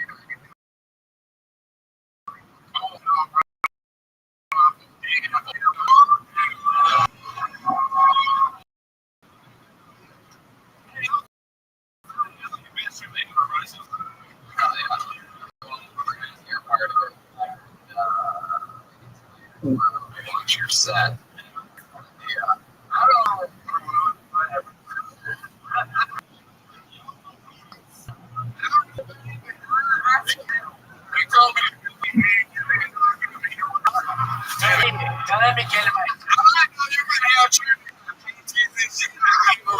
No punches. Come on.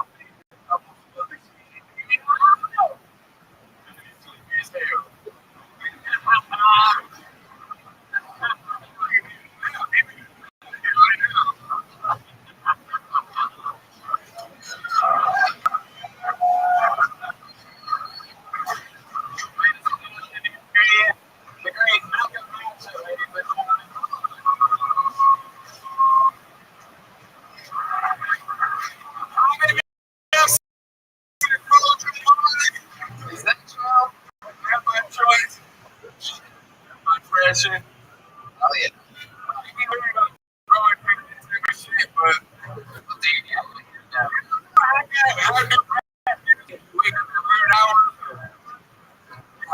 write a rap, you might record one, you might, I don't know, but you're not letting go today. But I'm telling you, I got oh, fuck up. We lost. Where you think I ran out of We look really. Should we go to the bike one more time? One time. Deep into the center. You want to?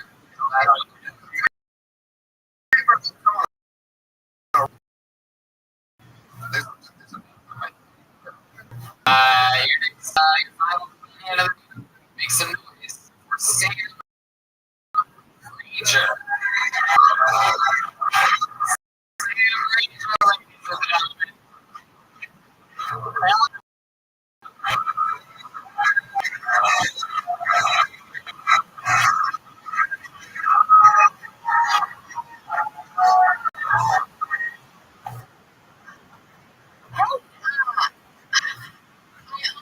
Like to go switch on my period. Because like to apply blood, sweat, and tears. Like to research how they handled PMS back in the day, like if they knew that ladies are really nice songs, like if George Washington would go down to local tailor, he'd be like, well, or that just someone's taking this week. If I play my cards, we could have a red coat tonight. Thank you. It's a period piece.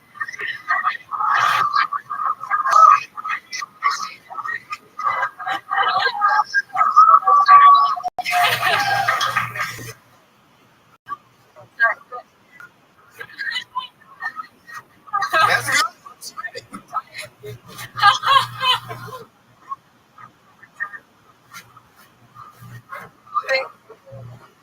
That's a minute right there. Oh, yeah. There you go. Yeah, Ranger, that was awesome. Oh, yeah. That was awesome. You have a band you're on. You have like a professional comedian or something. I'm just talking about you're not one of the top. You from Detroit? Yeah, I'm from Detroit. Oh shit.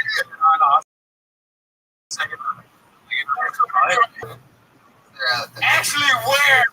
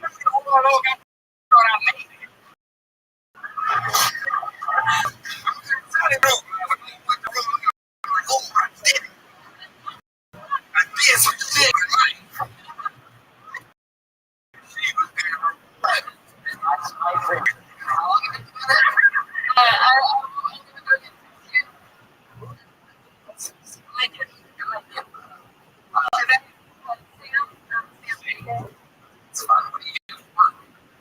I was like, well, Where were you laid off from?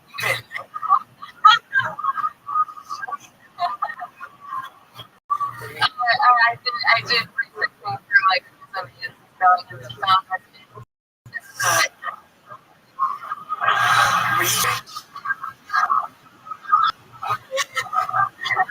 Research recipes, you know, you just go to ZipRecruiter.com/go super easy.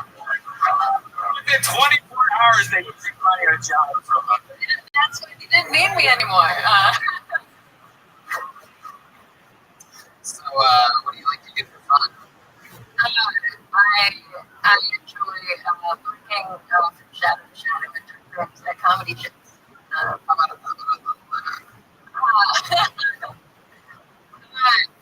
just think family. My very boring and sad.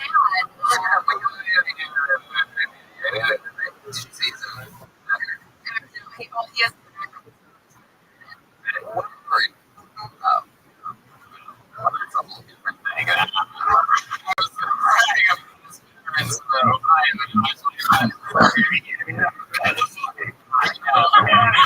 I lost you.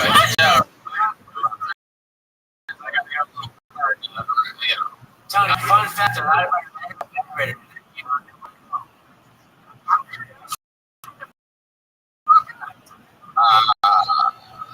What is it? Why? It's bad. It's like, like, for the grandparents. So, like, he stays in bed all the time. All of a sudden, like,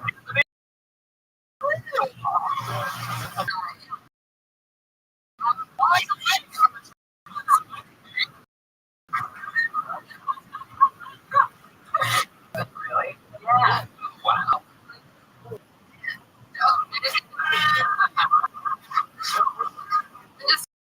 Just looking for a gold tip. Anyone has one? Hell yeah.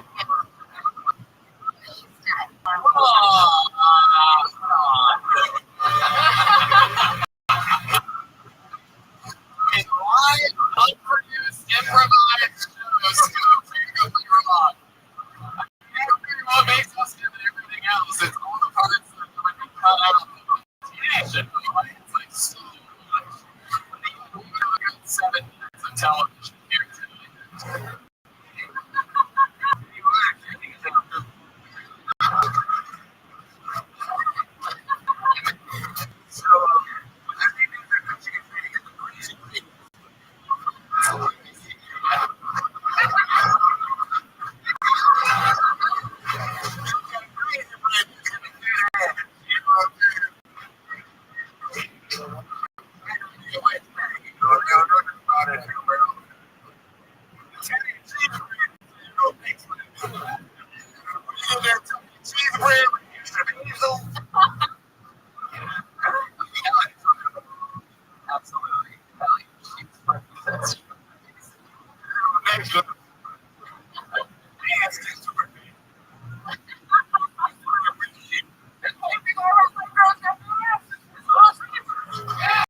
Little Caesars, Papa John's, Domino's. Caesars.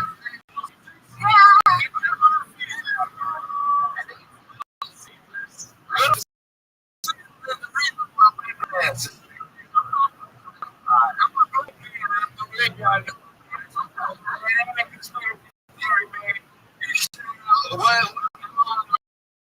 It's gonna put a curtain.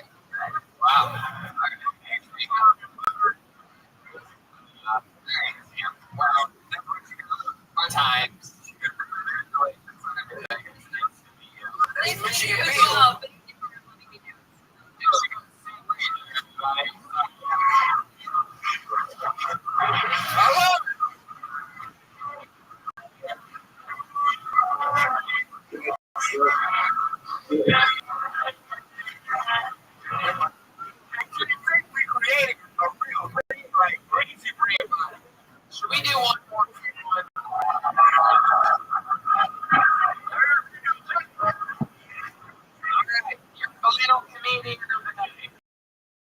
And in 160 seconds, truly the last one. We are done for this. Closing out the show for us. I'm Alcy.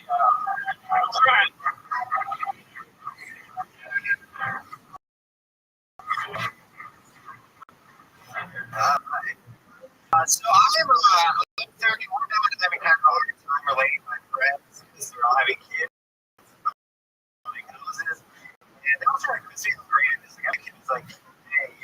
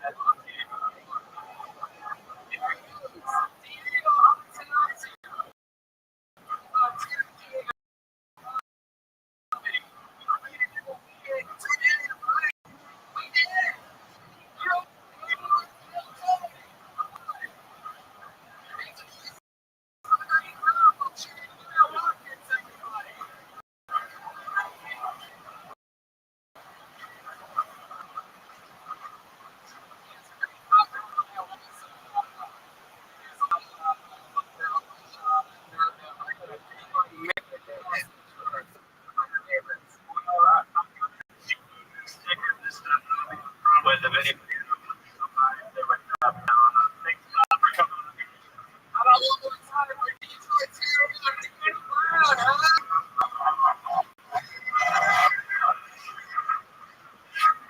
One more time for the powerful Jordan, huh?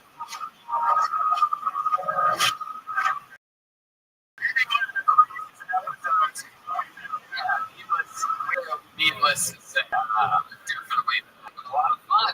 Detroit, they said you get wild and crazy. They said, look at it, watch your back. And now I sort of see what everybody's talking about. I had so much fucking fun. It's an amazing weekend here in Detroit. Lansing, such fun kills. So different. This one was so unorthodox and fun. One more time for getting around everybody.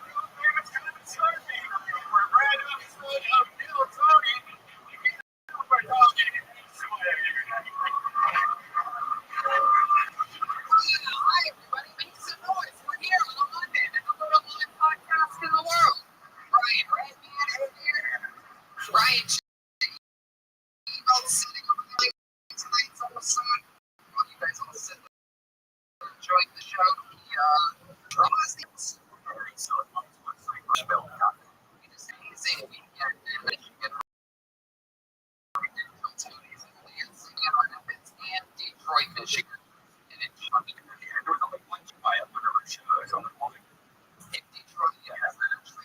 wasn't in one of our shows, it was outside after the show, but yes, you are correct. It was by one of our shows. More than 1,000 watching on live stream YouTube right now. And good day to Detroit's into this room, maybe here in an hour. So we're excited though. For those of you watching the stream, we're back on the road for our live shows tomorrow. Every single night, new shows ahead as of today to Toronto, Canada, and we already have a sold out till Tony Friday night in Toronto. Next week in Chicago, all weekend 10 to 6. That's 5 shows in Sadie's downtown. And then the week after that, it's Kill Tony Mania live in San Francisco. Really big deal. It's the first time ever that we're going to do separate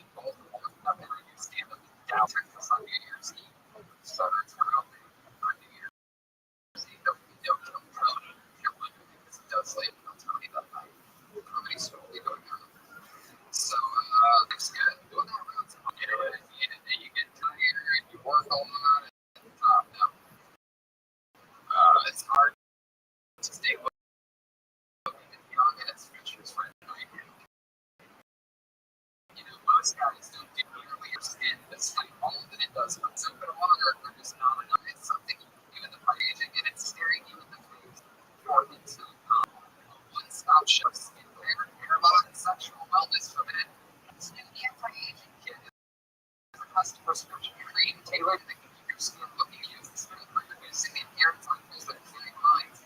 The secret's not a secret. It's trustability, and its results are backed by science. You know about this? Yeah, I mean, you're like restore your skin when you collagen. That's the protein that keeps your skin firm.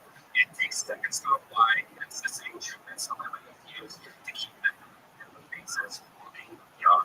Except you don't have to use it so fancy. Dermatologists are paying high prices to get it. It's connected with a doctor online about what your skin needs. It can prescribe you a custom anti-aging treatment. All you need to do is take a couple pictures and answer a few questions. That's really honestly doctors take a couple pictures. There's no awkward in-person doctor office visits. Antibiotics are shipped directly to your hand. It's your skin. Yes, you want to be the face of the crowd or the face of the crowd. Order now and save $20 off your first month of Hims anti-aging kit. Lock in those looks now. Your first month of anti-aging for $20 off. Go to hims.com/TonySC. That's FOHIMS.com/TonySC. The letter C. Hims.com/SC. That's tastes beautiful. Oh no. Skincare. Oh, yeah, that's right. Oh, yeah, you got it. Speaking of checking, it's important to invest your money wisely. It's a really big deal. And Robinhood is an investing app that lets you buy and sell stocks, ETFs, and cryptos, all commission free. They strive to make financial services work for everyone, not just the wealthy. It's a non-intimidating way for stock market newcomers to invest for the first time with true confidence. Simple and intuitive, clear design, data presented in an easy-to-digest way.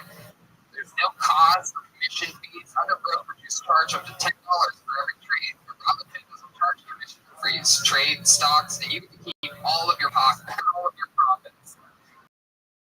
It's easy to understand chart market data. The trade in a place just 4 taps on your smartphone. Robinhood went also lets you do stock collection sectors like entertainment, social media, and curated categories, and analyst ratings of buy, hold, sell for every stock. So you get advice for every professional. Yeah, it actually lets you learn how to invest and keep building your portfolio. Discover new stocks and track your favorite companies, personalized news, custom notifications for price movement so you never miss the right moment to invest.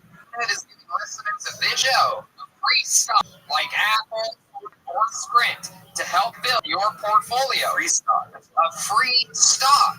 Sign up at ktshow.robinhood.com. That's ktshow.robinhood.com. One more time, ktshow.robinhood.com. You guys ready to invest or what? Here we go. Every week I always have 2 of the funniest comedians in the world on this show. I'm excited about this show because this is 2 guests. It's their first time ever on Tony, and it's 2 of our favorite comedians. Make some noise for the great Brendan Wilson. Ben Bailey, everybody. Here we go. Yeah. Get him in here. What do you want to do? We got Brendan. We got Ben Bailey. Yeah. Crowd goes crazy. Welcome to the show, guys. It's your first time on. I'm pumped to have you. We love new guests on this show, and we're going to watch some people together and meet new humans. I'm so fucking psyched, dude. I'm gonna freak the fuck out. I'm gonna fucking tell this right now. Are you really?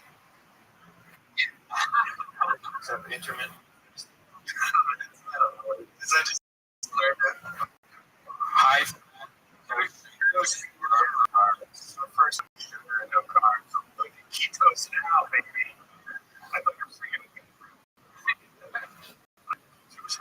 That's halitosis.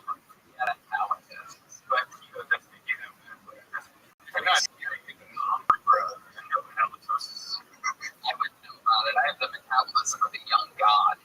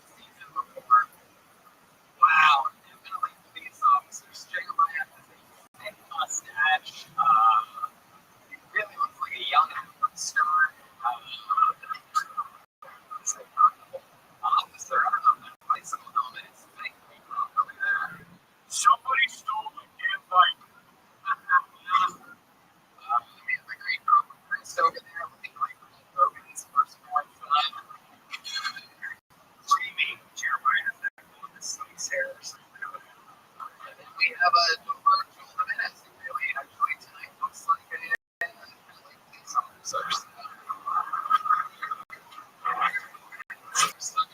know what Joel is. Here we go. Go watch a show with police officers. Bailey and Brett trying to bucket filled with comedians named sometimes it's a comedian that's been doing it for a while, sometimes it's somebody's first time ever. And you never know what's going to happen. He pulled out, he signed up earlier, you pulled out, you get 6 seconds, you know your time's up here, this is the kid. Wrap it up there, I'm trying to bring out the angry West Hollywood Bear. Yes, sure, extra. There's that magic place. We're going to start to see what built out Eli from the comedy store. Bitch, this is where the magic happens. We like this around. You can tell people from afar. Right? Where you guys go to the creation. Just here today, watching. Just tell Kyle and I. Alright. You guys, you updated your tag yet?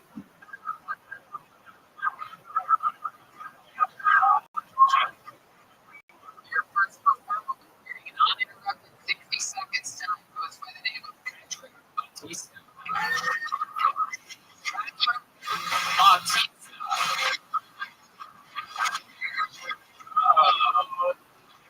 You know what? Spot, you get blacklisted. He gets officially blacklisted. And the break. We have a different blacklist. You know what you meant, right? The name of the book is Jordan, everyone. Here we go.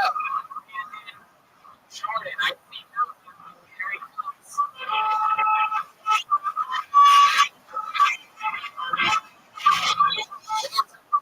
Jordan, everyone. What's up, everyone?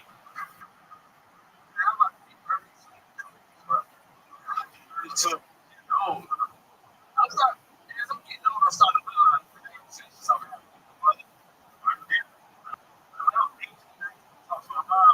he'd be like, hey, sir, how you doing? I get draws. Shit like that. Now, when I talk to my mother now, it's all about, hey, sir, we like somewhere. Wait, busy. She knows what to do in the conversation. Now, just call me mom to see how she's doing. Say, mom, what's going on? What you doing? What about you? She easily broke out on her. Brandon, why didn't you just tell me? I don't understand. What's going on? I'm like, why didn't you just tell me she breaks? That's why we're getting a brand kiss with me. I don't. Here we go, Frank Jordan. Oh, yeah. I don't want to cup of Tom. Okay, I'll listen to trouble. You can say that. Brandon hasn't listened to the first time on the show. What happened the first time you run? Give us a quick little reminder. Yeah, I had to get a better set. Yeah. Yeah, but you swear to tell them what you nothing for the truth when I'm your guy. I don't think I'll say that. You have the right to remain silent, you.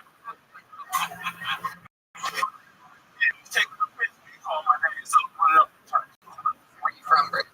Detroit. How long have you been in LA? Super important. What do you do for work? I'm a retail manager at Chic. Retail manager at Chic. Mm-hmm. It's Chic. Chic.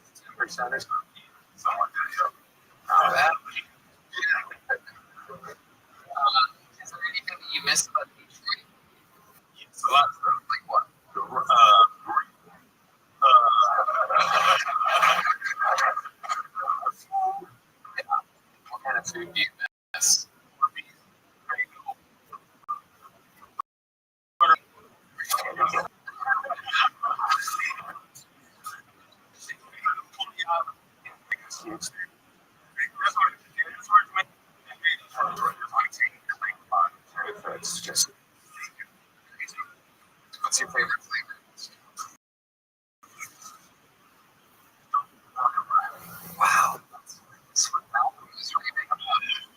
There you go. That's raving. Yes, they were raving about it. That's how that bird's name is spelled. He was raving. That's about what it is. So, Brandon, what do you do for fun when you live in LA? I'm big concerts, sports. You know, I can go to see my Vikings play. Oh, okay.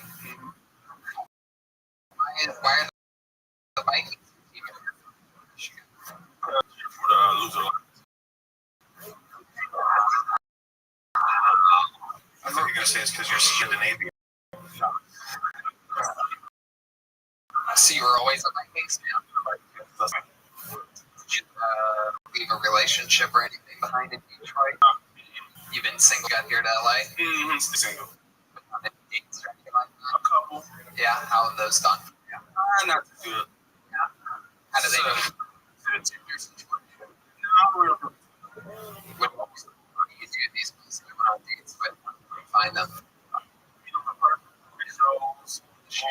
Even pick up with the shoes. Oh, of course. Lovely. Yeah. Tony, you looking for a job? Your interrogation skills are amazing. That's interesting. Do you look at Al Bundy? Hell no. You ever been on before? Yeah, I've been on the bike. What up? Ready?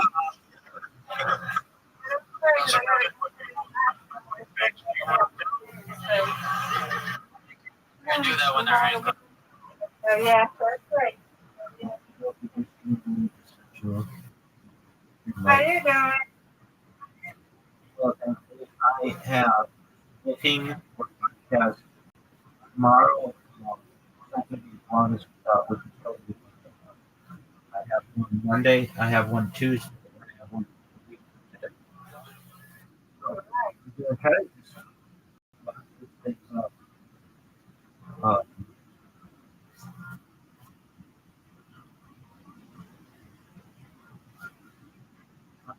Try to get.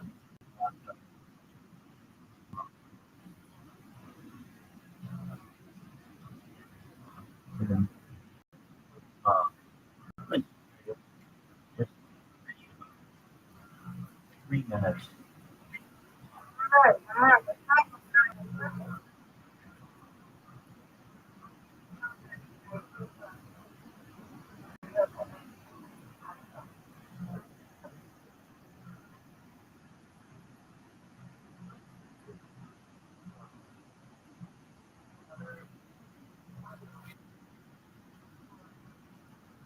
Oh, that's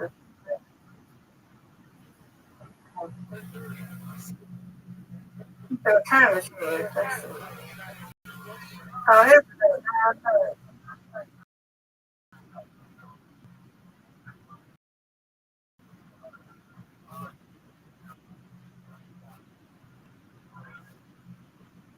What's that? I'm glad stuff.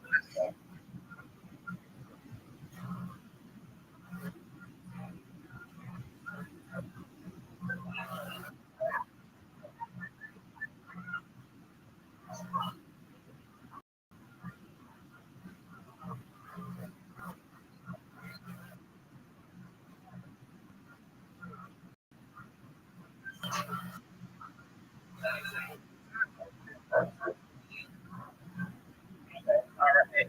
Appreciate that. I'm gonna get ready to. get ready. And I want. Oh, we got one. We got one. What's it?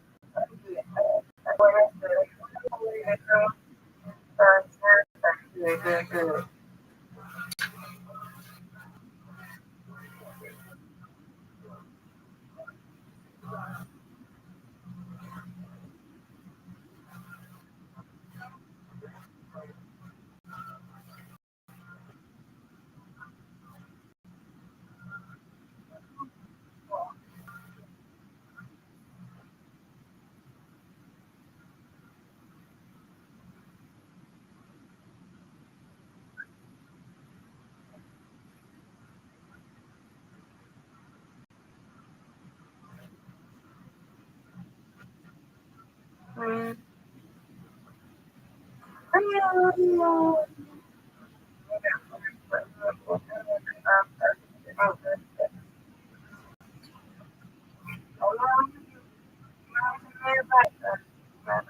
Yeah, yeah.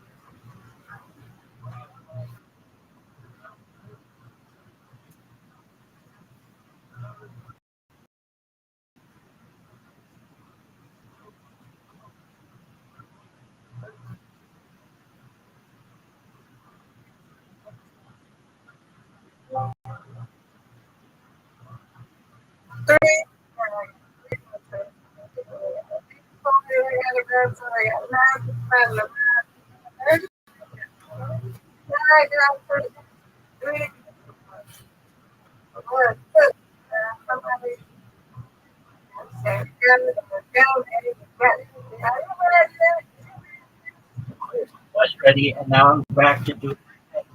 To do like,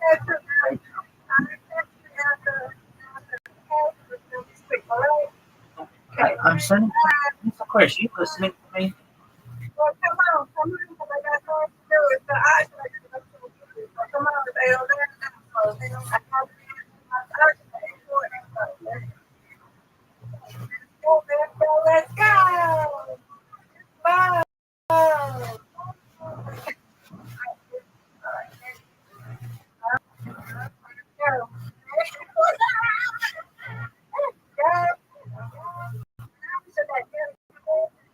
It was fine, thank you.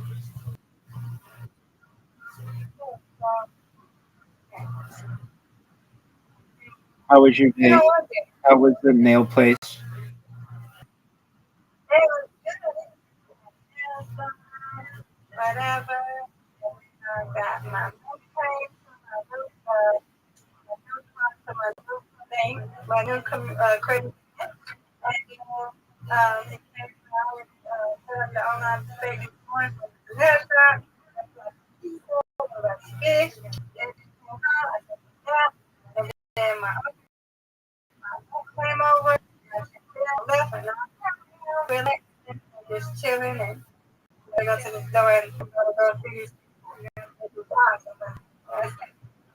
What kind of auction is it?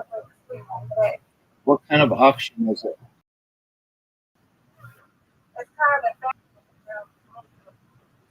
Can you repeat that? What kind of auction?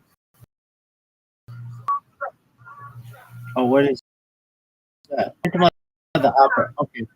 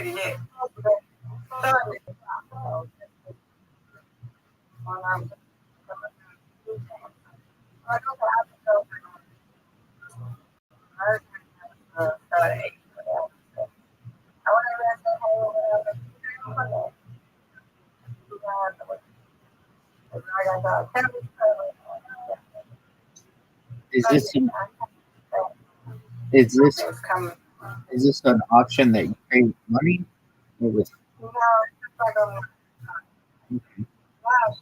nice straight?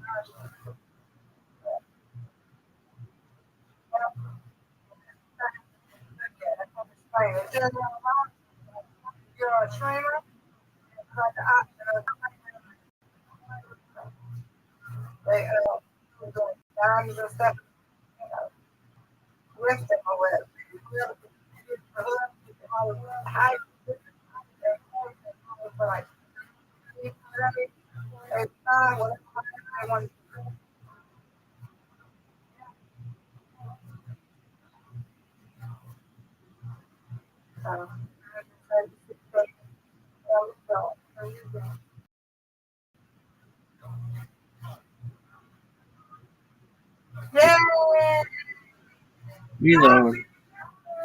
Yes, ma'am.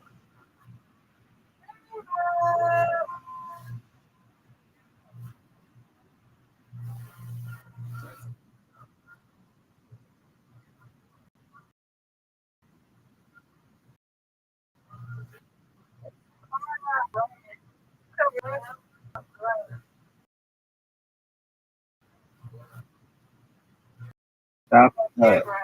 Stop thunder.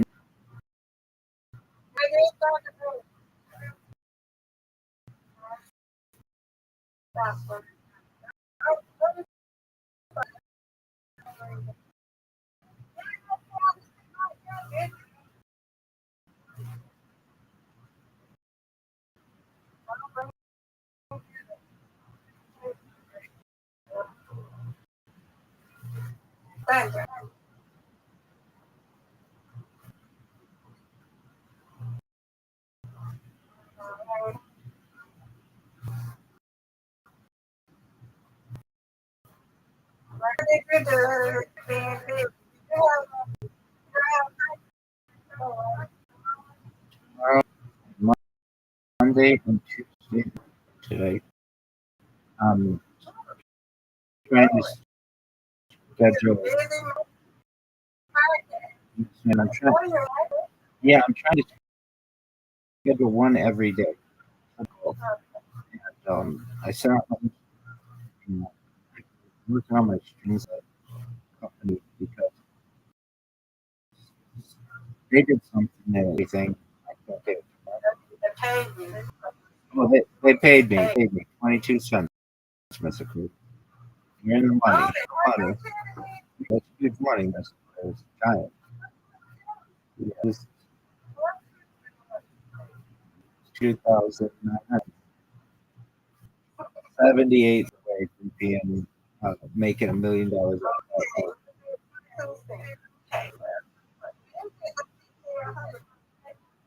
Oh yeah, yes, of course I'll be old man by then. I swear.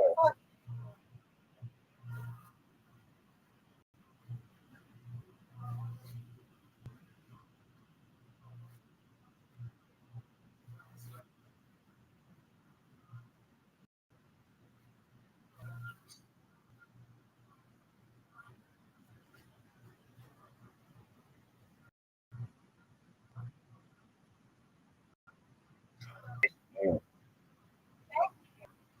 She's still going, folks. Watching at home. He's putting up a score. No doubt. No doubt. Easy peasy. Oh no. I have to get all these. Well, maybe. Oh, nice win, Miss Aquarius. She got 250. Good job. You win, I win, you win. Undefeated in bowling, undefeated in friendship. Yay is right. Hey, man. All right, you enjoy your options, and we'll see you later, God man. Okay, doke.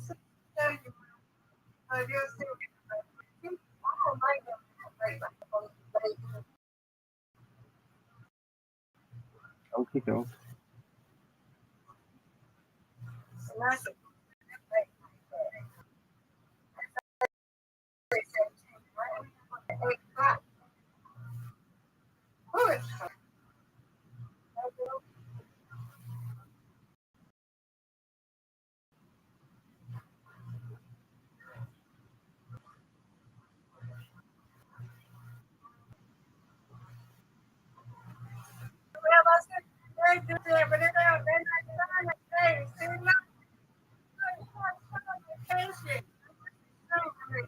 Okay.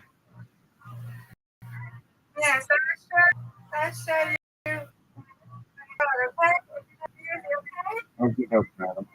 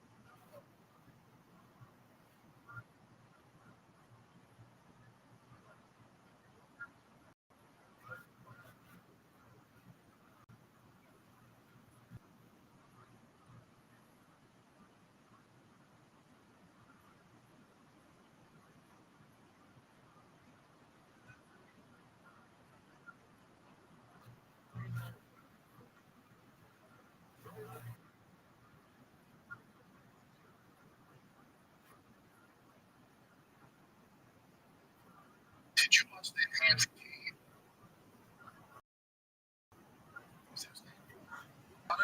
Imagine.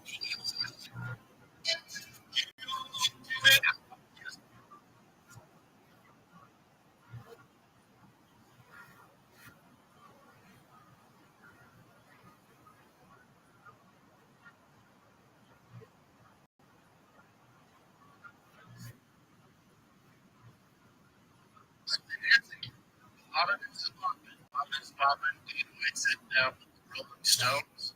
So I'd like to discuss get into that.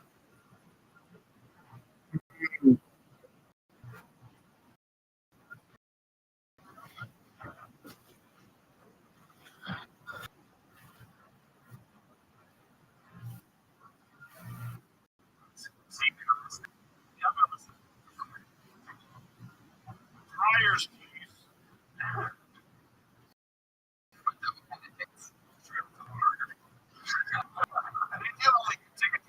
That's right. Yeah.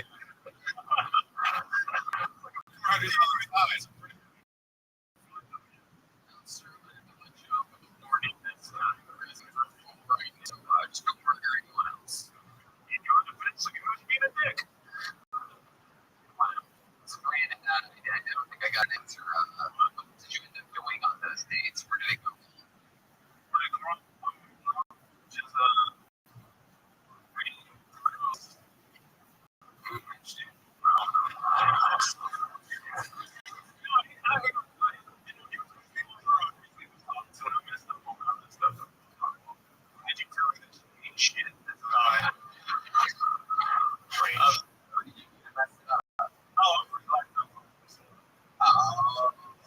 Oh yeah. Are you doing this in Texas?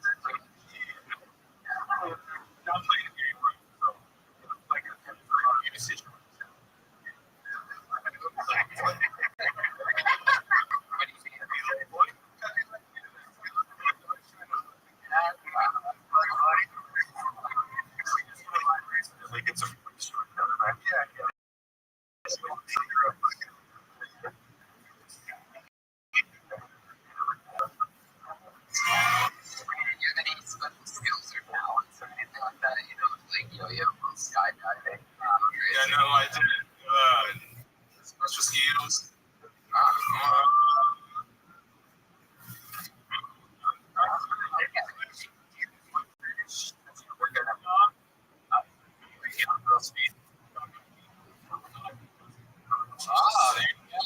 There you go. Go to a shoe store.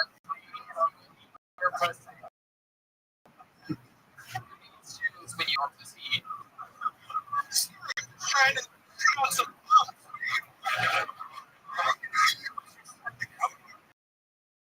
There you go. See, the party starts. Keep moving along. Comedian Brandon.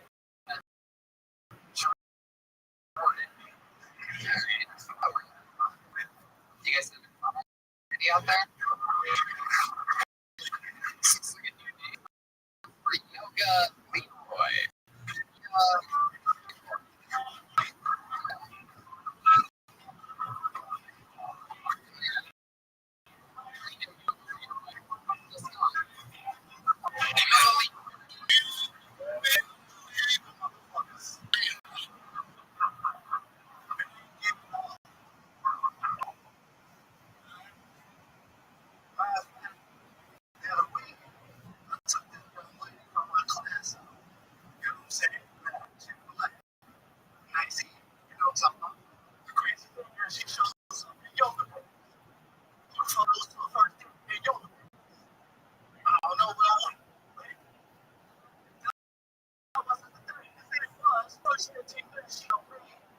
I just got out of a serious relationship.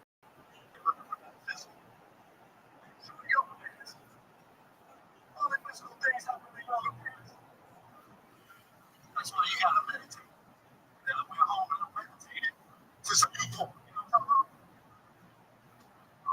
Shit was nice. That's all I got.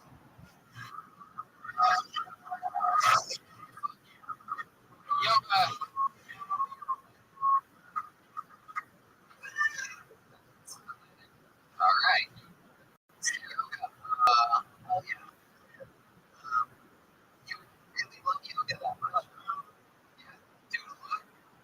sometimes. Don't worry, we do.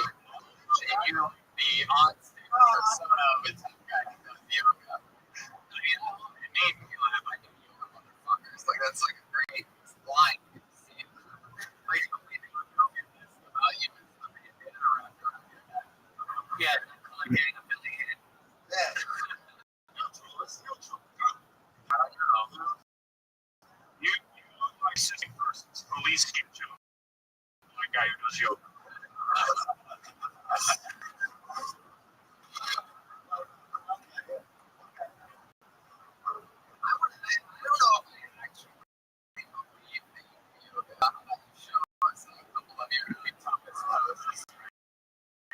How about that? Coming a little bit more as a yoga. Favorite move. All right, here we go. Oh shit! Here it comes. He's laying on his back. Will you podcast with her?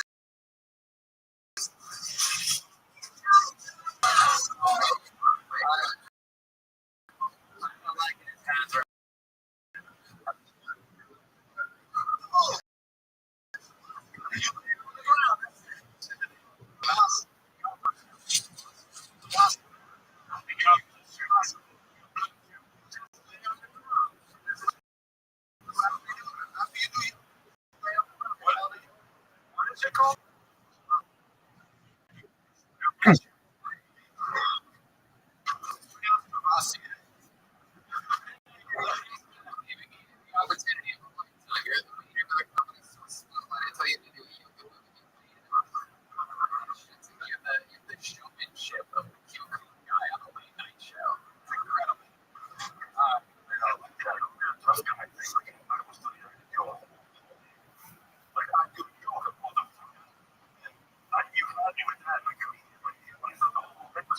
Along those lines, like, yeah, This is called the retail stuff. yeah, I thought it was You did? yeah. Can't do the same shit I did last night. It put me in such a meditative state that I don't remember any of it happening. If you did yoga, your comedy name would be Tupac Chopra.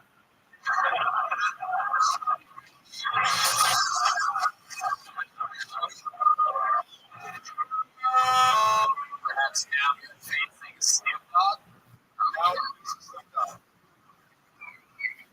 So yoga, what?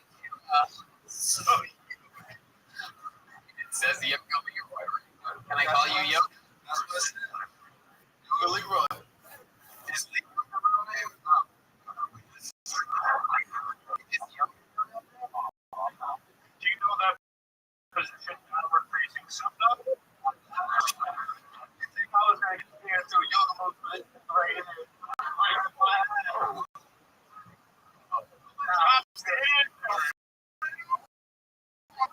Call a police officer here, sir. He was a tranny last week, right? I don't understand.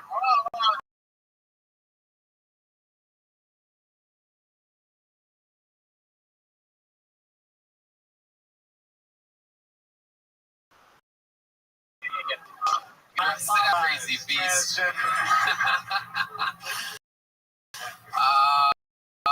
Fuck. Man, this place is chaos right now. I love it. What happens when you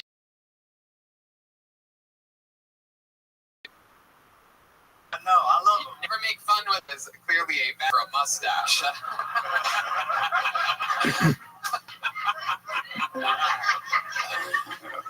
So yoga, since you don't really do yoga, what do you do for fun? Do you have any hobbies or things that you do to chill out? It's funny, like you seem like you don't want to. I do yoga. I do yoga. Yeah, sure, dude. You do yoga. Yeah, and these guys are really police officers. Yeah, absolutely.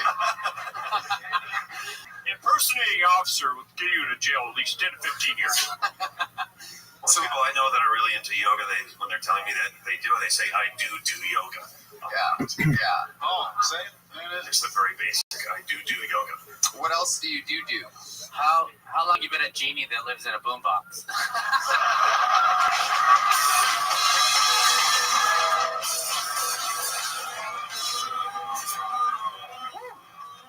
Joelberg is here, everybody. He is live. Good stuff. I just take care of my son. I homeschool my son. And Oh, how old's your son? he's 9. 9. Have you taught him the ways of yoga? Nah, he's too into Fortnite to fuck with yoga right now. I see. He's a Fortnite kid. What's your favorite thing about having a kid?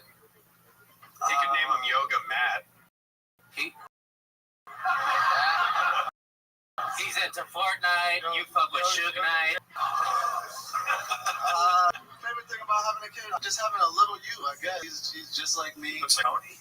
Yeah. A lot of people don't know this. I still look like I'm 9 thanks to forhims.com anti-aging kit. Order now and save $20 off your first month of the Hims anti-aging kit. Lock in those looks now and get your first month of anti-aging for $20 off. Forhims.com/TonySC. I believe the FC stands for skincare. Yeah. Did you know that? Hey, listen, I'm gonna check it out as soon as I get home. For him, you sold the shit out of that. Heck yeah, you can keep your 9-year-old looking like a 9-year-old forever. Yeah, right. Pushing that baby up. And they grow fast. So yeah, for sure. All right, well, it was nice to have you on again, Yoga Leroy. Keep rocking and rolling. There he goes. Yoga Leroy, everybody. Any of you officers remember that guy doing yoga moves last time he was on? Very briefly. Oh, okay. I don't. Story doesn't check out. All right. Make some noise for your next comedian, Christopher Stanley. Here we go. Here he comes. Christopher Stanley.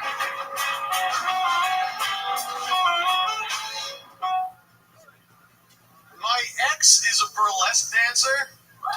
I found out because her burlesque Instagram page was suggested to my weight loss Instagram page. We're not together anymore, but we still do things that only fat people for attention. I shouldn't be fun of niche groups. I'm a pansexual juggalo that competes in poetry slams. No one's ever surprised when I say I'm a juggalo. They're always like, "Yep, clocked it. Go on. Let's move forward." But when I say like I'm any type of a queer person, people go, "Oh, I didn't know." Like I tell them I volunteer like a dog shelter. I get it because I don't look like a queer person. I look like a Hot Topic had said the Wisconsin militia. Understand? I get it. Yeah, but it's weird. I don't feel like we're enough for LA. Whenever I tell pansexual or queer, they just go, "Huh, so that's what it." All right, Jersey. Thank you. How does that end? When people find out that you're queer or pansexual, they do what? They finish it. You go, oh, that's what one of those looks like. Thank you. And wait, okay. One more time for Christopher Stanley. There you go. All right, so let's get into it. Remind me of what exactly is pansexual in the mic. It means that no matter your gender, I want your genitalia in or around. Wow. I thought you were just a big fan of Pan's Labyrinth. Yeah. I thought it was maybe you fuck everything and then put it in a frying pan. Fry up the cum, baby. Pansexual's coming. So is it just your mouth, or like how does that work? Like pansexual means? No, I'm more of just like a top, I guess. Yeah, I don't want. Selfish. Yeah. Go ahead, though. If you give it, you gotta take it, baby. I guess maybe. You were saying something though that means being like a top of what? Go on. You were saying I'm saying that like I'm not exactly like a bottom. I don't want to get banged at all. Right. Yeah, no. I don't want to. So is that part of the pan part, or is that just? I just want to understand. Yeah, it just means that I'm like attracted to almost anyone, as long as you're cute. You give Tony a kiss. Yeah. Why do you say things like that? What's the difference? What's bisexual then? Bisexual means that I guess you're only into men or women, but I'm into like trans women. That's where it comes into play. Oh shit. Wow, I don't see Cassandra jumping up quite as fast as she did last time. Wait, well, all right, Cassandra, we got it. Brian's shooting cup over here on this side of the desk. Hello guys, welcome back to Raise Our Day Productions. Today, I want to show you guys how you can have a studio. So before we start, this is your first time on the show. It's very fun. How long on stand-up? About a year, all here in Los Angeles.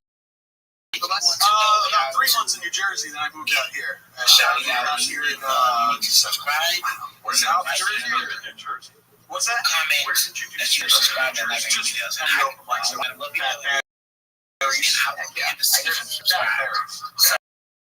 Berries. You cannot make your videos. Don't like comment to subscribing. Liking one of my videos. Let's just say Ben doesn't necessarily want to be all the pansexual about it, you know what I mean? Jersey. You can only live in Morristown. Oh, dope. Hudson County. Oh, maybe he does want somebody sucking his dick when he gets out of his car. I didn't realize what might happen. You know, I was like, fuck, man, I'll give you my home address. No, I just didn't know there was like that you could actually do comedy in New Jersey. Yeah, around like Hoboken, Jersey City, there's a lot of places. Can you sign my baton? I love Jay and Silent Bob, please. You should just Oh, really? honestly. In this video, sure. If you're not there currently pursuing stand-up in New Jersey, go to New York. Yeah, or quick comedy. What the fuck are you doing? It's like a quarter of a mile. But now you live here for how long? Go across the grid in fucking New York. What's wrong with you? I could have. Sorry, I'm not talking to you. I'm talking to people that are currently still doing it in New Jersey. You know, you alerted me to a situation. I thought I should address it. You've been here how long? Stop. 9 months. 9 months. What's your living situation? I live in Koreatown in a 1-bedroom. Oh, cool. By yourself? Yep. Cool. Very fun. You like Koreatown? I do. Do you like it? Let me ask you this. Pansexual man. Is there anything that you won't fuck? Like, is there a specific race, perhaps, or Anyone that looks like me, I wouldn't fuck. Oh, there you go. I get it. Check it out, carry on. You gotta give yourself more credit, Christopher. When wearing camo shorts like that, I can barely tell that your hips are gigantic. Thank you. Looks like World War II down there. Jesus. In the trenches. Yeah. How old are you, Christopher? 30. I'm going to be 31 on Friday. Hell yeah. Thank you. Did I ask you what you do for a living yet? Yeah. No, you didn't. I'm an insurance adjuster and also a Lyft driver. Has anybody ever told you look like the dad from Teen Wolf? No. Look up the image online. You'll laugh later. Didn't get anything in the room. It was for the podcast listeners at home, I guess. I can see it now, though. It took me a minute, but I see it.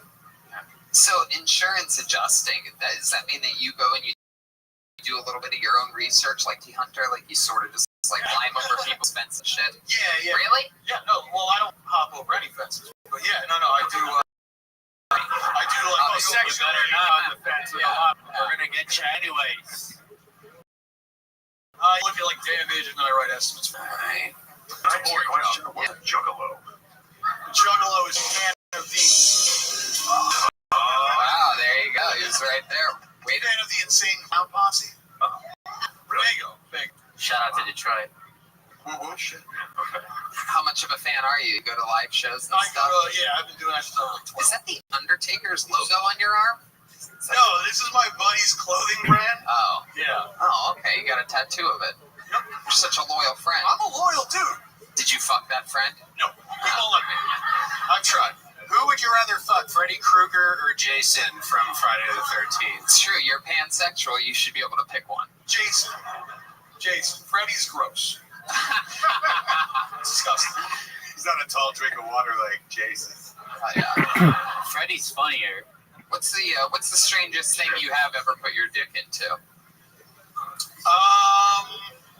It was a trans woman, but like just had like a wig and some lipstick, you know, like it wasn't very Chuck Buck wasn't very convincing. not very convincing. No.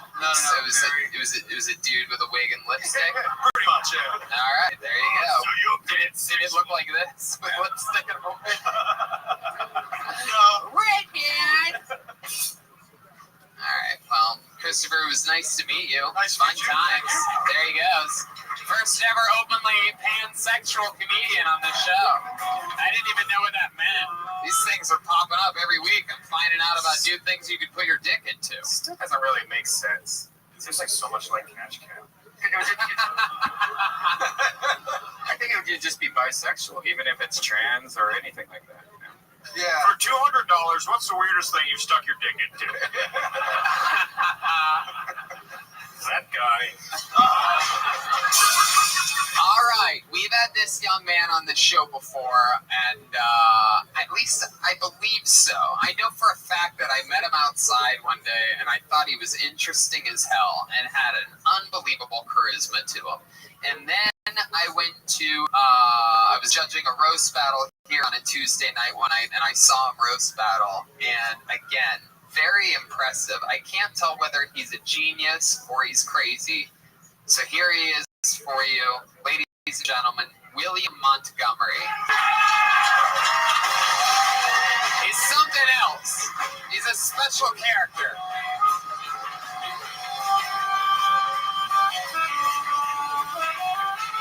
Ladies and gentlemen, make some noise one more time for William Montgomery. I'm gonna lose some fucking caboose.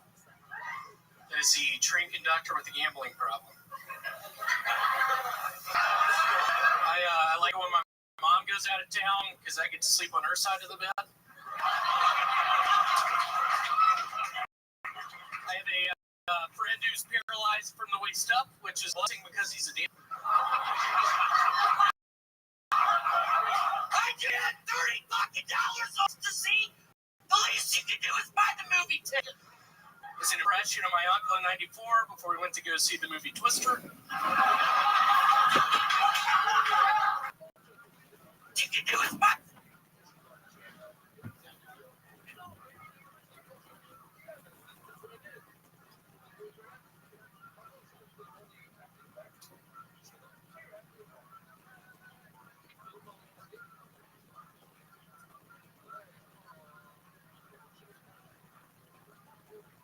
Which my mom goes out of town because I.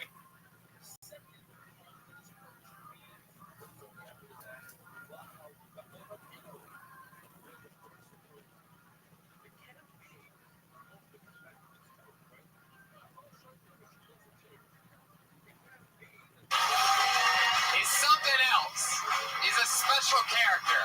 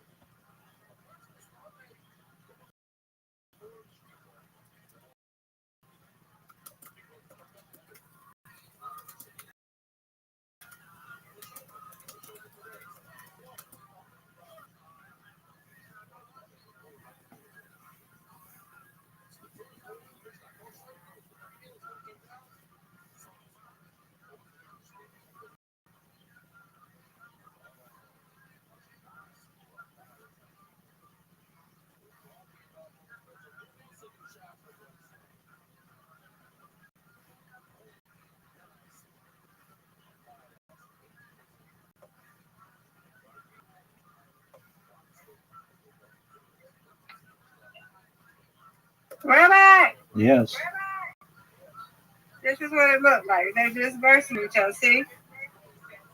That's what a Phantom of the Opera is. Okay. Got a mask on. I see. Yeah. That's what their option is. Cool. Yeah.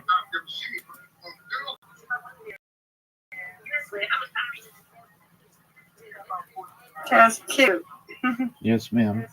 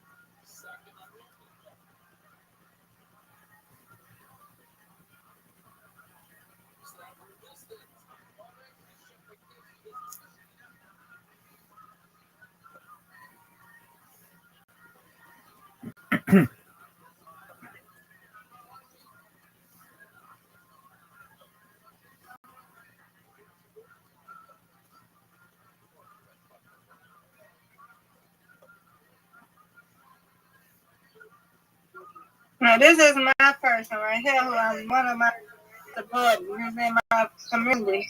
Don't you look pretty? Yeah, she does. The one spinning? Yeah, that's Mama Serenity right there. She's the mama link up. That's our community. And that's Bun right there. That's his first auction on here, on meeting. Okay. Ain't she cute? Yeah.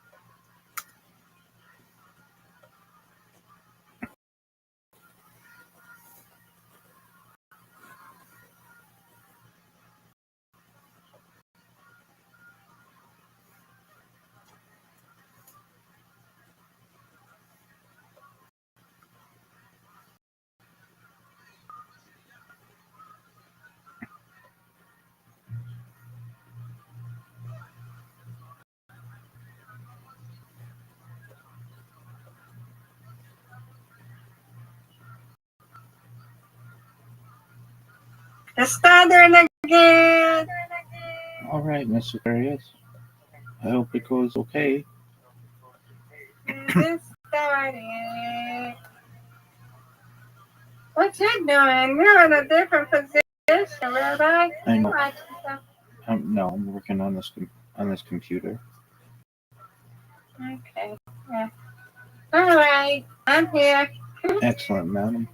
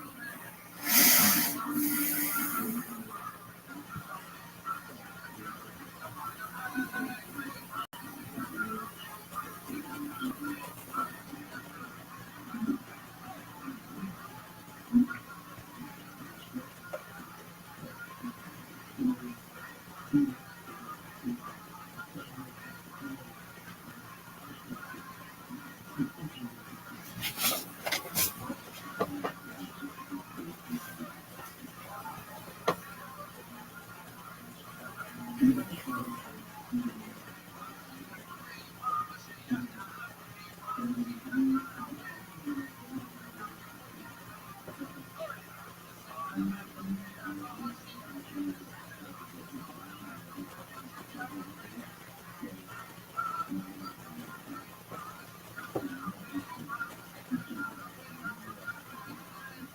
down there, Jesus. In the trenches. Yeah. How old are you, Christopher? 30. I'm going to be 31 on Friday. Hell yeah. Thank you. Did I ask you what you do for a living yet? Yeah. Oh no, you didn't. I'm an insurance adjuster. Also a lift truck. Has anybody ever told you you look like the dad from Teen Wolf? No. The image online, you'll laugh later. Didn't get anything in the room. It was for the podcast listeners at home, I guess. I can see it now, though. It took me a minute, but I see it. So, insurance adjusting, does that mean that you go a little bit of your own research, like Dog the Bounty Hunter? Like, you sort of just, climb over people's fences? Yeah. Really? Yeah, no, I don't hop over any fences, but yeah, no, I do. I do. Oh, section underneath on the fence with a lot of, we're going to get Chad anyways.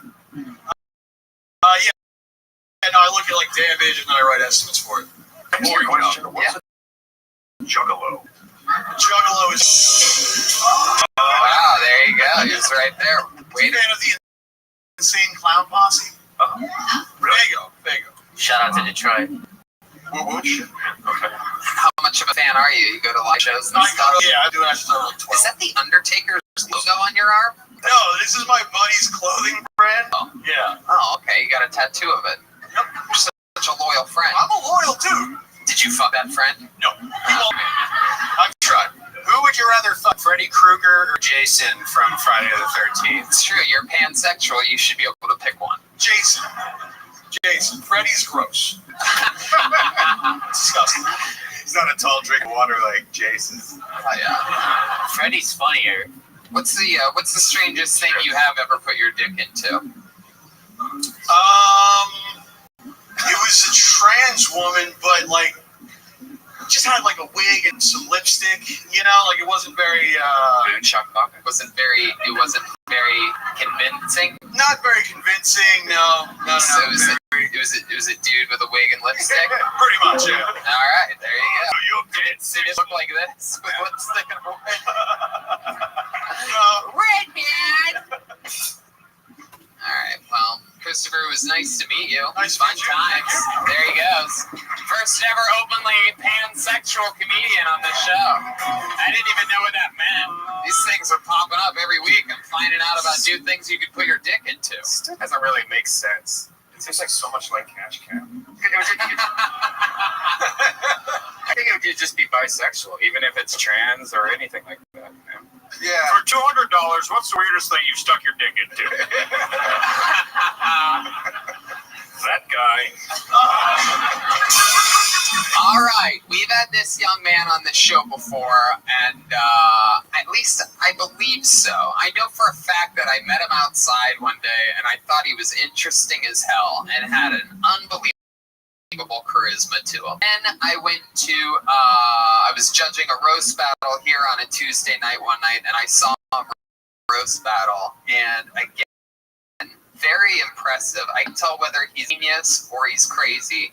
He is for you, ladies and gentlemen, William Montgomery. Something else. He's a special character.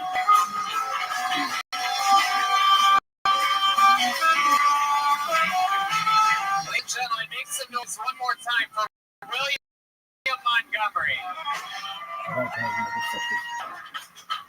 Get a list of fucking caboose! Easy. So here he is for you. Thought he was interesting as hell and had an unbelievable charisma to him. And then I went to, I was judging a roast battle here on a Tuesday night one night, and I saw him roast battle. And again, very impressive. I can't tell whether he's a genius or... So here he is for you, ladies and gentlemen, William Montgomery. He's something else. He's a special character.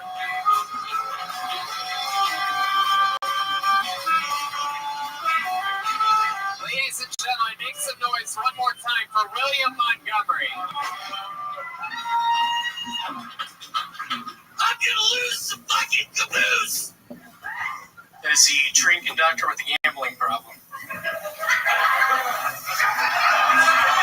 I like it when my mom goes out of town because I get to sleep on her side of the bed. I have a friend who's paralyzed from the waist up, which is a blessing because he's a dancer. I just spent $30 fucking on the ecstasy! The least you can do is buy the movie tickets! It's an impression of my uncle in '94 before we went to go see the movie Twister.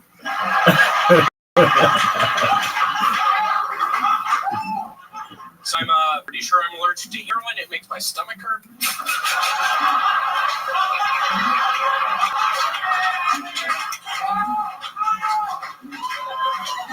I'm not a big fan of hallucinogens, but I love how acid makes evanescence sound.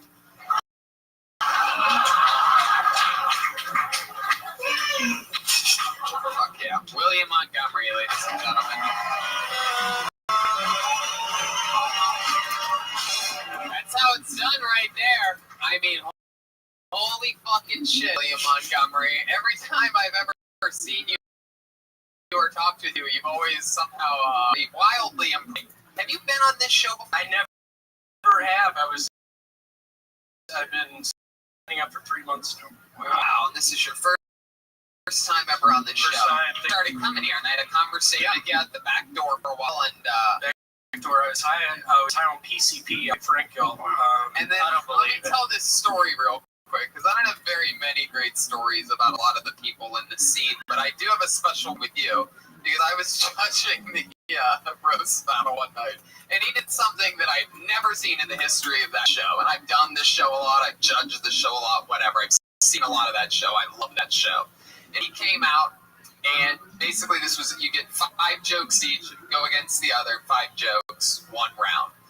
And let me tell you what this fucking maniac did. His first joke, it was garbage. The worst, hackiest, horrible, most horrible garbage in the world. And his opponent was literally like, well, fuck you, bitch, and like slammed him. And then it was all just diamonds and aces from there on out. He took his opponent out of the mindset. He convinced his opponent that he was going to win, and then you fucking destroyed, like, strategically. Like, you made him think you were retarded. That fucking bitch. And then you absolutely decimated him like a movie villain or something like that. It was unbelievable. Like a hustler. It was. It was strategic, psychological warfare. So, William, let's talk about it. I want to get to know more about you. Where are you from other than the end of the rainbow? I am from Memphis, Tennessee. Yeah. How long have you been in LA? I've been here 8 months now. 8 months. How long have you been doing comedy? 11 years. 11 years. Almost all of it in Memphis, huh? No, I started in Knoxville, Tennessee, where I went to college, and ended up moving to New York, living with a stripper named Darla up in Spanish Harlem. Wait. Was that her stripper name? Darla? That's the worst stripper name ever. That was just her name. And Not if you're a Little Rascals fan. Call me Alfalfa. The stripper in Harlem. 3 months. And then I ended up drinking too many Four Locos and doing ecstasy with the guys on the block. And I had to go back to Memphis. I went to graduate school for history, thinking I wanted to be a history teacher. I soon found out history all that much. The future, man. You were to be sure to hit all the open mics in Jersey while you were there. Yeah, funny story. I don't know if y'all are familiar with the open mic scene, but it is second to none.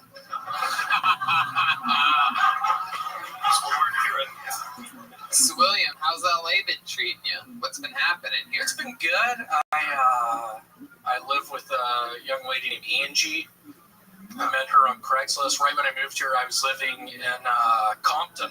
You live with a lady named Angie that you found on Craigslist? Yes. That's crazy, because I live with a guy named Craig that I met on Angie's list.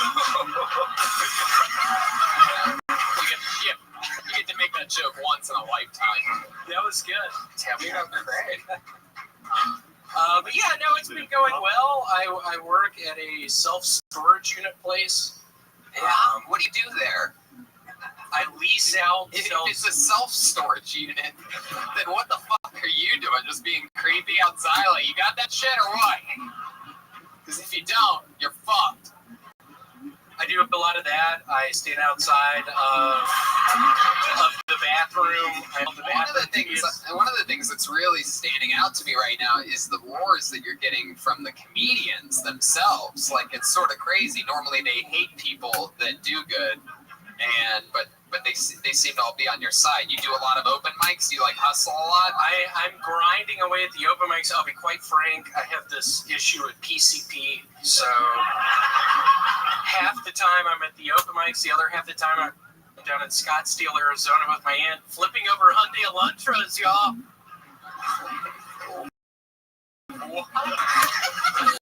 I feel like you're our version of the Catch Me Outside girl.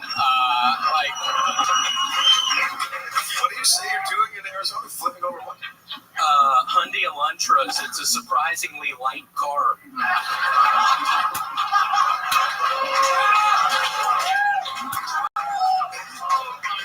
That's what you do on PCP?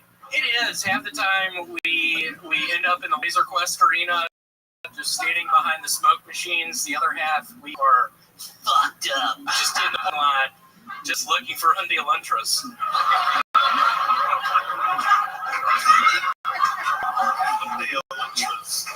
Oh my god.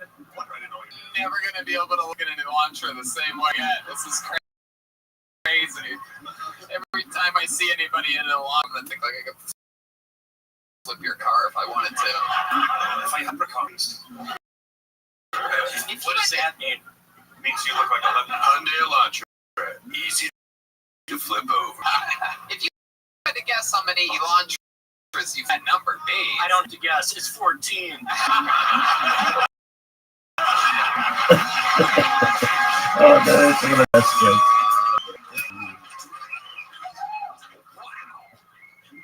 William fucking Montgomery. This is impressive. You know what, Tony? He made multiple confessions of drug possession while he's been up here, but I'm going to turn the other way. I like this guy. Officer Watkins giving you a warning. Man, William, so what are your goals? Like, what do you want to do? You want to, be a professional comedian or be an Elantra flipper?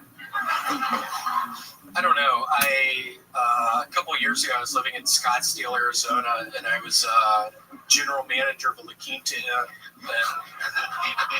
I like the way this guy talks. And I was selling a bunch of Xanax bars that are in 217.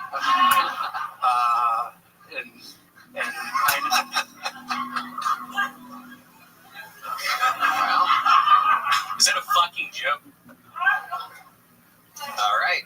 Schulberg is mimicking physical movements at him for you podcast listeners, doing some pantomiming. Well, William, I mean, I feel like I could talk to you forever. What are you afraid of? Well, I have nightmares where I'm on Elantra flips you. Fuck yeah. We have a new licky here. Where I'm on an elevator and it's just this vivid dream, and I'm on an elevator and I'm talking and looking at the people across from me, and the elevator shakes a little and then it collapses. So I think to answer your question, balls now. I know, I guess. Some of these nightmares, do you ever wake up you ever shock yourself awake? He goes to sleep crazy. I'm gonna take a shot in the dark here. Might have something to do with PCP. You know, I would love to invite you to the Ice House next Friday. Not this Friday, but the next Friday if you want. Wow, look at that. Here he ladies and gentlemen, all off of his Kill Tony debut, William Montgomery. Follow him on Instagram, William.m.Montgomery. Is that right? William.m.Montgomery1? Is that right? I guess so. So he got a gig? Just got a gig? Yeah, he just got a gig out in Pasadena. Don't drive your Hyundai to the gig next week. Yeah. I live with a stripper named Elantra. Entree. Yeah. Gotcha. No idea what he was talking. You guys having fun out there? Craziness. William Montgomery's first time been signing up for 3 months every Monday. Wow, that kind of compressed energy. That's what I love about this show. All right, let's meet someone else. Make some noise for James Bida. James Bida.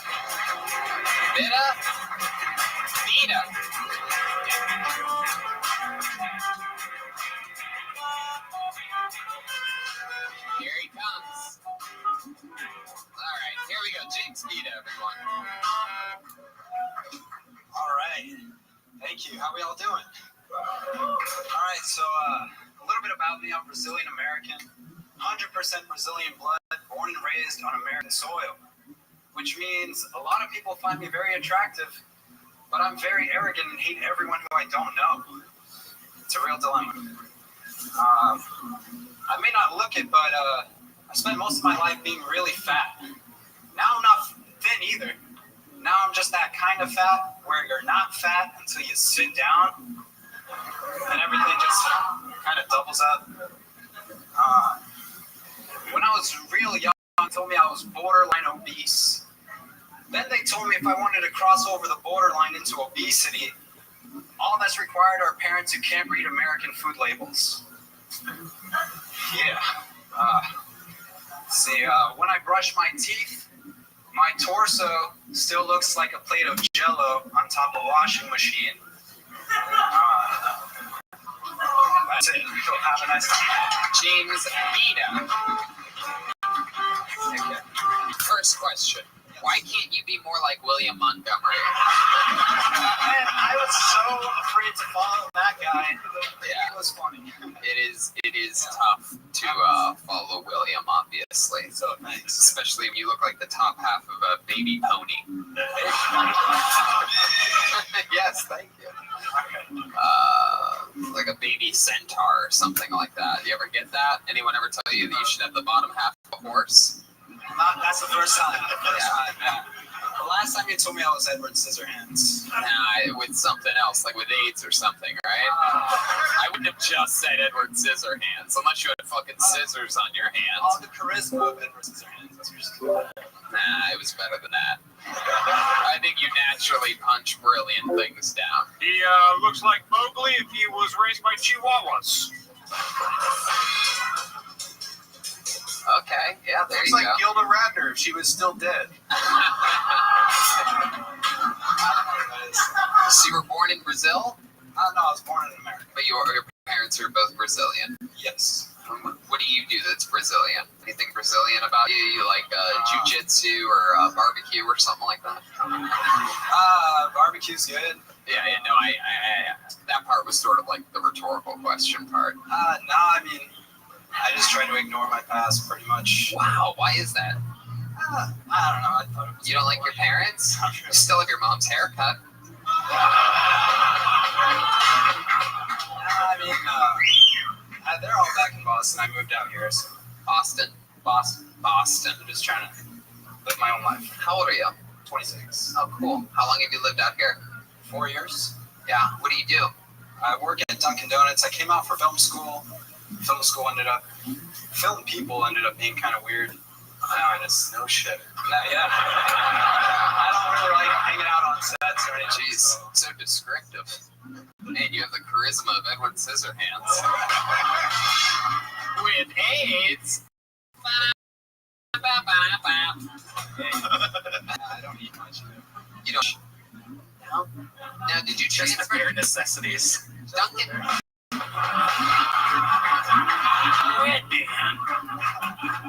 Man. So Dunkin' Donuts is a very famous Boston, specialty. Did you transfer from a Dunkin' Donuts there to a Dunkin' Donuts here? I didn't transfer, but I did work at a Dunkin' Donuts. Right, so you were able to get employed at a Dunkin' Donuts out here easier because you were the Dunkin' Donuts like black belt from where the Dunkin' Donuts is like. I mean, that's like Starbucks in Seattle. Dunkin' Donuts is Boston. I'm the Hicks and Gracie of Dunkin' Donuts. Right, for sure.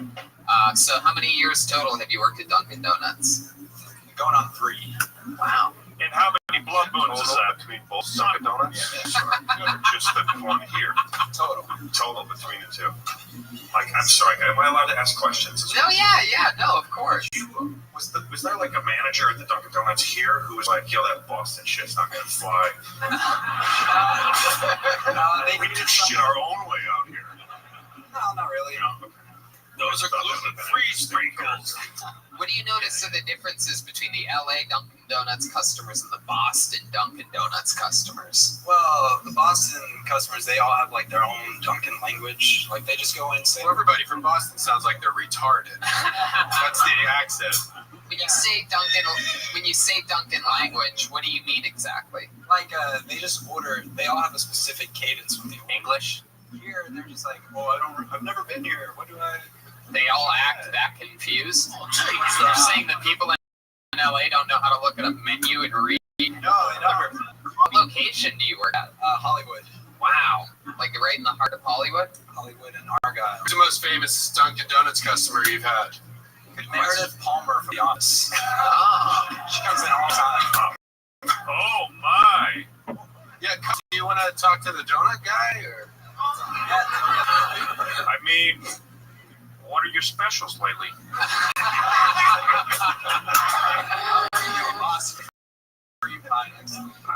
Is it a summer? What is a Boston cream pie? It's a donut with chocolate frosting. And Boston cream pie is when you grab a guy from Boston from the back of the head, you kick him in the balls, he starts pissing out cum, and then in the back of your squad car, and you're going up for life, buddy. Wow. I didn't realize you could piss out cum. You've never been kicked in the dick by a bike cop, now have you? I pedal all day. That's all I... His body cam footage clearly shows him kicking him in the balls till he pissed cum. So, James, what do you like to do for fun when you're not dunking, Making the donuts. I just smoke weed, try to fight off existential dread. Yeah, you look like you work more at Pumpkin Donuts. You know what I'm talking about? I don't like pumpkin. This guy's wearing a hoodie. He smokes weed. What do you like?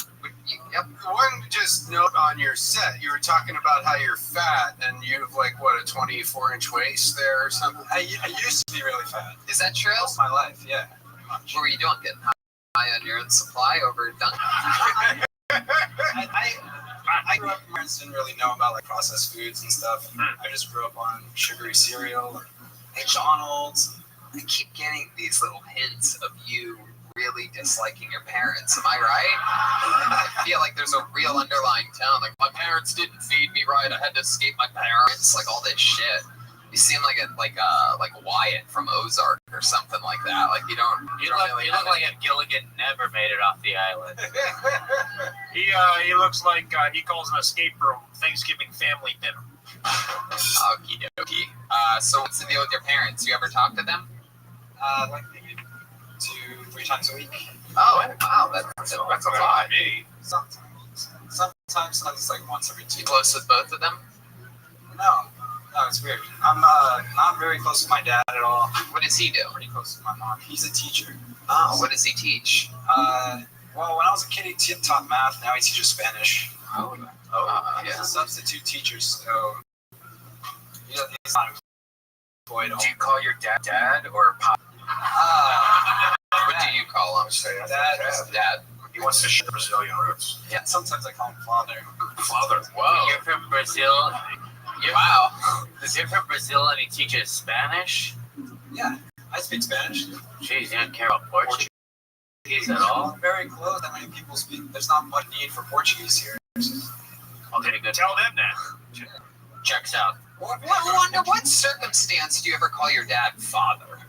Like, what is that? Like, when you guys are, like, reenacting Star Wars scenes or some shit like that? I need to talk to you. If you're not sure if you can no. Can you put father on, mother? It's just random. There's no like. Yes, that deserves Like, can you use it in a sentence? Like, talk to your dad and bring it up. Like, say it. Like, give me an example. Like, Hey, what's up, father? like, say that again. What? Talk right into the end of the microphone. Like if he called me, I'd be like, oh, what's up, my father? Like, You say it's like black people say the N-word. Hey, what up, my father? you know what Oh, I it's father. You can't say the hard R. Father. You my fucking father. you call your dad like you're going to Sunday mass or something. You know, what I think it is, I think I've always just like tried to make my parents laugh, but they just don't really find anything I find funny.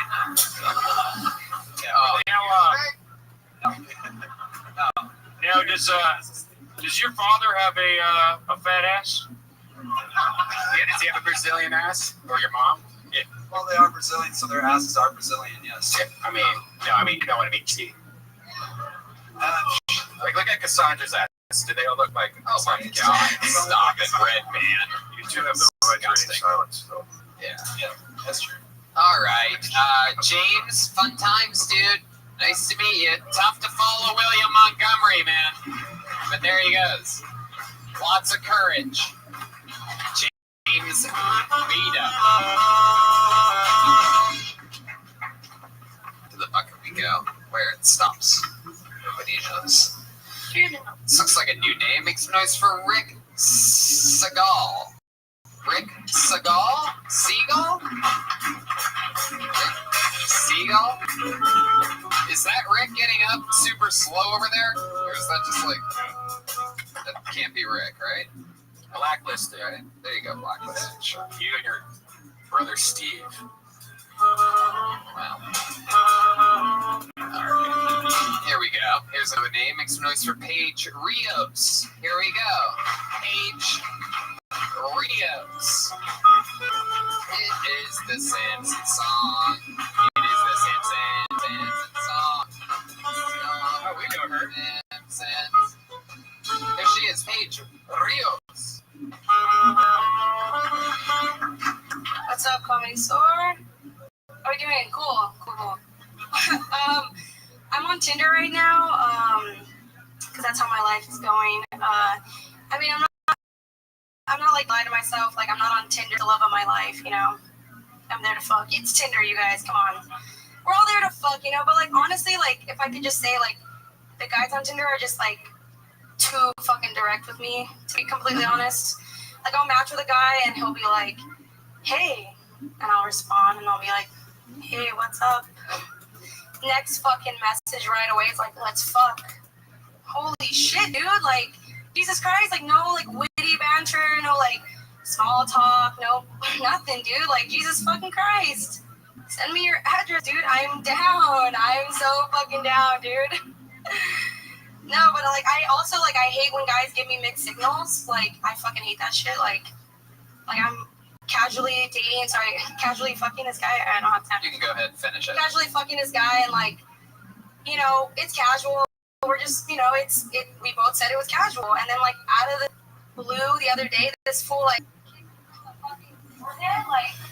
like this most tender fucking kiss on the forehead. I'm like, don't play with my emotions like that, dude. Like, don't make me think that you care about me, you fucking asshole, you piece of shit. Don't fucking kiss me on the forehead. Wow. All right, Paige. There we go. Coming up here, venting some of her real frustrations, it seems. Yeah, fuck you, dude. How dare you give her a tender kiss on the forehead? Tony. Yes, Officer Berg. You look like a pansexual Selena. Gomez or like Selena? The real one. Oh, the real one. Okay, cool. Thank you, I guess. You're under arrest. I was gonna say, you look like a more adorable version of Mario Lopez. Hello, you are watching Hotel Tension. I'm Mario Lopez. It's on every hotel TV when you turn it on. She looks like the leader of an underground softball league. You look like Dora the Explorer's lesbian sister. You look like the first ever Mexican president of the Itty Bitty Titty Committee. You look like Mostaza. All right, there we go. I'm glad someone killed the momentum. Let's move on. Yes, very good. All right, so Paige, you've been on the show once before, right? Yeah, like a month ago or something. Yeah. It was my first time. She chose to come back. I did, yeah. This is where I've you been dying to started get back stand-up? No, Oh. I've been doing it for like 9 months. 9 months. You okay? You want some My water? voice is like not here all the way. Oh. I'm sick. I have a little bit. Oh. If we put some checkers on you, you'd look like the cash cab. She is wearing all yellow for those of you listening to the podcast. That's also why Brian made that mostaza joke. It is mustard in Spanish. I know this because the Google page is up. It says mustard Spanish. That's amazing. Because if you're wondering why he would ever say that, it's because for those of you with Google, so you can go pause the podcast, get Google, type in mostaza, and find out that it's mustard.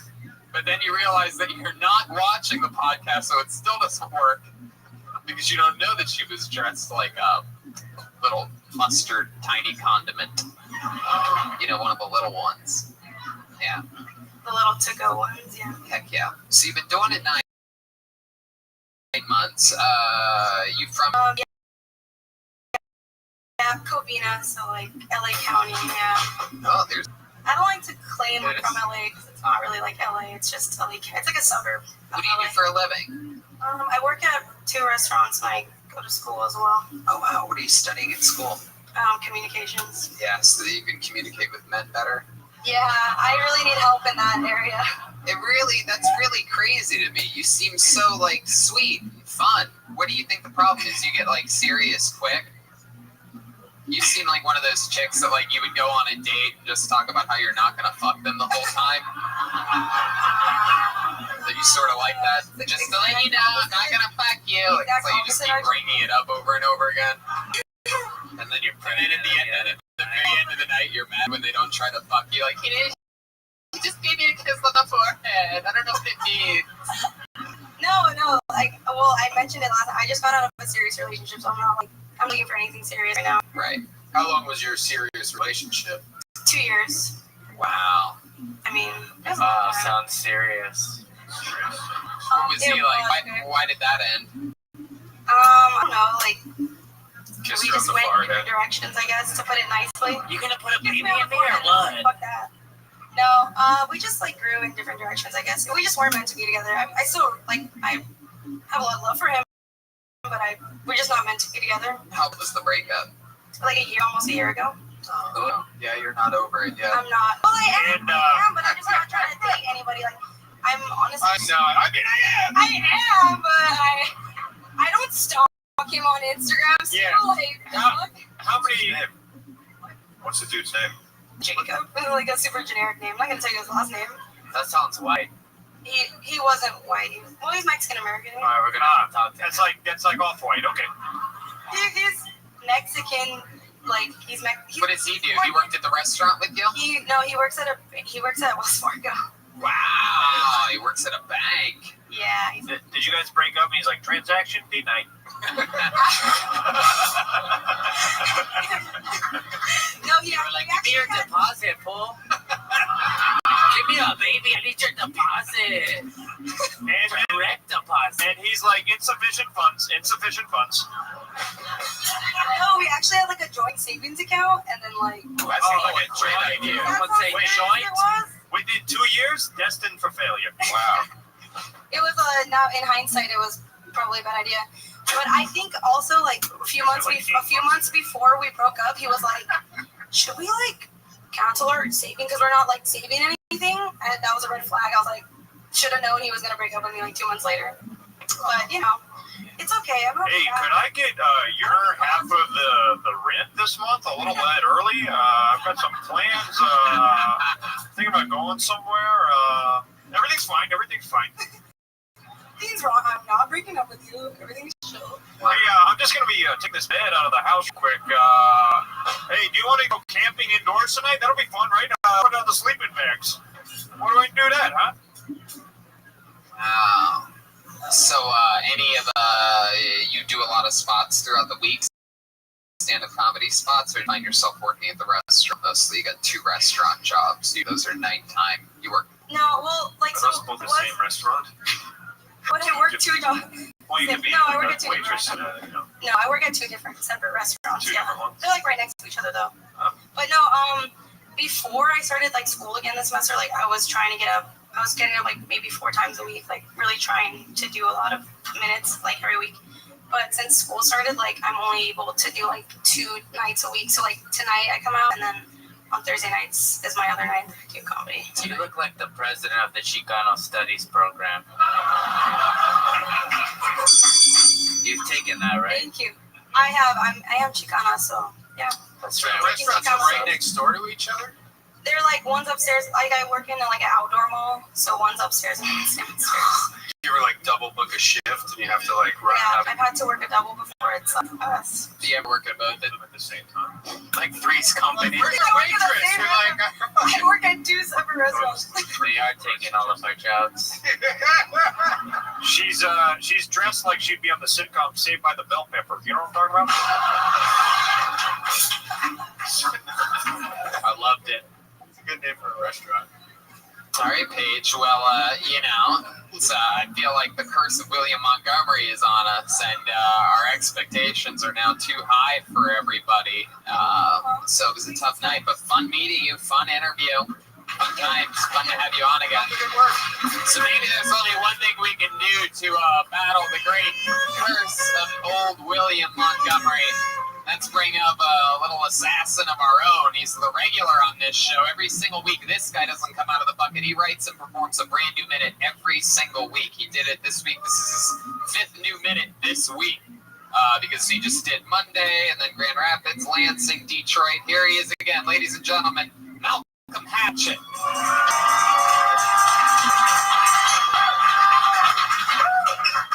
What's up? I hate when niggas say, Malcolm, when you make it, don't forget about me. Nigga, you sell me $5, what you talking about? KB didn't say that shit. I hate people who complain about dumb shit, like my leg itch, my feet itch. It's a nigga around the corner right now in the wheel with no legs. Take that itchy leg and itchy foot and walk around town. You got some scratching cream? You got a dongle? My old girl crazy. Girl's crazy. Black girl call you one time, you don't answer, you cheating on her. She call you 3 times, she come to your mama's house with a gun. Why you ain't answer the phone? I called you 3 times. My old girl was so crazy, she thought I was my mama. My mama beat her ass. And then they became best friends and they beat my ass. Why you ain't answer the phone? Because I had no minutes. She bitch with us. Yeah. Again, Malcolm Hatchett. Wow. Is that true that you dated a lot of crazy girls? Yeah, a lot of crazy girls. Can I get some water? Yeah, have a water. Absolutely. Dang. Heck yeah. Well, now you just from an entire weekend with us, a long weekend, extended trip from Grand Rapids, Lansing, and Detroit. Hell yeah. You also had a little laugh that you just did. Oh, that's my laugh. I'm gonna giggle. You should do that after every joke. I get told that a lot. I did a lot in Detroit on accident. I whooped her ass.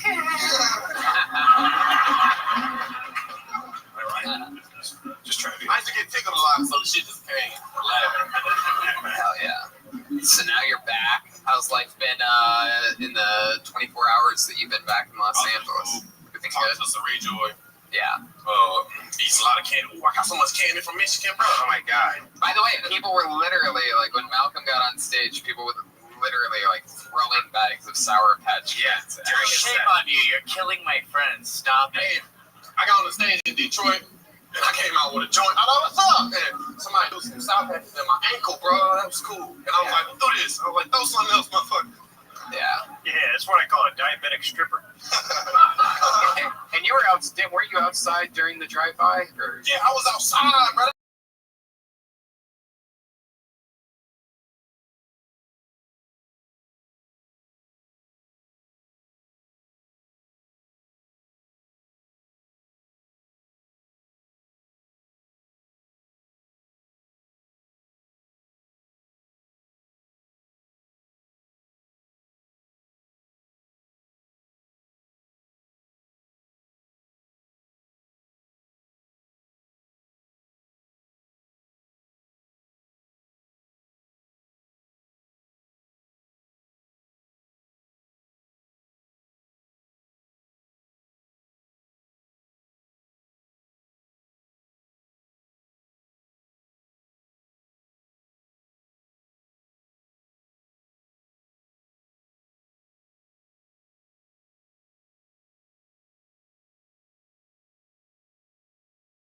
That's how I get the perps.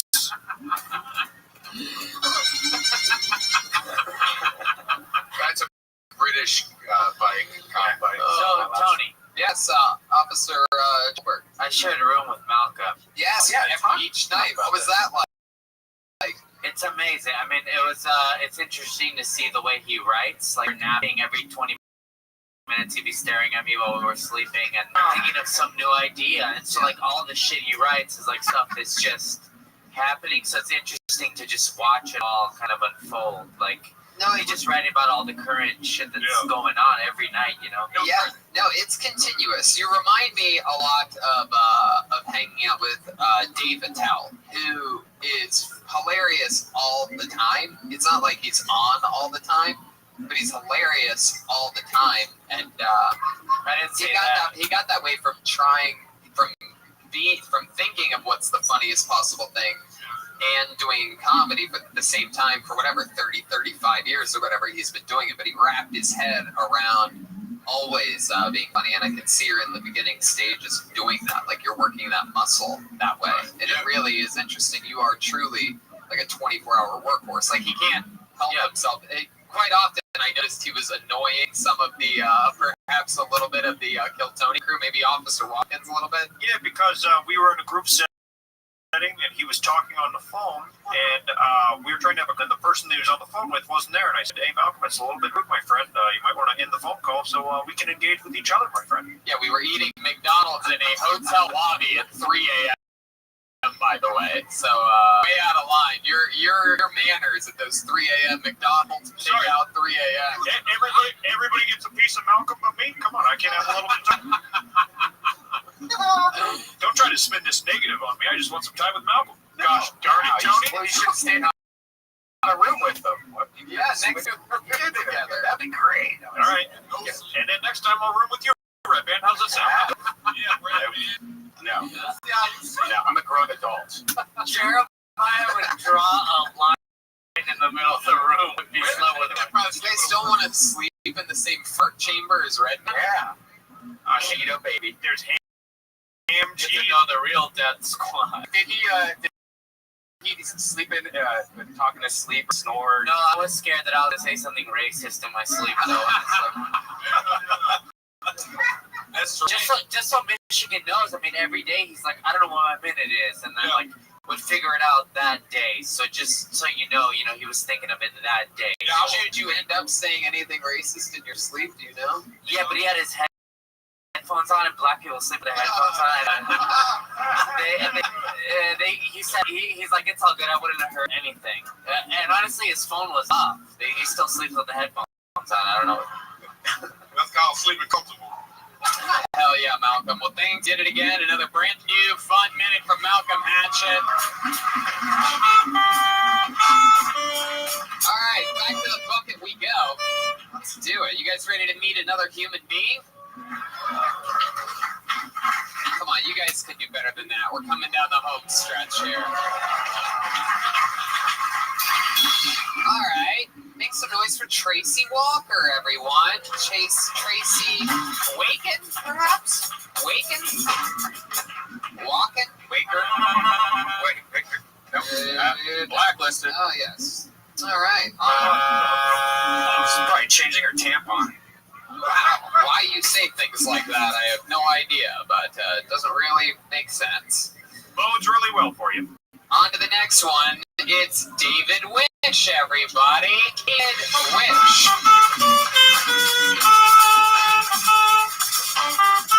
Here he comes. David Winch. Here we go.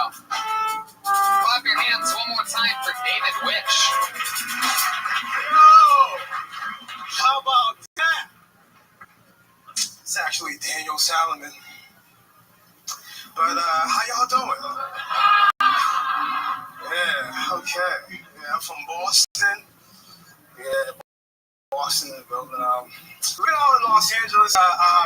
You get to talking to people. They say, hey, where you from? If you're from Boston, like a regular guy from Boston. So where you from? Oh, I'm from South Boston. How you doing? Yeah, it's a regular guy from Boston. I'm black. I'm from Boston. It's not like I'm Chicago or Philly. You mean the black guy Philly. Yo, where you from? I'm from Philly. He's from Philadelphia. Black guy from Chicago. Where you from? He's from Chicago. Be the black guy from Boston. So where you from? I'm from Boston. Yeah, pretty much like that. Yeah. All right. So what's your name? Daniel Salomon. What? Daniel Salomon. Daniel Solomon. Yeah. So why'd you sign up as David? Because I didn't. I just fucking ran up. Did you not? Did you sign up as David Winch? I can tell David. It's okay, son. Yeah. As ID officer, you can tell the truth. We're on your side. As long as you're on my side. I did. What did you do? You heard What tell? I don't believe him. You came up. I plead. You're guilty? Book him for life! Get him out of here! He's not lying on the stage again. So, okay, Officer Watkins. So you went up under somebody else's name. Come again? So you went up under somebody else's name. You I cheated. wrote that. Why did you? It's a very simple question. If you just answer it honestly, then all Did the you write it? obvious. That's it. I plead. I wrote that. But why? Okay, then you're good. This is Officer slap on the Watkins, wrist. can you stop questioning for a second? on this piece of paper and see if the penmanship matches. Help me breathe. Yeah, that's actually a really good point. Sign up as David Wish, and we'll do a handwriting analysis. All right, here we go. Hold the paper for me. Sign up exactly like you did. Do it right now. Yeah. You decided to take a wish, take a chance, fucking sail away. All right, let's bring it over here. Let's take a look at this. It's same handwriting. Very good. All right. All right. Now, if you just answer this question, Officer Watkins, you're please, good. for the love of fucking God, will you He's please good. get back on your fucking stool? This is Hey, a huge break in show We're all clear here, All okay? right, there you go. All clear. Yep. Give it up for the cop. There you go. So, I'm going to ask you the same exact question I've been asking you since you got up here. You ready? I'm ready. Why would you sign up? Why would you do that? Why would you sign up as a different name, huh? All right, the siren. Jerry, you do that. You're freaking him out. So to move on the show on, let's just. Last show. Yes. So Daniel, let me ask you a bit. Why the fuck did you sign You up? started to do that, huh? What's going on with you? You got Ed Bailey. This is great for the podcast. You got option number 3415. Chicago precinct coming in. I've signed up so many times for this show. And wait, I love this thing that people keep bringing up. I noticed the last few weeks, to where they think that. So let me ask you something. You've never gotten on the show before, right? And you were signing up as what? What was your name? Daniel what? Daniel Salomon. And you were convinced what? That your name was unlucky or something like that? No, I have one of the luckiest names in Hollywood. Okay, wait. This whole thing's so weird. I wonder how it got to be so weird. Did you put multiple names in the bucket? Come again with the Did you put multiple names in the Never bucket? have. It never will. Is that true, or why do you say We can look for the handwriting. I'm not that guy. I'm not. You can search that bucket. Nothing fugazi in that bucket. So here you go. Why would you sign up all the as handwriting David really Witch? kind of looks the same. All right. Can you give me an answer, okay, an honest answer to the You're question? gonna beat this one You out. weren't funny in the minute, so I don't know why you're trying to be now. I'll take that. Hey, that. I'm just gonna count that as self-defense. I'll take that. Okay. All right. So why David Witch? I figured. Okay, we seen this name already. What do you mean? What do you mean by that? I don't know. I'm just assuming. He's saying the bucket is rigged. No, I'm not saying the bucket is rigged. What I'm saying is. Okay, hey, I'm the one talking here. Oh, look at this. This is like it's a WWE promo. Oh, look out. Hello, hi. Oh my We God. got a guy who looks like Mike Tyson's aborted fetus. All right, we're ready to. Man, look how this is all turned against you. Possible You were suspect, paranoid that something was 5'9", African American, could have a weapon on him. We're uncertain at the time. We got a 3'2".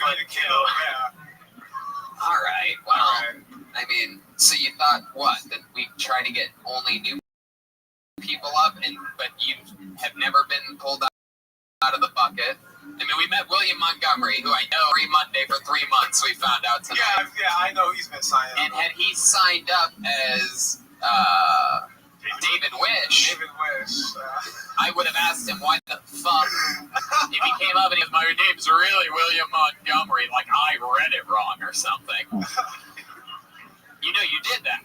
You got me on Front Street right now, bro. No, I bet. It's weird. It's an awkward situation. You're the only guest who I've ever spent 7 minutes asking the exact same question to over and over again. How do you feel about that? Suspect is on foot, considered dangerous, and could be part of the Jamaican bobsled team.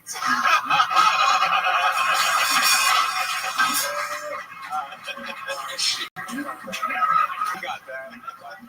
All right, Daniel. Well, it's just taken me so long to get anything out of you, and you got a lot out of me, right? I mean, no. Take a knee. No.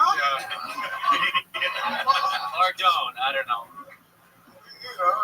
It's kind of a bummer, actually. Yeah, it really is. We had to do a handwriting analysis test. Yeah, that's a first. Well, you've gotten to know me better. You know, like now you know my penmanship. No, I've gotten to know you more. I wouldn't say better. I think it's more for worse. The more I find out, the more I don't like you. What are those O's? What are those O's? This is Springer? Tony, I just got the police sketch back from the station, and all it says is black guy on it. All right. Yeah, like Danny Brown. Okie dokie, guys. Well. Hey, at least we got to know him better, though, right? Yeah, you have.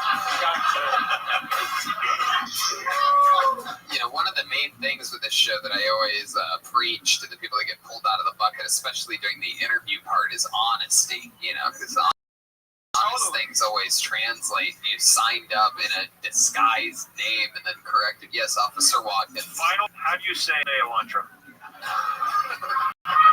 If you answer it correctly, you will have to leave. Take your time. Hyundai Elantra. Get this guy off the stage. All right. Next time, sign up as your real name, and hopefully we won't remember that any of this happened. Hopefully. There he goes, David Witch. You get called what you sign up as on this show. You're David Witch forever. David Witch AOL at Twitter. I don't know what it was, but I don't like that guy. Back. What? All right. Wow. Everything's. There is no jaywalk state. Okay. I believe we've met this person before. Make some noise for Jessica Lee, everyone. Jessica Lee? Jessica Lee. Here she comes from the farthest part of the room. You guys having fun out there, huh? It's chaos. Anything can happen. This is one of the least produced shows in the history of all shows. One more time for Jessica Lee. Hey, what's happening? So I lost 180 pounds recently. Thank you. I'm kind of sad about it though. He was really fine as fuck. He had to go though. He wasn't eating the pussy. Where's that shit guy at? No, but he did try to impress me one time. We went to my favorite takeout place, and he reached in and he said, "Girl, pick out whatever you like. I got you." And I was like, "Oh, that's so sweet." He said, "Jessica's not from the hot food section. You know, that EBT struggle love. You know, I called white trash before. I'm not really comfortable with that term, though, white trash. I've been looking for alternatives. I've decided on white compost. Yeah, it's still trash, but it's just nutrient dense. I got a lot to give, guys. Got a lot to give. Meow. All right, we're going to do that." Fuck yeah.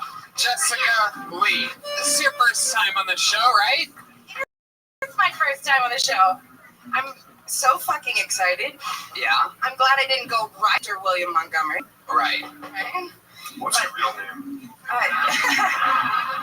It's Jessica, Jessika. K.A., is that real? It is real. My mother named me that. People oftentimes think that I've changed my name, spell it like that because I want to be black. But in fact, my mother really did name me that. I think she knew. Was Jessica already taken, or She wanted to be black. No, I think she knew I would want to be. No, but I'm just kidding. No. is your mom sort of a hippie? She is. Yeah. Yeah. What'd she do? She has done everything under the rainbow, but most recently she was in the Navy. That includes William Montgomery. Oh, yeah. Has she done yoga? No, but she used to date. What's that? I believe when you do everything under the rainbow, that's called pansexual. I learned that. Jessica, why do you dress like a 6-year-old girl that was allowed to wear whatever she wanted for the day? This guy over here told me I look like I had princess curtains on. I do have princess curtains. Wow. I don't know. Princess I'm from Brooklyn. We just do things differently there. I'd be cute. The guy said that you have princess curtains? That I was that guy your pussy? Whatever it takes, honey. You got princess curtains. No, I just sat in glitter earlier on accident. Hell yeah, I love your Lord of the Rings bag too. You love it? No, I'm still talking about your pussy, not that. Yeah. So how long have you been doing stand-up, Jessica? Just under 6 months. Just under 6 months. I actually did my first set on April Fool's Day. What? I just imagine she pulls her butthole more door and he's trying to get to it and put the ring into it. I just had this thought. I wasn't going to say it out loud, but you came to me and, these are just thoughts. It's like called your pussy a Lord of the Rings bag. Yeah. Ever. Just as long as you call my pussy. Wait, say that again? Wait, what? What's wrong with it? No, nothing's wrong with it. You're like, as long as you call it a pussy, do people mistake it for something else? No. Extend labia? No, just call it. Like, oh, look at that wet down there. Oh, it's gross. Oh, what is that I am a thing? squirter. You are? Is that true? It is true. Wow. So when you have an extreme orgasm, you pee everywhere. Kind of, sometimes. Yeah. Maybe there's a little urine mixed in. It better not be public urination. We're not getting into squirting debate right now. No, Do you like anal? No, I don't. Tony. I don't understand this fetish with booty holes these days. Like, I want an old-fashioned man. Can we go back to eating the pussy, guys, please? Like, what is up with the booty holes? I don't get it. What have guys been trying to do to your booty hole? Everybody wants to eat the booty now. Am I correct? Wow. No, maybe that's just your booty. Maybe it's. I mean, it's a good booty. Well, I don't know if that's how it really works. Maybe you just have a scary-looking pussy. Yeah. I'd rather eat your ass. Maybe those princess curtains are like a little. That Hollywood bear, bitch. I met a girl who was a squirter once, and she shot lemon lime soda into my mouth. What? Fago. Wow. Fago. I squirt Fago, bitches. No. So, Jessica, that's fun. You have a boyfriend? No, I let the guy I was seeing go. He was You let him go. What are you one of the police officers? Are you a contractor or was it time? he was a homosexual. You let him go. What was he? Your starting pitcher? No, He's a homosexual? if you're gonna be a homosexual, homosexual. I don't have a cold. I said hobo. Wow. Yeah. Like if you're gonna be that, make yourself useful. Like either be really good at sex or do the fucking dishes. Like something. Right. You can't be both. You can't be lazy. I know. Looking like this, expectations. What are we gonna do? Fuck me good or do the dishes. Right? I'm going to go do the dishes. I don't want those. Wash my dishes in my squirt. Yeah. Oh! Your purple That's enough, believe me. Don't be good or wash the dishes. Either way, wear a rubber. You can put me on tap at a fucking Mexican 7-Eleven. Is that really That's true? true. It's So, like, true. what happens? Like, if a guy fucks you, a bunch of liquid flows out? Really? I mean, Kyle, oftentimes. Wow. Like the kind of projectile, like, when it's still happening, or is it like the type of, like, pull out real fast, like that you see on Oh porn? no, it's happening. It's just everywhere, no matter what. So it's Like like, a sprinkler system. yeah. Yes. You're like fucking an open end of a fire hydrant. Yes. Do you put pee pads down on your bed before you have sex? No, I've like got a dog you are? Oh my god. You actually got to laugh there until the end, Brian. You really, I was doing a Shark Tank thing. The puppy pads are not, not big enough. Like a tarp. Those. wow. And you keep wondering why people call you white trash. It's puzzling. Where are you from, Jessica? I grew up in South Florida, but I lived in Brooklyn for a long time. And you're from South Florida? My God. I know. I know. It's all starting to make sense now. I'm a cracker-ass cracker. What's your tattoo on your wrist right there? Is it? This is for people that have tattoos. Friday the 13th is like the little holidays. This is my little Friday the 13th tattoo. Oh. It's Hazel LA. Croft like the Mayan Bimberarium or whatever the fuck that thing was. Shout out to Hazel. A guy on like Goldberger. It's my lucky number. What can I say? What do you do for a living? Hazel Croft. I do catering. I bartend private events. I fucking love you. I also moonlight as a Airbnb maid. Oh. Yeah, I'm a single mom, so I like to make as much money as I How can. old's Gotta give it up for the single mom. Hell yeah, we love single moms. For the kids. Give it up for the kids. We You love gotta do it. single Can't have one more around and give it up for the troops. Yes. You gotta give it up for the troops. No way around it. How old's your No kid? way around it. My son's 16. Your son is 16. Yeah. What the fuck? Shit. What'd you have when you were 4? No, I'm an old man. Yeah, I am. You shouldn't seem like it at all. I didn't have him as a teenager. You have such a young spirit. Well, thank you. I appreciate that. I'm trying to figure out what my comedy age is. I'm trying to decide if I'm going to be honest about my age. Of course. Yeah, no. What would you? 31.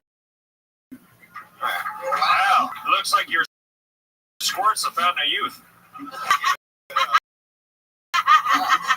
The only bag on this stage is look at the canteen from the Wild West. Does it count as a fanny pack? No, it doesn't. Okay.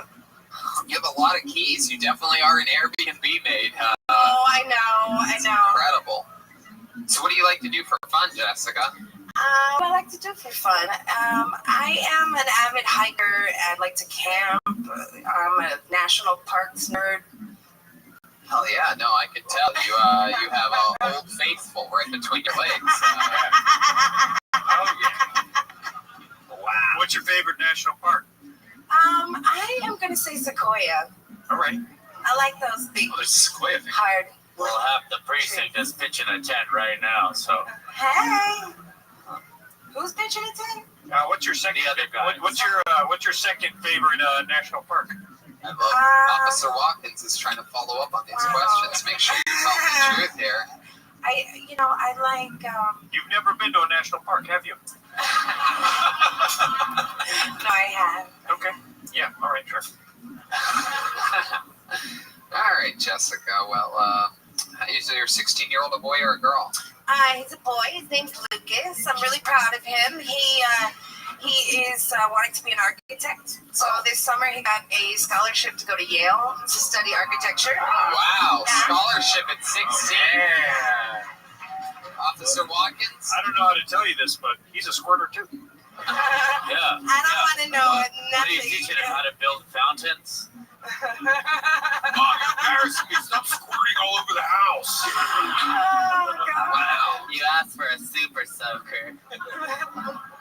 So he got a scholarship for Yale. He did. That's good because Lord knows you can't pay for it. No, I can. It's funny to make jokes about poor people economy, right?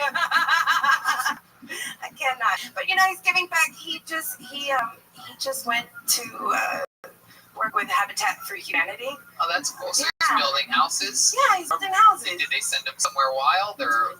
Yeah, he was in Watts this weekend. Watts? Yeah. Oh my God. Yeah. How many watts?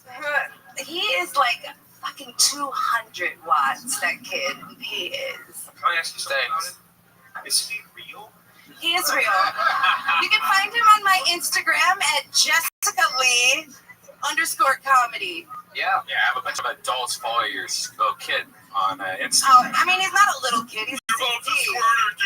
Sounds like a great idea. Yeah. This episode brought to you by Squirt. All right, Jessica. Well, it was nice to meet you. Thank you really so nice to meet you. much. Thank you, guys. Yeah, fun interview. There she goes, Jessica Lee.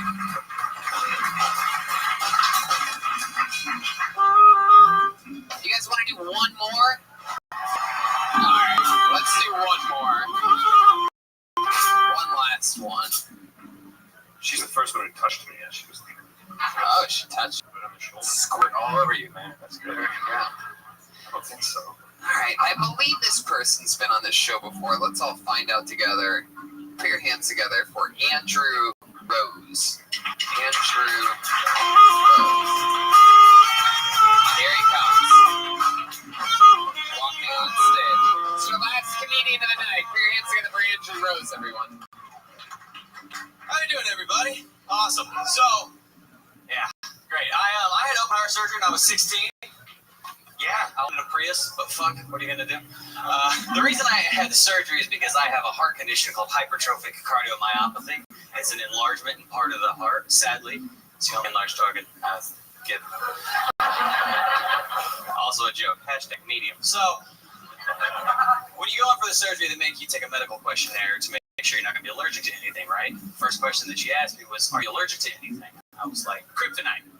And she goes, how do you spell that? J-O-K-E. It's early. I'm gonna let that one slide. The next question was, do you have any religious preferences? I was like, well, I prefer Christians, but if all you have is Jews, take what I can get. Can't be picky right now. Last question was, are you allergic to latex? And I said, no, but don't tell my girlfriend.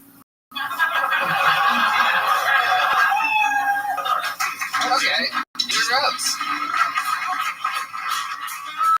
Have you been on this show before? I have once, 2 or 3 months ago. whenever Natasha was. Okay. That was fun for you. I had a blast, yeah. Did we, in that interview, probably give you some advice to start wearing a little tiny miniature backpack on stage? No, you didn't. It was mine. I felt like I needed a pair of shoes. So What do you keep in that bad boy? I would almost say that sort of qualifies almost in this world as sort of a fanny pack. In the way I label things, like a backpack on strings. honestly, it's just my fucking just random shit. Why don't we find out the truth? Let's play What's in That Fanny Pack. A Kill Tony favorite game. All right, you're gonna give it to us? I can 100% All right. what's in there. There's a pair of sunglasses and a shit ton of bracelet. Brendan, proceed with caution. There could be a bomb in there. Yeah. Brandon's going in. He's got a full sharpen out. Focus in here. Is there a rabbit in there? No. Wow, there's a bracelet. What does that say? That's a concrete. Certified Rosebud for a rose comedy. What is this, for like a dead kid or some shit? Yeah, Fuck that. What's that? It's just my bracelets that I have. My personal Oh, bracelets. that's your merch. Here they are. That's I for know you. they are a Rosebud comedy. A rose comedy. Wow. Tons of them. You want me to throw them out in the crowd? No, I'm kidding. I got 1,200 of them for free. Fucking go for A it. deck of cards? Do you know some magic tricks? I do. Really? Is that for magic? You want to do something? Hell yeah, absolutely do a fucking magic trick. It's really all just bracelets. Oh, our first ever magic trick on the show. We got magical lighting for Andrew Rose. No magic music, it seems, but it's a shame we don't have somebody that plays music on this show. Yes, everyone knows Heartlight by Neil Diamond is pure magic music. This makes total sense. It's because he had heart surgery. Oh, yes, out of all the songs with heart in it. No, it's from E.T.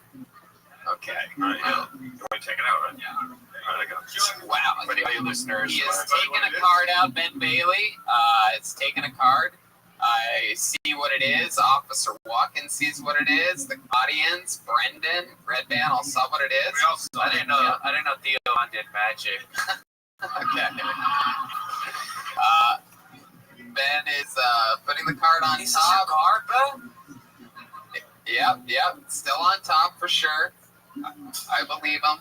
That seemed like a clean shuffle. We're watching him shuffle the deck. This is my favorite magic podcast. No, it's not on bottom. No, it's not on top. This is the crazy part. On the count of 3. Jump! Whoa!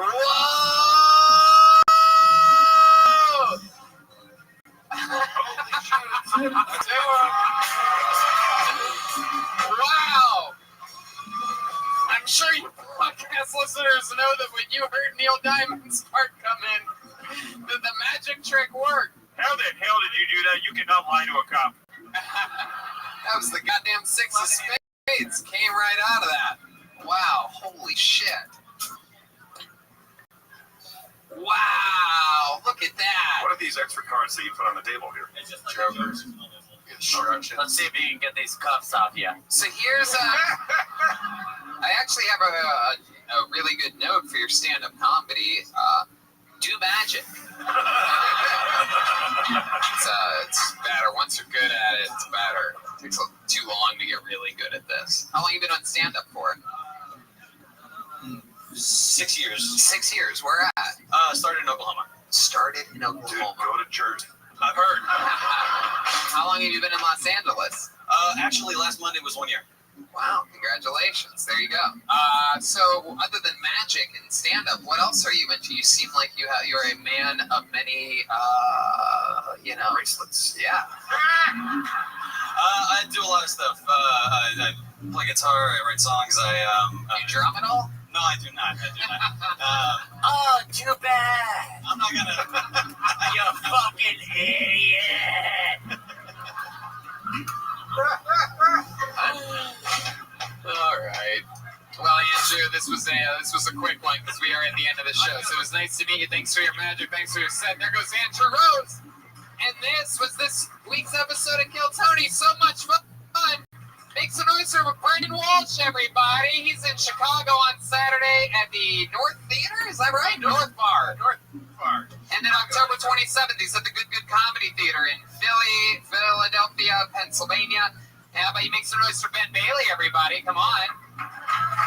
This Friday, he's headlining the Improv on Melrose, the 19th of October. He's at Bay City, Michigan at the State Theater. November 29th, St. Louis Funny Bone. And January 11th through the 13th at the La Jolla Comedy. Amazing drawing from Ryan J. Ebelt, everyone. All these prints are available at ryanjebelt.com, including some of the famous Kill Tony posters and things like that.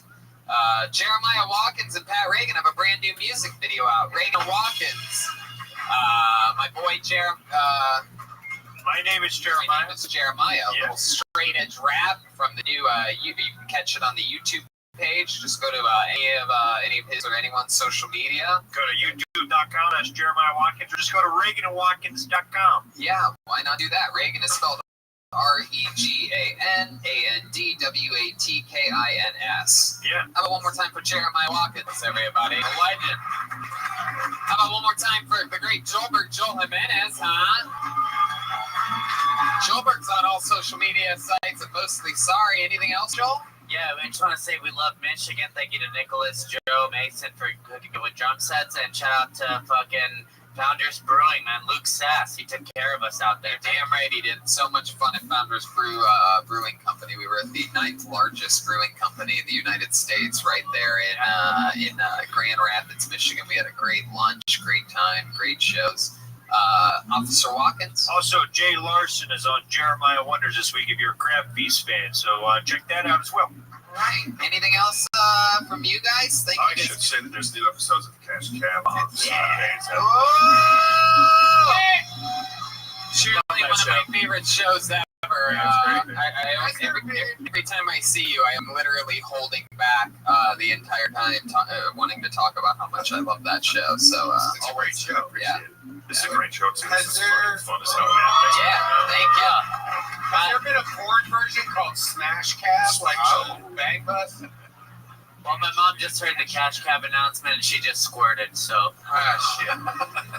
Don't forget that Robinhood is an amazing app. You get free stock. Go to the ktshow.robinhood.com right now. Get free stock. How crazy is that? That's crazy. No, Get that Apple stuff. and get some anti-aging cream from forhims.com. Go to forhims.com/TonySC. And get the Kill Tony shirt out in the lobby. Yeah, absolutely. And don't forget, episodes 299 and 300 of this show, Kill Tony, are happening live in San Francisco on October 12th. That's a really, really, really big night for us. A lot of the crew here is going up there.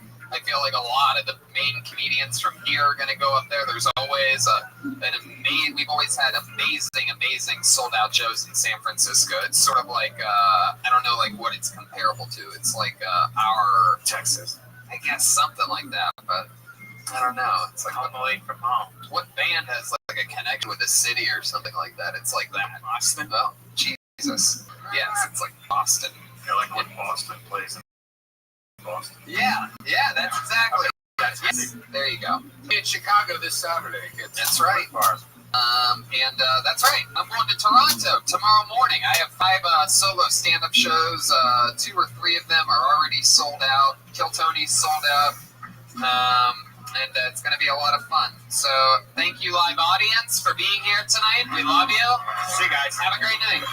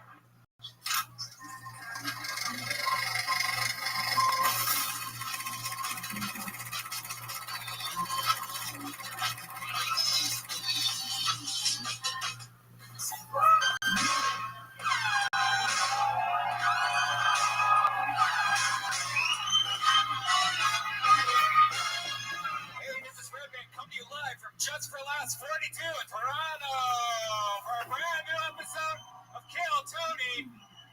Give it up for Tony Hinchcliffe. Toronto, make some fucking noise. We're back.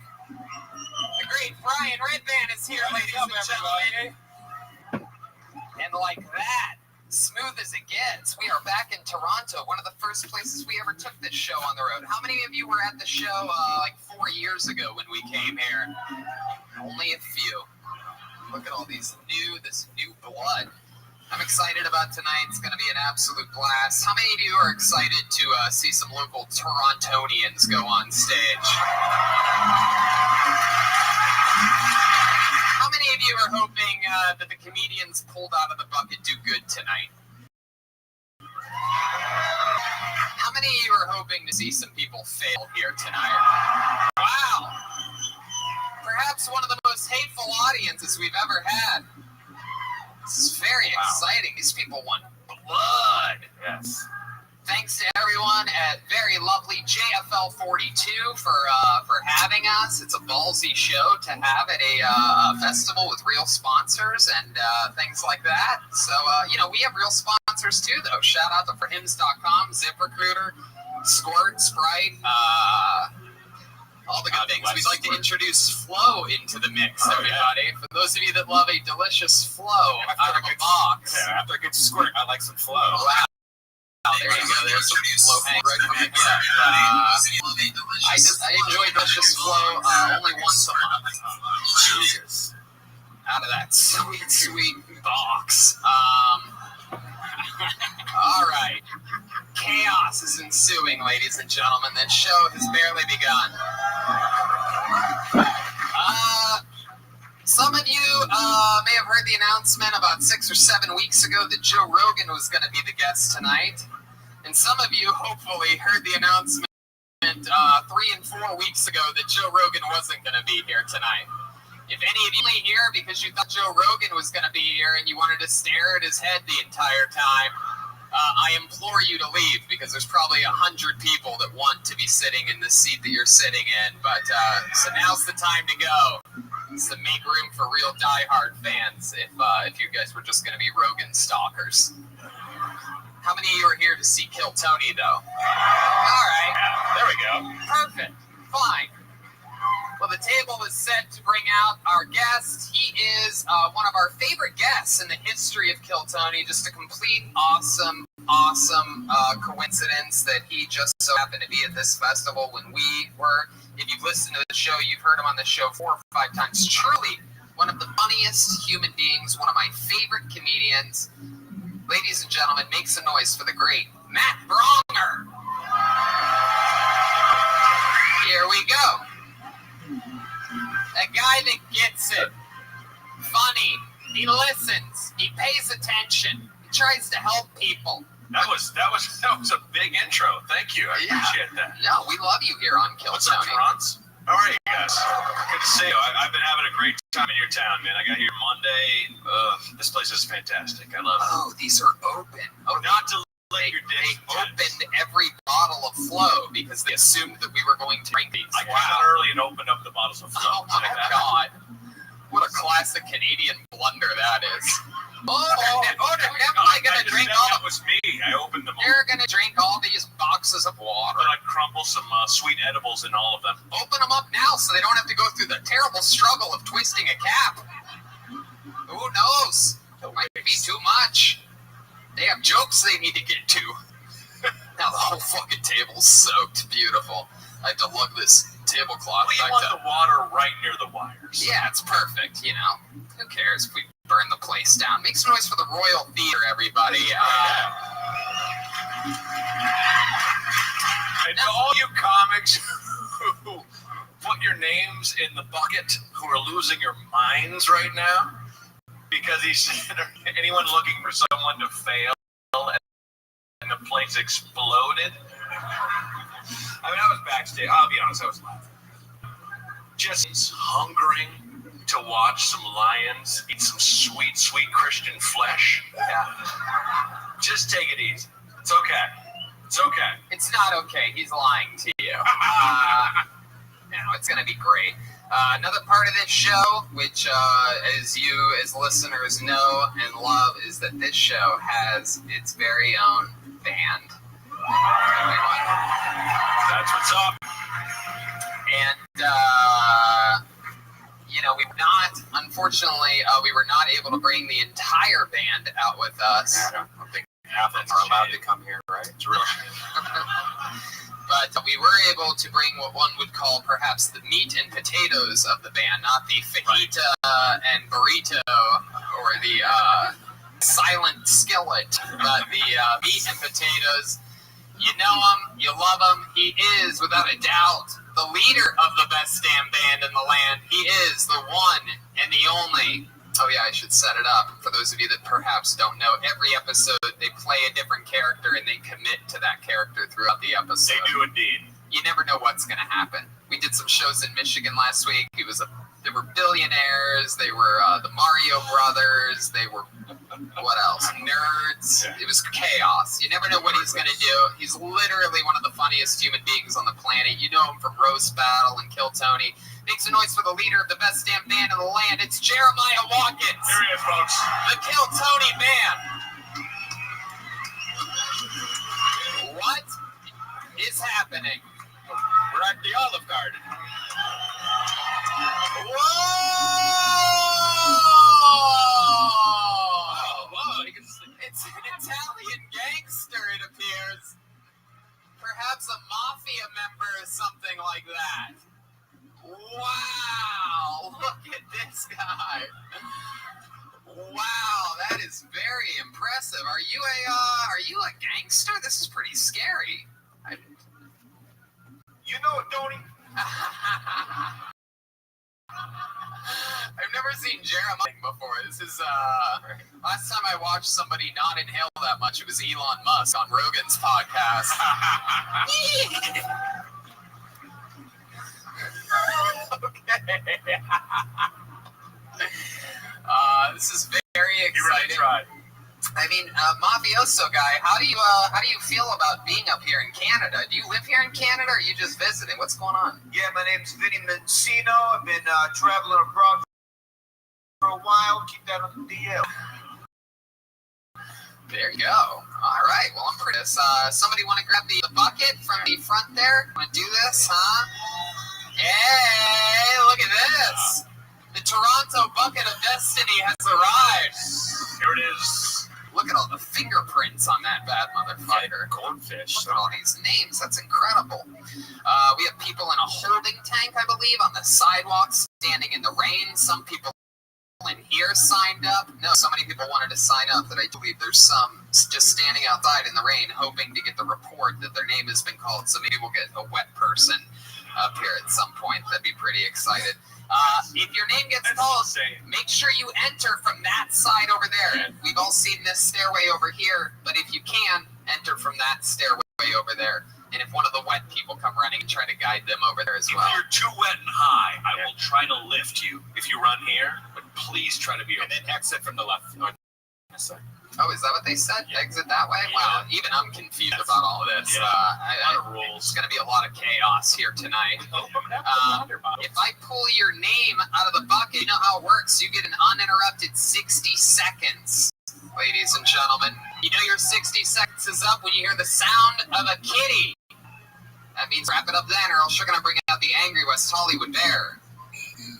There you go. There it is. You guys ready to start this thing or what? It's Kill Tony live from Toronto. Into the bucket. Your first comedian getting an uninterrupted 60 seconds here tonight. Ooh, it looks like you might be a fan of this guy. Make some noise for J.P. Scarpelli. It's a solid name. Here we go. And it has begun. Absolute chaos here in this beautiful giant theater, the Royal Theater. Here comes JP. Now he's coming from those back doors. I see him. This is a guy that's waiting his dues. All right, here we are. Make some noise one more time for JP Scarpelli. One more time, folks. Woo! All right, sick. Okay. I keep hearing this saying, you are the result of the 5 people you hang out with the most, which I hope isn't true, because that will make me a cheesy bread and a water bottle bong. Hope that's not true. I'm tired of hearing love songs on the radio all the time. I still listen to this like I'm an idiot. But like every time Justin Bieber sings about love, hate radio song. Every time Drake sings about love, hate radio song. Every time I sing about love, I think of Burrito Boys. What the fuck? Should be more songs about Burrito Boys. When I was in high school, my teacher made us read The Diary of Anne Frank. And she said that she was the most influential writer of the 20th century, which I kind of think she's a one-hit wonder. You know, she could do the non-fiction, could she do the fiction? We'll never know. You know, and the fiction's like the hardest part most of the time, right? There you go, JP Scarpelli. All right? All right? What's up, man? How you doing? I'm doing okay. I'm a little nervous. You're a little nervous. You just ran down. Yeah. Lobby, or were you outside? Actually, I was over there on the side. Oh, you were in the back of the room. Yeah. Oh, okay. Took you a while to get up here. What were you doing back there? Just watching. Just washing. Washing what? Very good. You should be nervous. My family hates your family. Well, but why? You got the same family. You got beef with the Scarpellis? Oh, you know it, Tony. Wow. What do you mean, my family?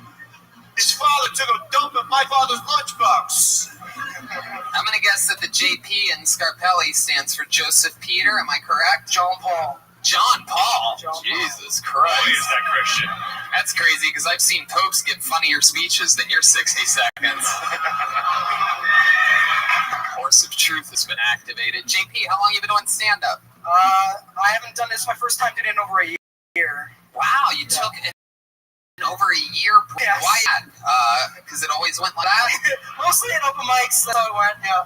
Yeah. How many open mics have you done? What made you take a 1-year break? Well, it's tiring. I live in the suburbs, so like coming down to the city. Oh yeah, what suburb do you live in? What suburb? Vaughan, Ontario. Anyone? I don't even think anybody's ever heard of it. What is that? Hey, come on. Is that Hey, you want me to whack this guy right now or what? Don't do it. Don't do it. Saxophone? There's a silencer inside you. All right, fair enough. What do you do for a living? What for work? Right now I'm a painter. Painter? Yeah. Wow, another art form that you get a silent reaction from. It's walls, so I don't have to draw. Oh, okay. So you're painting like the out places, like houses and buildings? Houses and buildings, offices, baseboards. Man, You ever paint over blood? Sometimes. You ever paint some walls with some brains? No, I can't say I have that. All right. Maybe that Okay. next. I was doing your character for a second. Just thought, yeah, let me do that. Fair enough. Fair enough. JP, Yeah. so when you're not painting, we know you're not doing stand-up. What else do you do? What do you do for fun? What does a guy like JP I like to gamble. Really? What do you like to gamble on? Poker, craps. Oh. Yeah. When you say craps, are you talking the jokes that you told tonight? Looks like Crap if I may, like, talk about that more. Like when you come out, like everything you were talking about is the biggest lesson in comedy that I learned when I was younger. Is just like talk about what you like. Yeah. Like you came out talking to something people might enjoy, kind of things. That's bogus, Yeah. bullshit. Talk about the shit you like. Talk about gambling. Word, yeah. Yeah. Don't say word like that ever again. I don't know. I'm fine with that. JP, so I mean that's interesting. Have you lost a lot of money gambling? I think I'd say it's about $5,000. 5 to 10. Wow, it's going Talk about that. Yeah, Talk about losing $5,000. Yeah. how much? It's like Poker Stars a lot, and like every 24 hours lets you redo it, and then when I go to my bank statement, I'll see like 125 for the month. I'm like, oh fuck, I should maybe stop doing this right now. Man, Yeah. But Yeah. you know what? I win sometimes, so it makes me feel good. you should stop doing That sounds this. like every loser I've ever talked to. JP, what's something that you're good at? Do you have any special skills or talents? Fuck. That'd be a hard no. Really? You have nothing that you're good at? We got nothing. Nothing at all? JP, stick with me over here. That's not a real guy. See, that's a ghost. Jesus Christ. It's gonna be He reminds me of my That's a uncle, dream. so I want to look at him. He reminds me of my uncle. I think that person. Come on, what's the thing that you think that you're the best at out of everything that you do? So we know it's not gambling because you're a loser. We're all positive it's not stand-up comedy. So what's up there? You a good Fortnite. This is a good question. I'm good at FIFA, but like... Come on, man. Think of your own answers. This guy's dying for help. I want to see him fucking sweat. Tell me what you're best at out of everything. If there was like this place was filled with beautiful women, and you had one chance to impress everybody, what would you do? Wow, Jesus Christ! Oh my God! You're not allowed to yell things. No, sir. You are not yelling things out. It's dry. I can specifically tell by As the funny tone. as that might have been. I can specifically tell by the tone in your voice that you did not have the balls to sign up here tonight. Yeah, for real. And if you didn't sign up, you're not allowed to say shit. You didn't put your nuts on the stove like this guy did. So do you drag your teeth? Hold on. Let him answer the question, JP. You know, this is a good question, and I feel like I should be able to answer that, but like, kind of saying a funny thing in person, I'm a lot funnier than you just witnessed, but that's being funny is like probably my number one thing. Oh, fuck. It just needs development, man. Right, I think. JP, let's talk about this for a second. I don't. Mr. Menzino is walking it off right now. He can't even believe it. He's walking. I mean, there must be. JP, there's gotta be something. Have you ever tried sucking dick? Like, no, Ryan, really? Really? You're gonna do a second version of what the heckler yells? He's good at it. Maybe he's the best. Wow!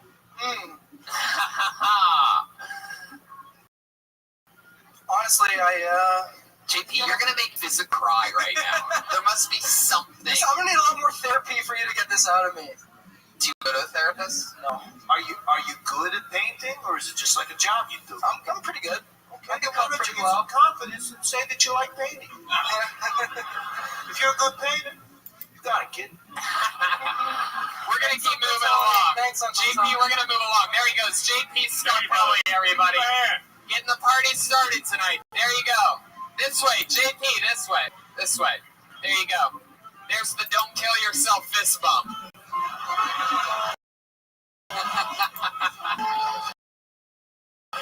We've only seen that once before. That is the second ever don't kill yourself fist and kill Tony history. You got 2 out of 3, so it's up in the air.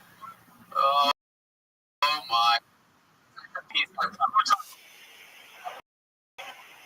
Alright. It's a one-word name. Points. Make some noise. Here you go. Is that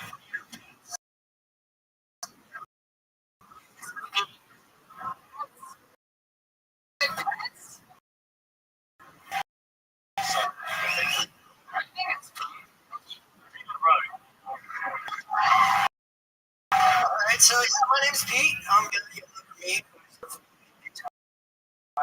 and DJ. I think they're actually different, but they're not. And because of that, they're building it. Track home. And the guy who's like really problem. So that's actually that are pissing me off lately, and that's the amount of this for real.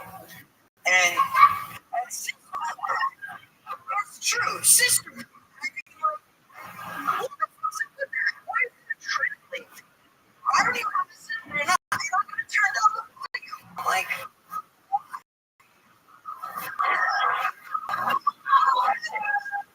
Fuck yeah.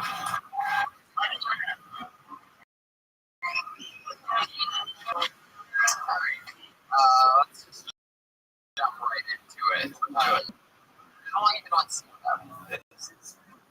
First time on stage. that was pretty solid. First time ever. JP Scully, please don't kill yourself. JP Scully, a few Take your uncle's gun.